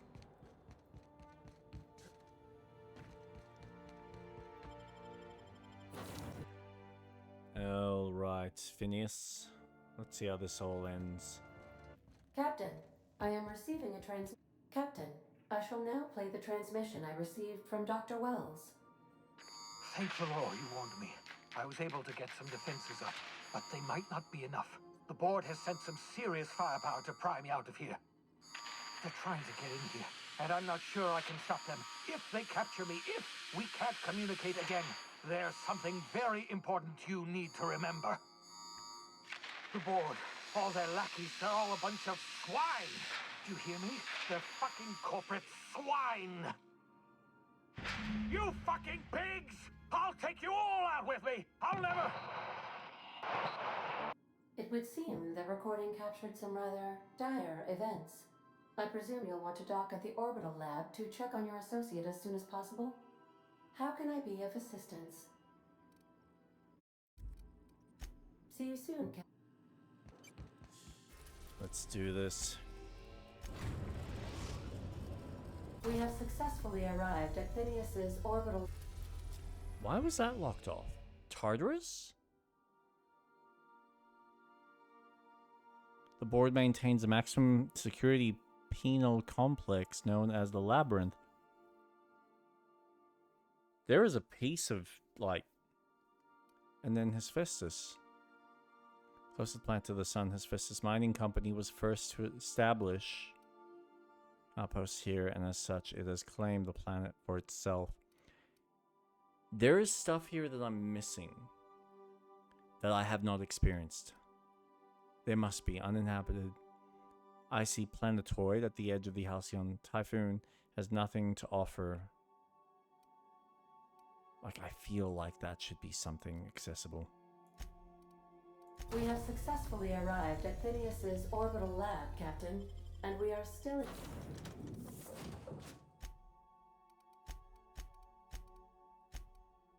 in one piece. Let's go.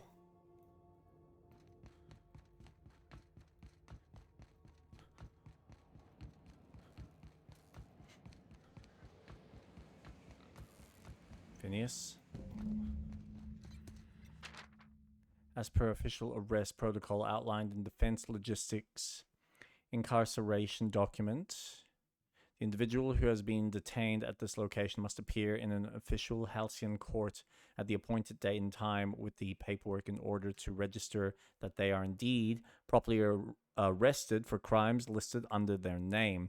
Failure to appear at the appointed date and time with this paperwork will result in additional late fees and rescheduling of the prisoner's appointed incarceration registration date. Failure to appear at subsequent court dates may incur additional fees. Halcyon Court is not responsible for missed appointments that are a consequence of being held within a locked cell or other high security containment locations. Please note that this is the only copy of this receipt that you will receive, and that is your responsibility to have it with you when you appear for your registration session.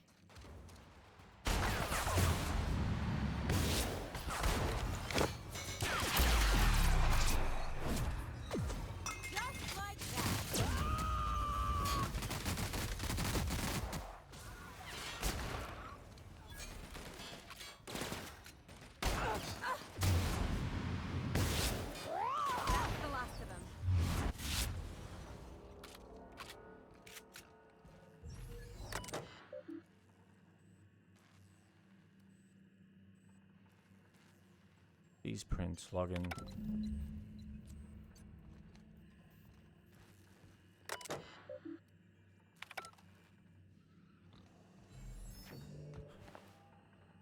Terminal passcode. Oh, very nice.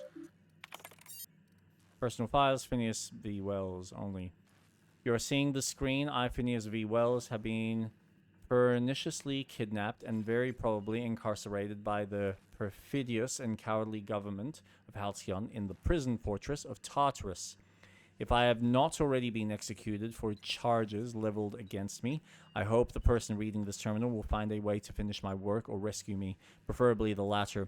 The screen constitutes my last will and testament. I commend my body and my belongings to the icy depths of the aether. If this is Tralius, I have prepared an emergency care package located in a hidden panel, unlocked from the panel from my terminal, and claim its contents immediately. Must delete entries. The Hope made it to the Halcyon after all. 25 years too late. The board doesn't know what to do with an entire ship full of frozen colonists, so naturally they're going to leave them there.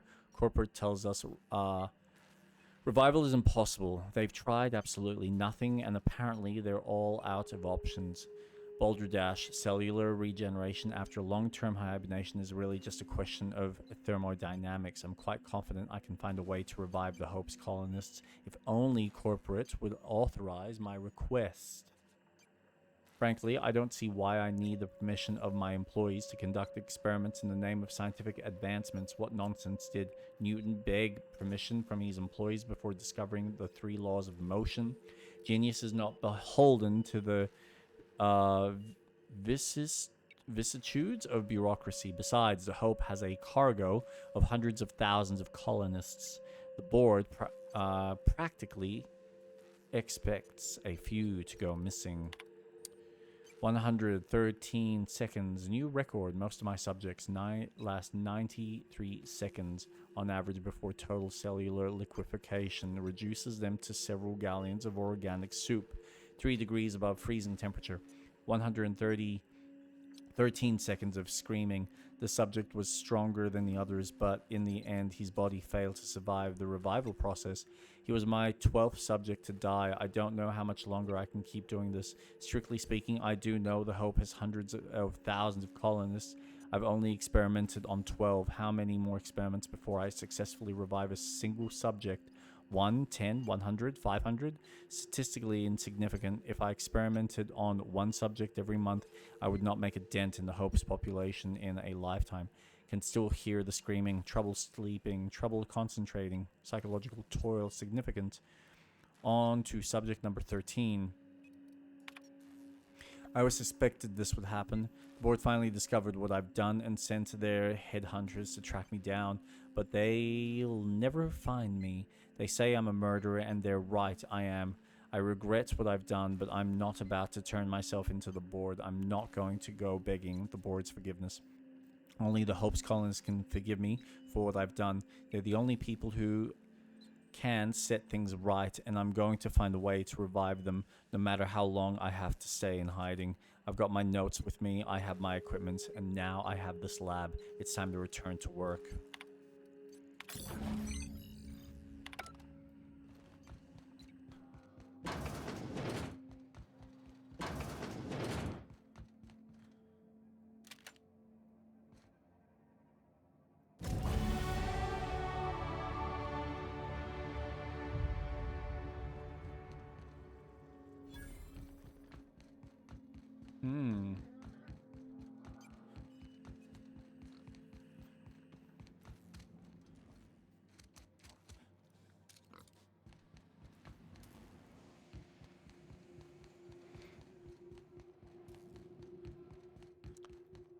I see we're not done yet.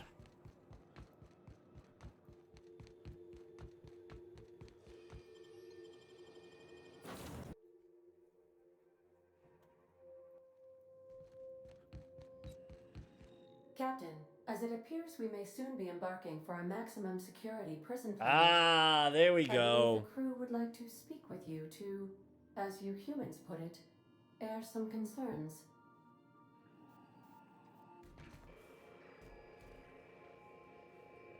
Those board goons kidnapped Mr. Phineas and hauled him away to Tartarus. How are we gonna get him out?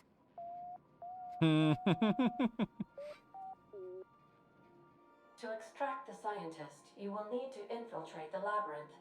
But that course of action is likely to be quite dangerous, Captain. We can't abandon Phineas. We have to free him if we've any hope of saving the colony. I am programmed to warn you whenever you exhibit inclinations toward risky behavior. Breaking into Tartarus will not be easy. Getting in is the simple part. It's getting out again that's the trouble. Trust me, I know. Ooh. Let's just do it. Kick down some doors, grab Doc Wells, and cut a path out. We don't need a plan. We got guns. If you really mean to do this, you should see to your final affairs and close out any unfinished business. Once you sneak into Tartarus, you may be there a while. Or permanently. We're doing it. Everyone strap in. If we don't make it, at least it'll be a great story. Got my trusty tossball stick. Got my ass-kicking boots. I'm ready, boss. Outstanding. You can count on us, Captain. We're crew. For real crew. That means we got each other's backs. Right? Never thought I'd volunteer to break into a prison. Seems like your tendency towards risky behavior is rubbing off on me, Captain. Command not recognized. Waiting on your command, Captain.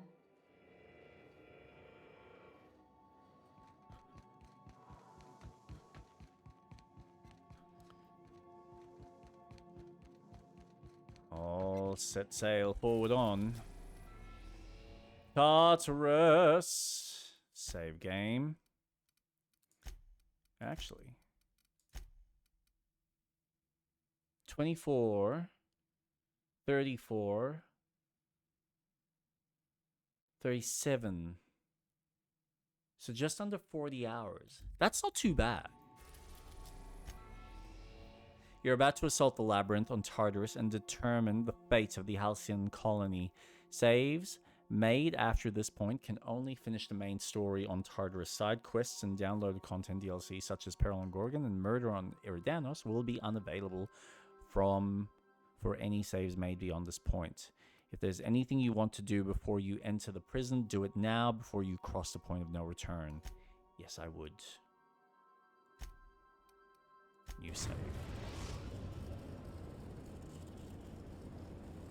I am pleased to inform you that we have arrived at the labyrinth. Please be advised that the punishment for trespassing is execution. Please be advised that electrical storms on the surface of Tartarus make departure impossible at this time. Resident count is as follows: 3,071. Resident deaths, including but not limited to executions, are as follows: 1,684. Resident escapes are as follows: 0. The interior can be chilly. Take a scarf with you, Captain.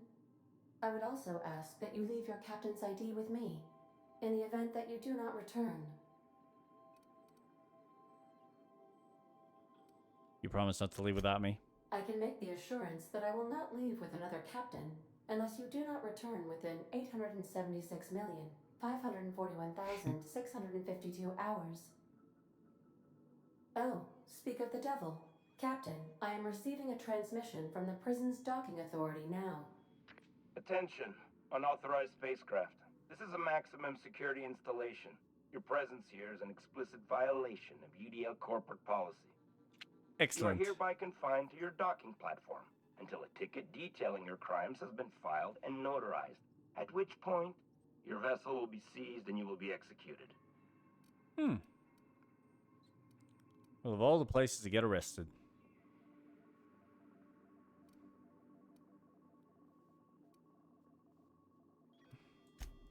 UDL does appreciate the courtesy you've done us by delivering yourself here. As a show of our deepest gratitude, we will make your execution quite swift. Hey, how do I know you're a real officer under that helmet? Show me your biometric ID. All right. I'm feeling generous. I'm transmitting the ID of a productive, law-abiding employee so you can see what one looks like before you die. Anyway, Tartarus Docking Authority signing up. Hang on. Another ship just pulled into your dock. Wait, is that from the Groundbreaker? What the?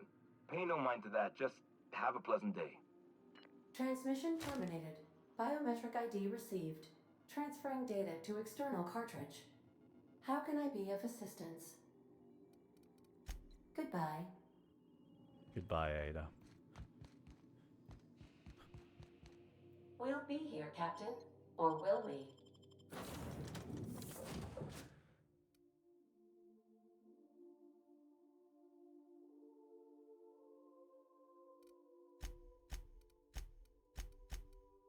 Uh-huh. Let's go with who I started with. The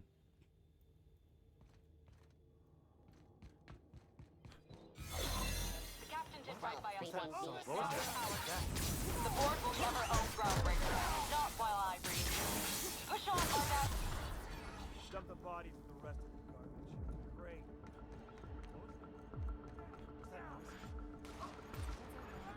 Take him down! Garbage out the air. System alert.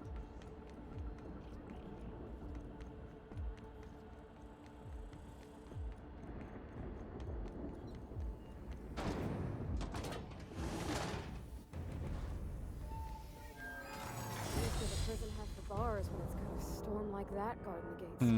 Entering the labyrinth's the easy. What the hell? Come on! Why the hell did that crash? Well, that was bizarre. I haven't had the game crash on me yet. See if we can get that back up and running. We're so close! We're so close! I can taste the end now.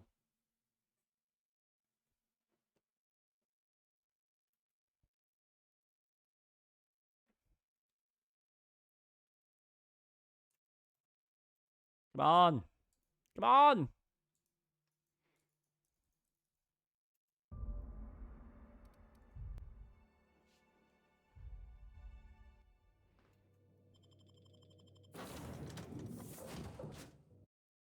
Let's try this again.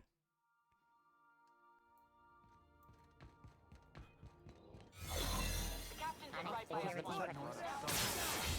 The board will never own Groundbreaker. Not while I breathe. Push on, Mardats!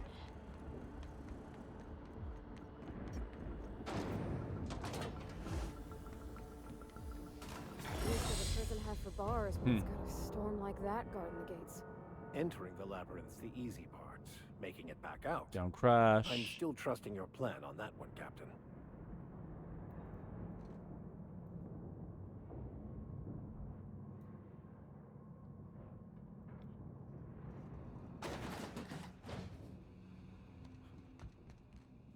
Suppose it would be too...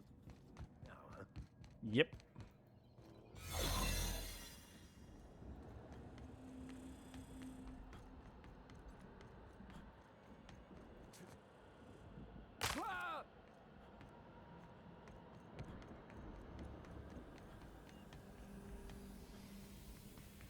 Are you new here? I didn't think we were hiring more staff. Are you talking while on shift? Don't tell anyone, please. Everyone gets one mistake. Just don't do it again. Thank you.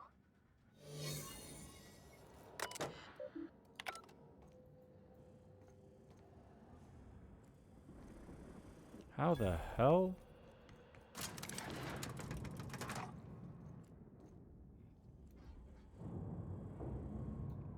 Come on, come on, come on. Oh boy, oh boy, oh boy.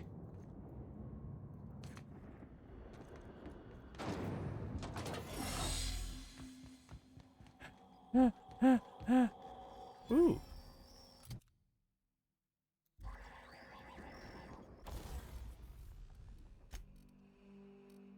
Repair.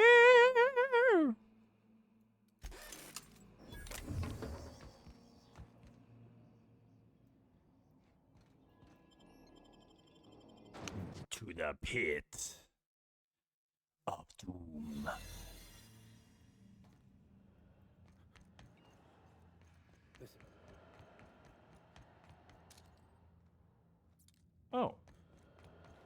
That's good.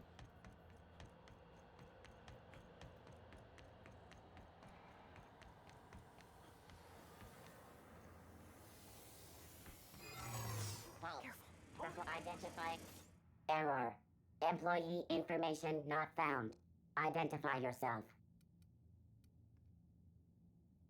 Error. Paradox protection protocols have prevented me from registering your stated identification. Please report to your nearest mechanical engineer.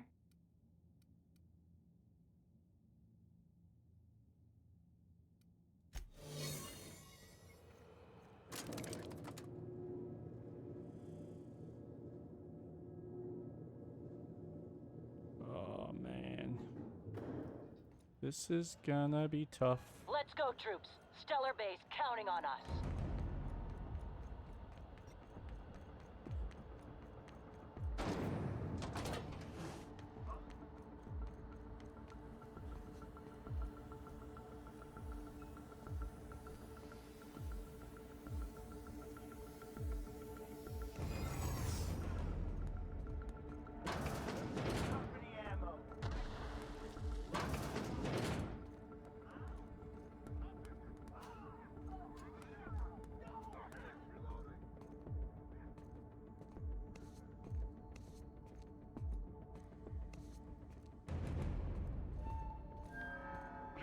Awesome. Hold it. Something about you doesn't look right. Really? What if I can persuade you? There's... I'm sure you have better things to do than worry about my clothes. Oh. Concealed doors. Oh.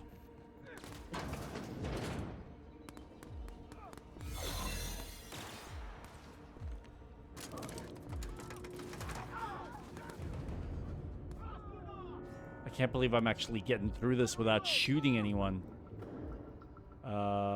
Most direct. I mean, they're both. All right, MSI. I'm not one for rousing speeches, but the captain needs our help. So get in there and fight. What was that? Everything in my life has been leading up to this point. I am, I believe I am ready for this.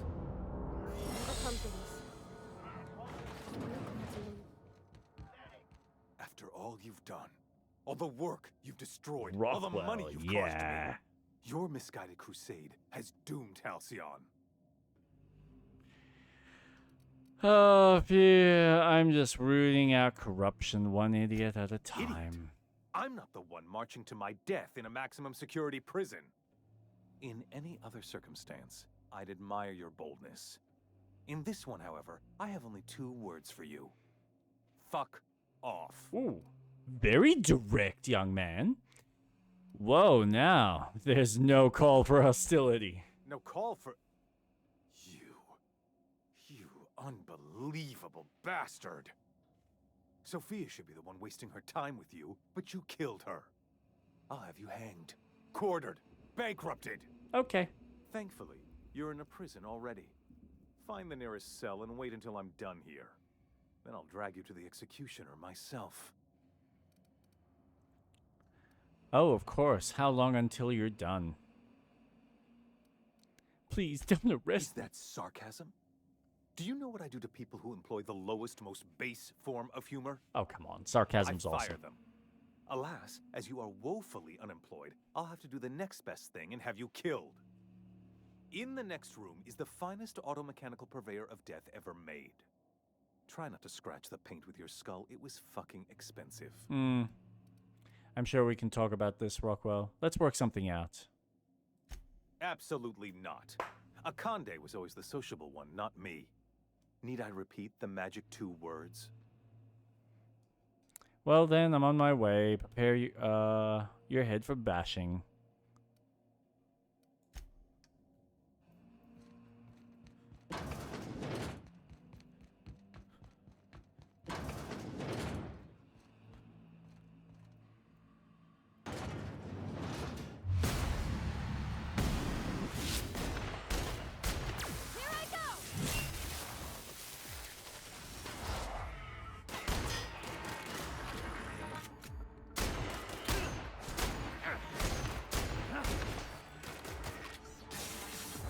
a little trick I learned in prison.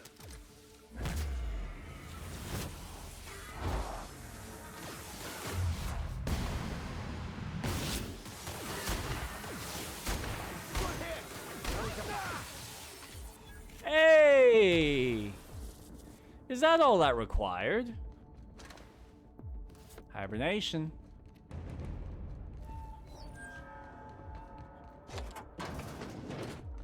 Where are you, Rockwell?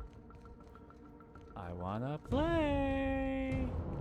Ooh, this is such. Wait, dude! Did I just kill him with a single headshot?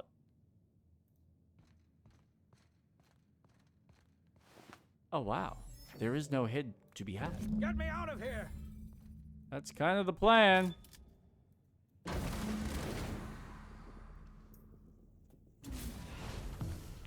You don't know how glad I am to see you.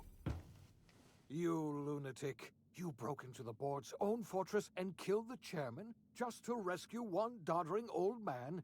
You are absolutely out of your mind, and I can't begin to thank you enough. Board never stood a chance against me. Ah, all in a day's work for you, huh? You've broken the board's stranglehold on this colony, and you saved my life. But there's still so much we have yet to accomplish. You and I are going to have to work harder than ever to save Halcyon.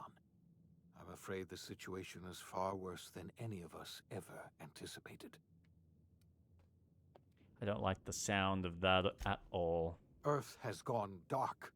We haven't received a single message in 3 years. Ooh. There's been no communication, no signals, nothing. 2 years ago, the Earth's Directorate's frigate disappeared on their way back to Earth. We don't know what they discovered when they arrived, or if they arrived at all. Earth is only an idea to us. But that idea is the bedrock the colony is built upon. If people were to find out it's gone dark, the shock could be too much to bear. I don't want to imagine what'll happen once news gets out. Let's just keep this between us for now. You mean we're all alone out here? Really alone? I'm afraid so, Miss Holcomb. Halcyon is the only home we have left. Returning to Earth is no longer an option. We're in serious trouble, my friend. Do you know what this means for Halcyon? We can't rely on Earth for support anymore. We've been cut loose. We're entirely on our own. We have a lot of work ahead of us. We'd best get started. Yes, we do. You've done a marvelous thing. You've succeeded where anyone else would have failed, including me.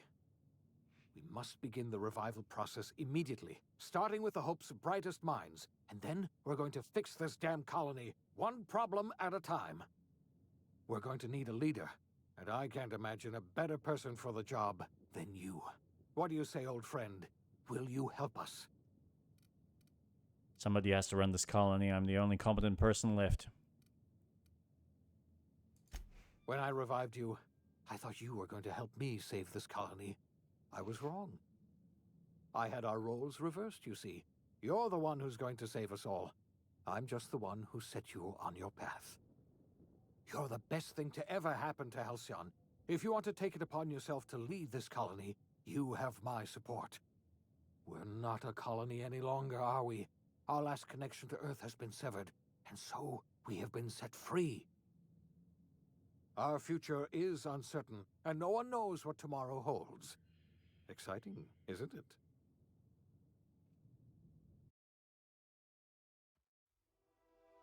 The OSI teaches that everything in the universe happens according to the grand plan.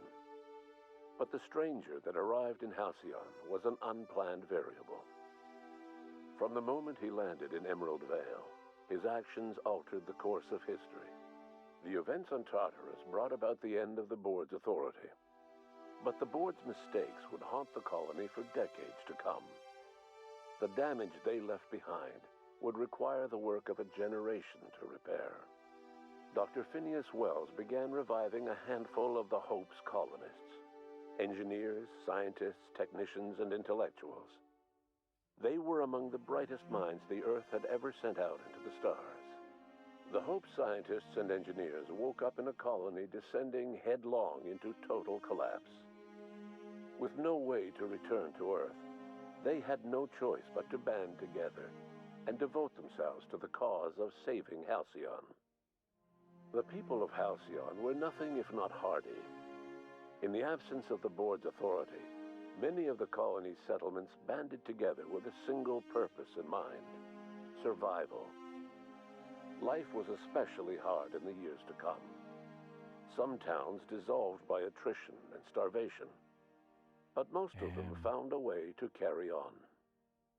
In the years to come, Halcyon was forced to reckon with its newfound freedom. The board was gone, and for better or worse, the colony was responsible for its own destiny. Between MSI's worker-centric policies and the iconoclast's manpower, Sanjar and Zora were able to rally many of the Terra 2 townships to their cause. MSI's workforce swelled, and the iconoclasts enjoyed a significant surge in their ranks. The board was too distracted by infighting and internal politics to stop MSI from becoming a powerful corporation and a refuge for townships that might have fallen through the cracks. Consumed by paranoia, Lilia Hagen took Sublight Salvage in a controversial direction, openly accusing board officials of an extraterrestrial conspiracy. One day, an accident at the Groundbreaker's He's docking insane! bay silenced her forever. Oh my god. Time would tell if her replacement could keep the Sublight family together. The collapse of Edgewater left its workers bereft of any purpose in life. Most of them made their way to Adelaide McDevitt's camp, hoping to ingratiate themselves into her favor. Adelaide accepted only a few to her community. The rest were turned away and likely died of starvation. Nevertheless, Adelaide's camp grew into a well-established town. Adelaide McDevitt refused to cooperate with the ongoing effort to save Halcyon from collapse. Wow. A sympathetic deserter stole a copy of her research and delivered it to the Hope's scientists. It is unclear how useful Adelaide's research was. An optimistic estimate suggests her work may have bought Halcyon another few years of survival. Damn. Adelaide would never know. She died that winter. Under the leadership of Junlei Tennyson, the Groundbreaker held firm against corporate influence. The ship's mechanical stability gave Junlei the time to educate a promising generation of engineers, schooled in her family's traditions. The future of the Groundbreaker looks promising. The rediscovery of the Hope and the abandonment of the Lifetime Employment Program forced Byzantium to come to terms with some uncomfortable realities about the state of Halcyon. While Byzantines were reluctant to surrender the luxuries they'd grown accustomed to, the board's diminished authority gave them little choice in the matter. Nearly everyone had to learn to make do with less. Some even had to get jobs. It was a dark time indeed. Even the Gorgon asteroid, though a distant enigma to most of Halcyon, felt the aftershocks of your actions.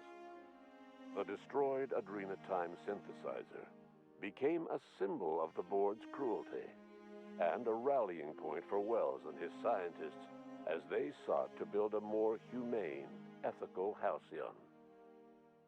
They cleared the dead from Gorgon's laboratories and repurposed them to aid in the crucial work of solving the colony's nutrition crisis.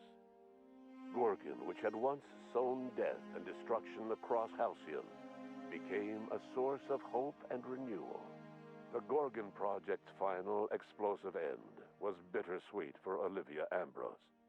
She wandered the colony's fringes alone, searching for others like her who despised the board and meant to destroy them.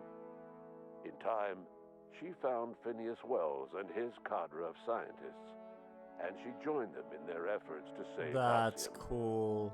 For a while, she even knew an uneasy peace. But for all that, Olivia found purpose in Wells' project. She was always haunted by the memory of her daughter, Minnie, who hadn't lived to see the better world they were building. She never did forgive herself for the horror her work had wrought on Halcyon. But she remembered fondly the daring captain who'd put an end to it at last. In spite of everything, the Gorgon asteroid remained a sobering reminder of the potential for progress and disaster in humanity's most ambitious efforts. The Rizzo's company in Halcyon dissolved after the collapse of the board. Needless to say, the launch of Spectrum Brown was indefinitely delayed. A Gee, I stockpile of wonder why. Spectrum Brown remains buried deep beneath the ruins of the old distillery, abandoned to time and attrition. Ruth Bellamy never forgot the words you said to her. She coped with Belinda's death by committing to live in a way that would make her sister proud. When the remnants of the colony banded together, Ruth Bellamy was there to help. She devoted her remaining years and resources to saving the colony. Years later, when the worst of the crisis had passed, Aetherwaves returned to Halcyon's culture. An aging Ruth Bellamy tried her hand at directing. Her first Aetherwave drama was dedicated to the memory of Belinda Bellamy and to her old friend, Captain of the Unreliable. The dissolution of the board did not mean the dissolution of the ambitions of Cedric Kincannon, the charismatic leader of Sublight Underground. Cedric offered Slug's transportation services to the newly thawed colonists and set to work ferrying resources and food wherever they were most needed. For better or worse, Slug headgear became fashionable in the following years. As the board began to disintegrate, Spencer Woolrich found himself at a crossroads. Cling to what little stardom remained to him, or help usher Halcyon into its new future. To the surprise of many, perhaps himself most of all, Spencer chose the latter option. Having learned a variety of different skills in the many different roles played throughout his lengthy career, Jesus. Spencer founded a radio serial dedicated to staying alive despite the odds. His subjects included how to survive violent encounters What with an only egotistical grazing wounds, piece of shit. dispense pithy one-liners for tense scenarios, and, of course, how to look good doing both. After a brief attempt at dating Helen as one person rather than two, which both Bertie and Helen found too strange, Bertie struck out on his own to try his hand at raising woolly cows. Many of his former Rangers teammates soon followed, accompanied by the woolly cow the team had originally plied with alcohol. The dairy farm thrived under Bertie's leadership and care. The Dairy Rangers privately believed that the woolly cows softened Bertie's temper considerably, although the only one brave enough to say this to his face was promptly headbutted. Due to the board's dissolution, many of the Prophet's old customers no longer found quite the same value in productivity seminars that they once had. With her business drying up, the Prophet chose to take her followers down a new path. Months later, salvagers on Eridanos found clues leading them to a seemingly abandoned bunker out in the wilderness.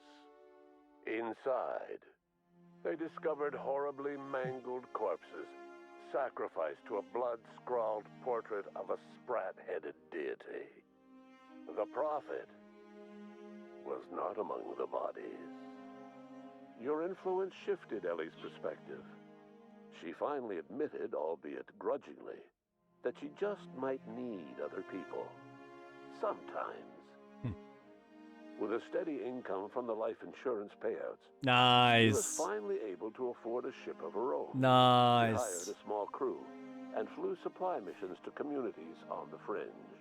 Some of them were even legal. Life in Halcyon was sobering for Felix Millstone. The grand revolution he dreamed of never came, There was no great awakening for the colony, no celebrations in the streets. There was only the hard, desperate work of trying to repair a broken colony. Felix never had a head for numbers, but if there was labor to be done, he was there to help.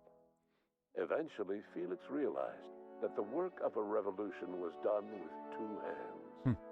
As much as he enjoyed his adventures aboard the Unreliable, the vicar, known as Max, eventually decided that it was time to move on, to live out the life he had sought so long to create. He knew there were many in the colony who carried burdens much worse than the ones he had struggled with, and he devoted himself to easing their suffering wherever he could. He only ever took up arms again to defend the defenseless, unshackled from a lifetime of striving and This fighting is the such a universe long and himself. ending. Vicar Maximilian de Soto was finally at peace. Once the matter with the Hope colonists was resolved, Junlei bashfully asked Parvati if she'd like to join her permanently on the Groundbreaker. And Parvati, enthusiastically, if somewhat awkwardly, Said yes. Yeah. the stories of Good her on her. adventures spread across the colony, and Parvati soon found herself the center of attention. Having served as the engineer of a renowned spacecraft, tramp freighters and wildcat miners sought her out by name. And in no time, she was a fixture in the Groundbreaker's mechanical ecosystem. She and Junlei were never far apart.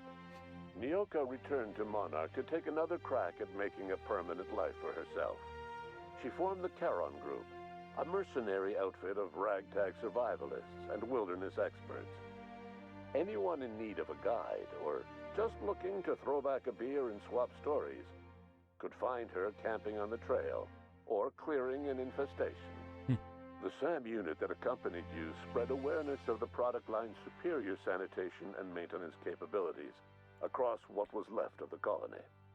This led to a boost in SAM unit sales.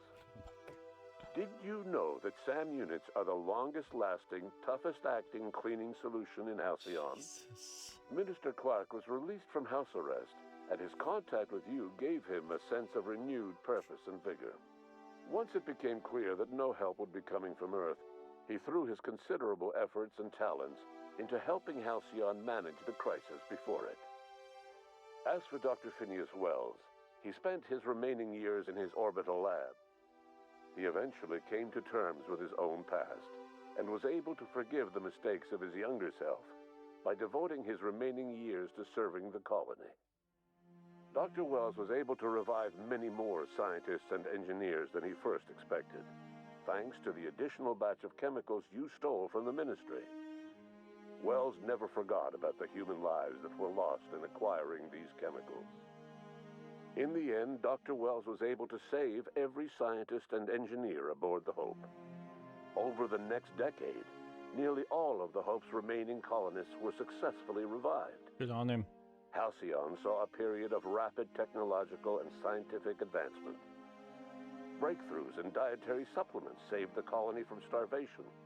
Geoengineering projects and social reforms began to change the structure and character of the colony. Dr. Wells laid the groundwork for the project to save the colony, but he would never live to see the fruits of his labor. He passed away a few years later. His work was carried on by the scientists and engineers he revived.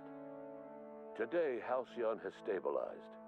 The people of the colony work hard to adapt to their new circumstances. Nearby colonies send aid and supplies. Life will never be easy in Halcyon, but for the first time in its history, there exists a sense of real, genuine hope about the future. And what about you? The unplanned variable in the history of Halcyon. Long after Wells passed away, you carried on his work with more energy, determination, and brilliance than he could ever muster. The years that followed were hard, but Halcyon survived by the efforts of the Hope's most promising colonists, the greatest of which was you. No one knows what's happened to Earth, and no one knows what the future has in store for Halcyon. All we know for certain is this: the name of the Unreliable and that of its intrepid captain, will remain the subject of countless stories for years to come.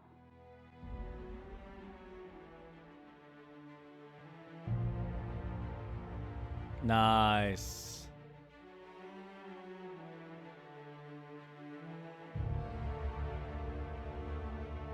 Is there credits?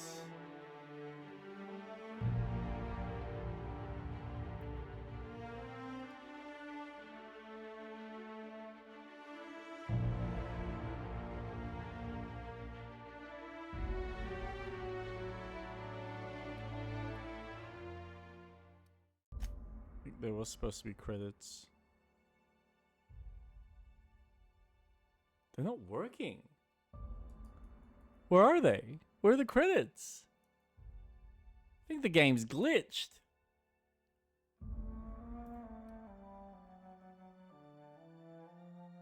Jesus.